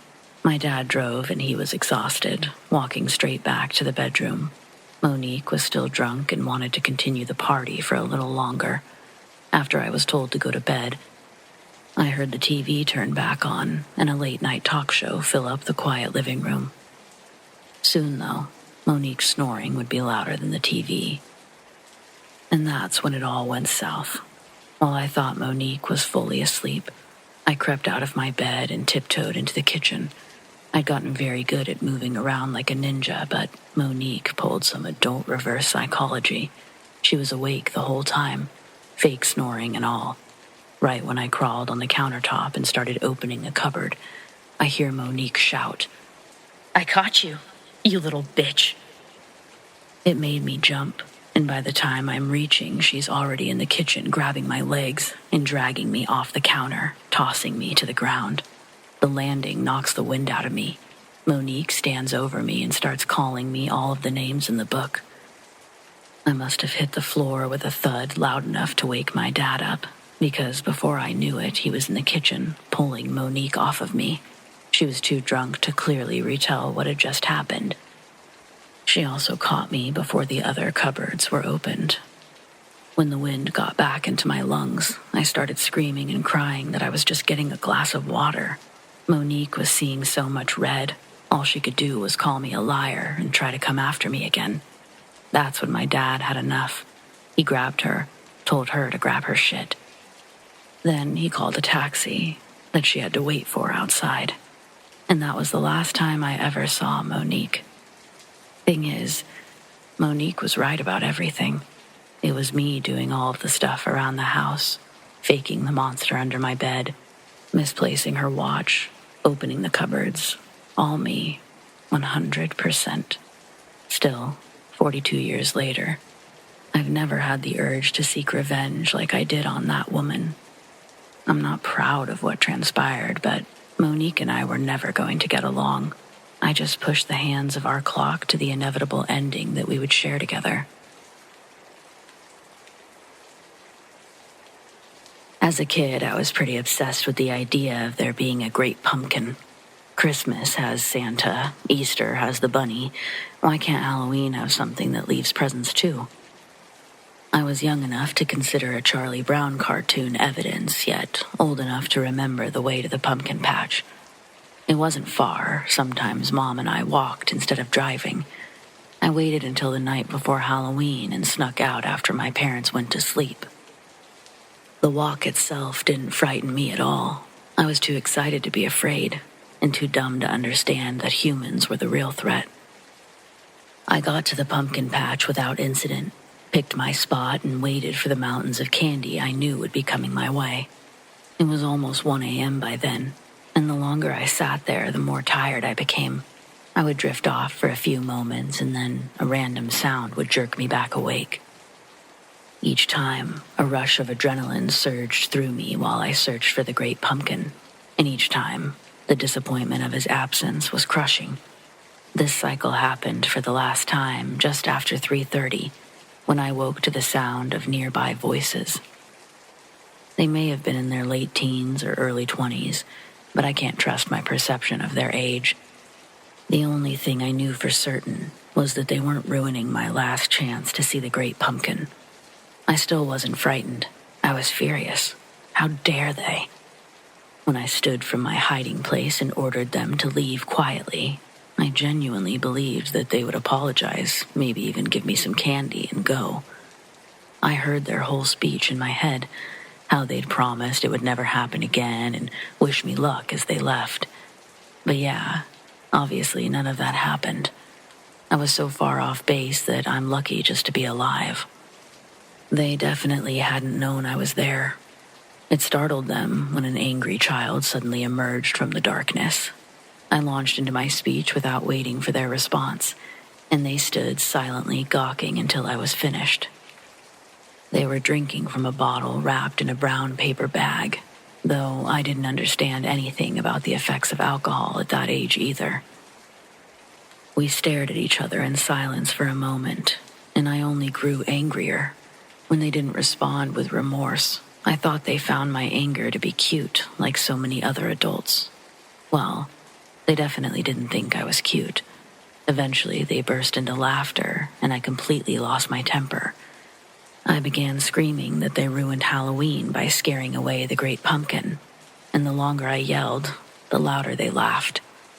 They carried on for so long that I completely lost hope and turned to leave. That's when the heavier of the two men finally regained his composure and hurried to block my path. He apologized with all the words I imagined they would say, only now it was too late. The great pumpkin was gone, and it was all their fault. I tried backing away and bumped into the smaller man. He had moved much closer, and I was now sandwiched between the two. The heavier one apologized again and offered me a drink from their bottle. I still didn't see this as a threat. I thought they were genuinely trying to make amends, but a sip of their drink wasn't going to cut it. Next, they offered to take me for ice cream, and when that didn't work, there was suddenly a puppy in their car. They tried every trick in the book, and the only reason none of them worked was because I wanted to see the Great Pumpkin that badly. Once I was too sleepy to care about their groveling, I announced that I was going home and never wanted to see them again. Then the men said that the least they could do was drive me home and asked which way I lived. Wouldn't you know it, my house was the same direction they were headed. Well, that one got me thinking. It was a longer walk, and it only seemed that much further after staying up all night. I had also grown paranoid that my parents would wake up while I was gone. I may have been extremely ignorant, but I understood exactly how much trouble I would be in if they realized what I'd done. So yes, a ride home actually sounded like a great idea. Those guys walked me to an old car that smelled like a skunk, and I climbed in the back seat with 0 alarm bells sounding in my head. At first, they really did drive in the right direction, and there was what I thought to be polite conversation. They asked if I wasn't afraid to be walking around at night all alone, and I, a cocky little shit, told them all about how I was too smart to believe in ghosts or monsters. I knew those things were only in fairy tales, yet things like the Great Pumpkin and Santa Claus, no, those were real. I'll never forget the look on the smaller man's face when he turned back and asked how I felt about people. He was enjoying my ignorance very much. I think he wanted me to understand I was in danger, like he wanted to see the aha moment on my face when everything clicked. Well, if that's true, then he got his wish, but it took me longer than I care to admit. He played coy, slow-walking me through what-if scenarios while the bigger man followed my directions home. Then, as we approached the last stop sign before my house, I said to take a left, and my house was the third one on the right. That's when the smaller man asked what I would do if they just kept driving. What did I think I even could do? Still thinking it was all one big joke, I said something along the lines of beating them up, something clearly beyond my ability, and was rewarded with another round of hysterical laughter. Meanwhile, we had come to a full stop. No cars were in sight. But we weren't turning. We were just sitting there. And then we kept going straight. I was done playing with these guys. I just wanted to crawl into my bed and sleep, but they wanted to play these ridiculous games all night. In a burst of sheer anger, I lunged forward, grabbing the wheel, and took us over the curb.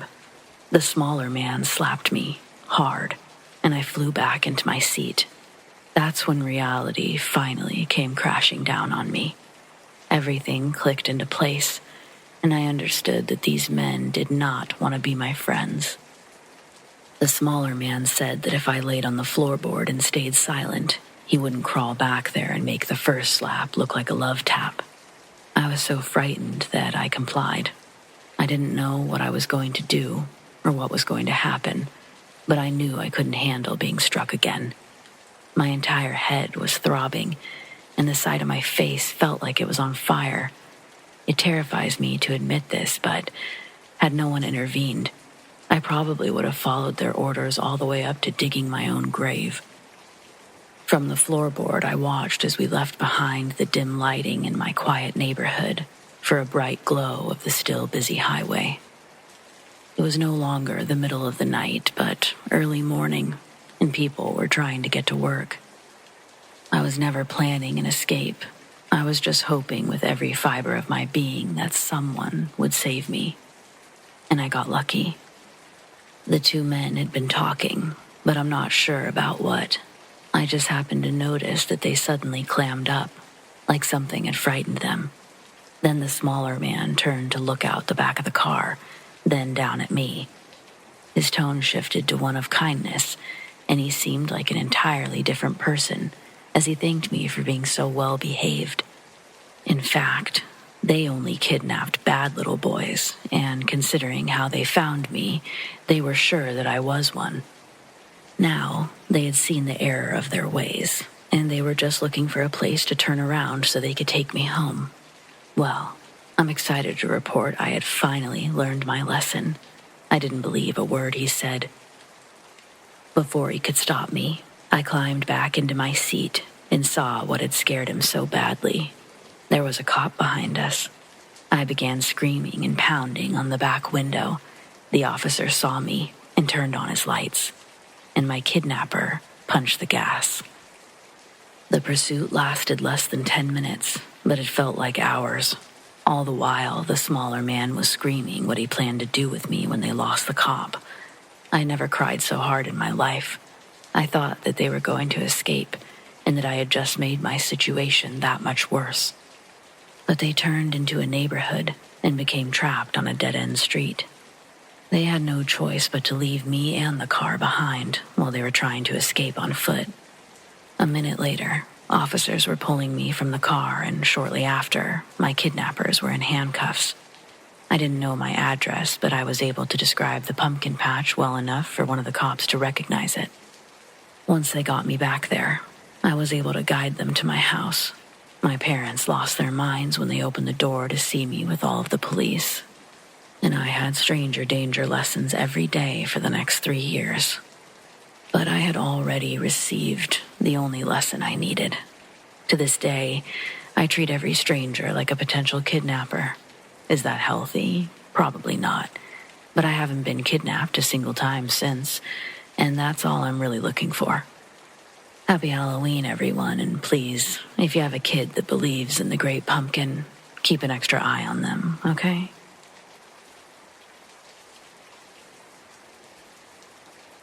I'm a 37-year-old female from South Dakota, and I've lived in the same house with my family for 7 years now.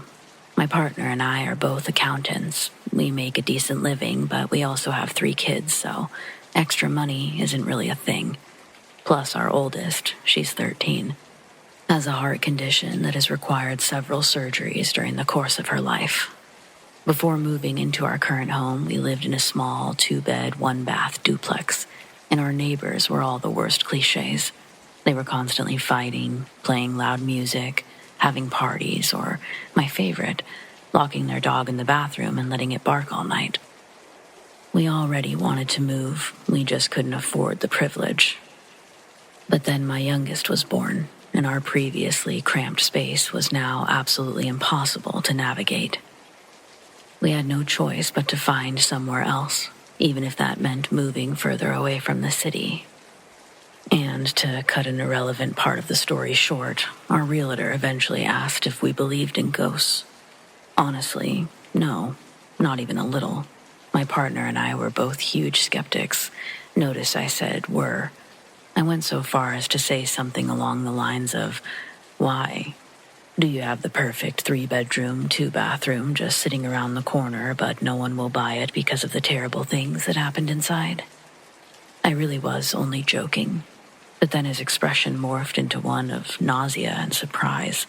It was actually a 4-bedroom, 2.5-bath, and it was still 40 miles outside of the city. But it was well within our price range, and that was the kind of luxury worth sacrificing a little drive time for. The house had sat empty for so long that our realtor asked us to wait a few days while he got the utilities turned on. There were a few cosmetic issues, but everything else was in great condition. It passed inspection with flying colors. Everything else, down to the golden plumbing fixtures, was absolutely hideous, but we remodeled bit by bit over the years. Anyway, you're probably wondering what atrocities happened in the house to make it so cheap in the first place. In the 60s, a couple lived here with their grown son, Anthony. Anthony suffered from some kind of mental illness, but no one could be sure which one. Many have said that he was never officially diagnosed, just clearly disturbed, and most agreed that he often experienced paranoid delusions. One Halloween, some other family members stopped by as they were passing through town. They were on a vacation but wanted to take the kids trick-or-treating. It was another couple with 2 young boys, and they ended up staying the night. At some point, Anthony woke up to the sound of movement downstairs and thought it was an intruder. He retrieved one of his father's hunting rifles from the gun cabinet and went down to protect the family. The two children had gotten out of bed. Maybe they wanted a glass of water. Maybe they were looking for a restroom. Or maybe they were just kids getting into mischief. Probably the latter. Regardless of the reason, they both perished on the kitchen floor. Anthony and the children's parents rushed downstairs at roughly the same time, and the weapon was fired once more. But thankfully, no one else was injured. Anthony was sent to an asylum where he ended his own life a few years later, but several of the previous owners have claimed to see an apparition fitting his description. A handful of people have lived in the house since, but they all moved out within 2 or 3 years until it finally just didn't sell again. It was March when we moved in, and our whole family instantly fell in love. We bonded over decorating our new spaces and laughed at the fools who missed out on the deal of a lifetime because of silly superstitions. For 7 months, nothing remotely out of the ordinary happened, but the second October rolled around. It was like we were thrown into an entirely different universe. Doors suddenly started slamming shut by themselves. Footsteps sounded above our heads when no one was up there. And sometimes, but not as often, we'll hear a little boy crying. When my youngest was smaller, I used to confuse it for him. But now when it happens, I know it's just the ghost. Nothing strange has ever happened outside of October. All year long, our home is like a paradise. But from October 1st through October 31st, it's a pure hell house. Halloween is always the worst, too. I don't know if it's because it's also the anniversary of the children's deaths, or if it's just because it's Halloween. I don't really care to find out anymore either. My partner and I used to let the kids stay with friends that one night while we toughed it out. But that came to an end 3 years ago, when I almost broke my leg in the shower. My eyes were closed as I stood beneath the faucet, rinsing off the last of the soap. When I opened them, I saw the shadow of a very large man on the outside of the curtain. I yanked it back so hard that I fell over, nearly snapping my leg the way I landed. The curtain fell with me to reveal an empty bathroom. No one was there. Not really.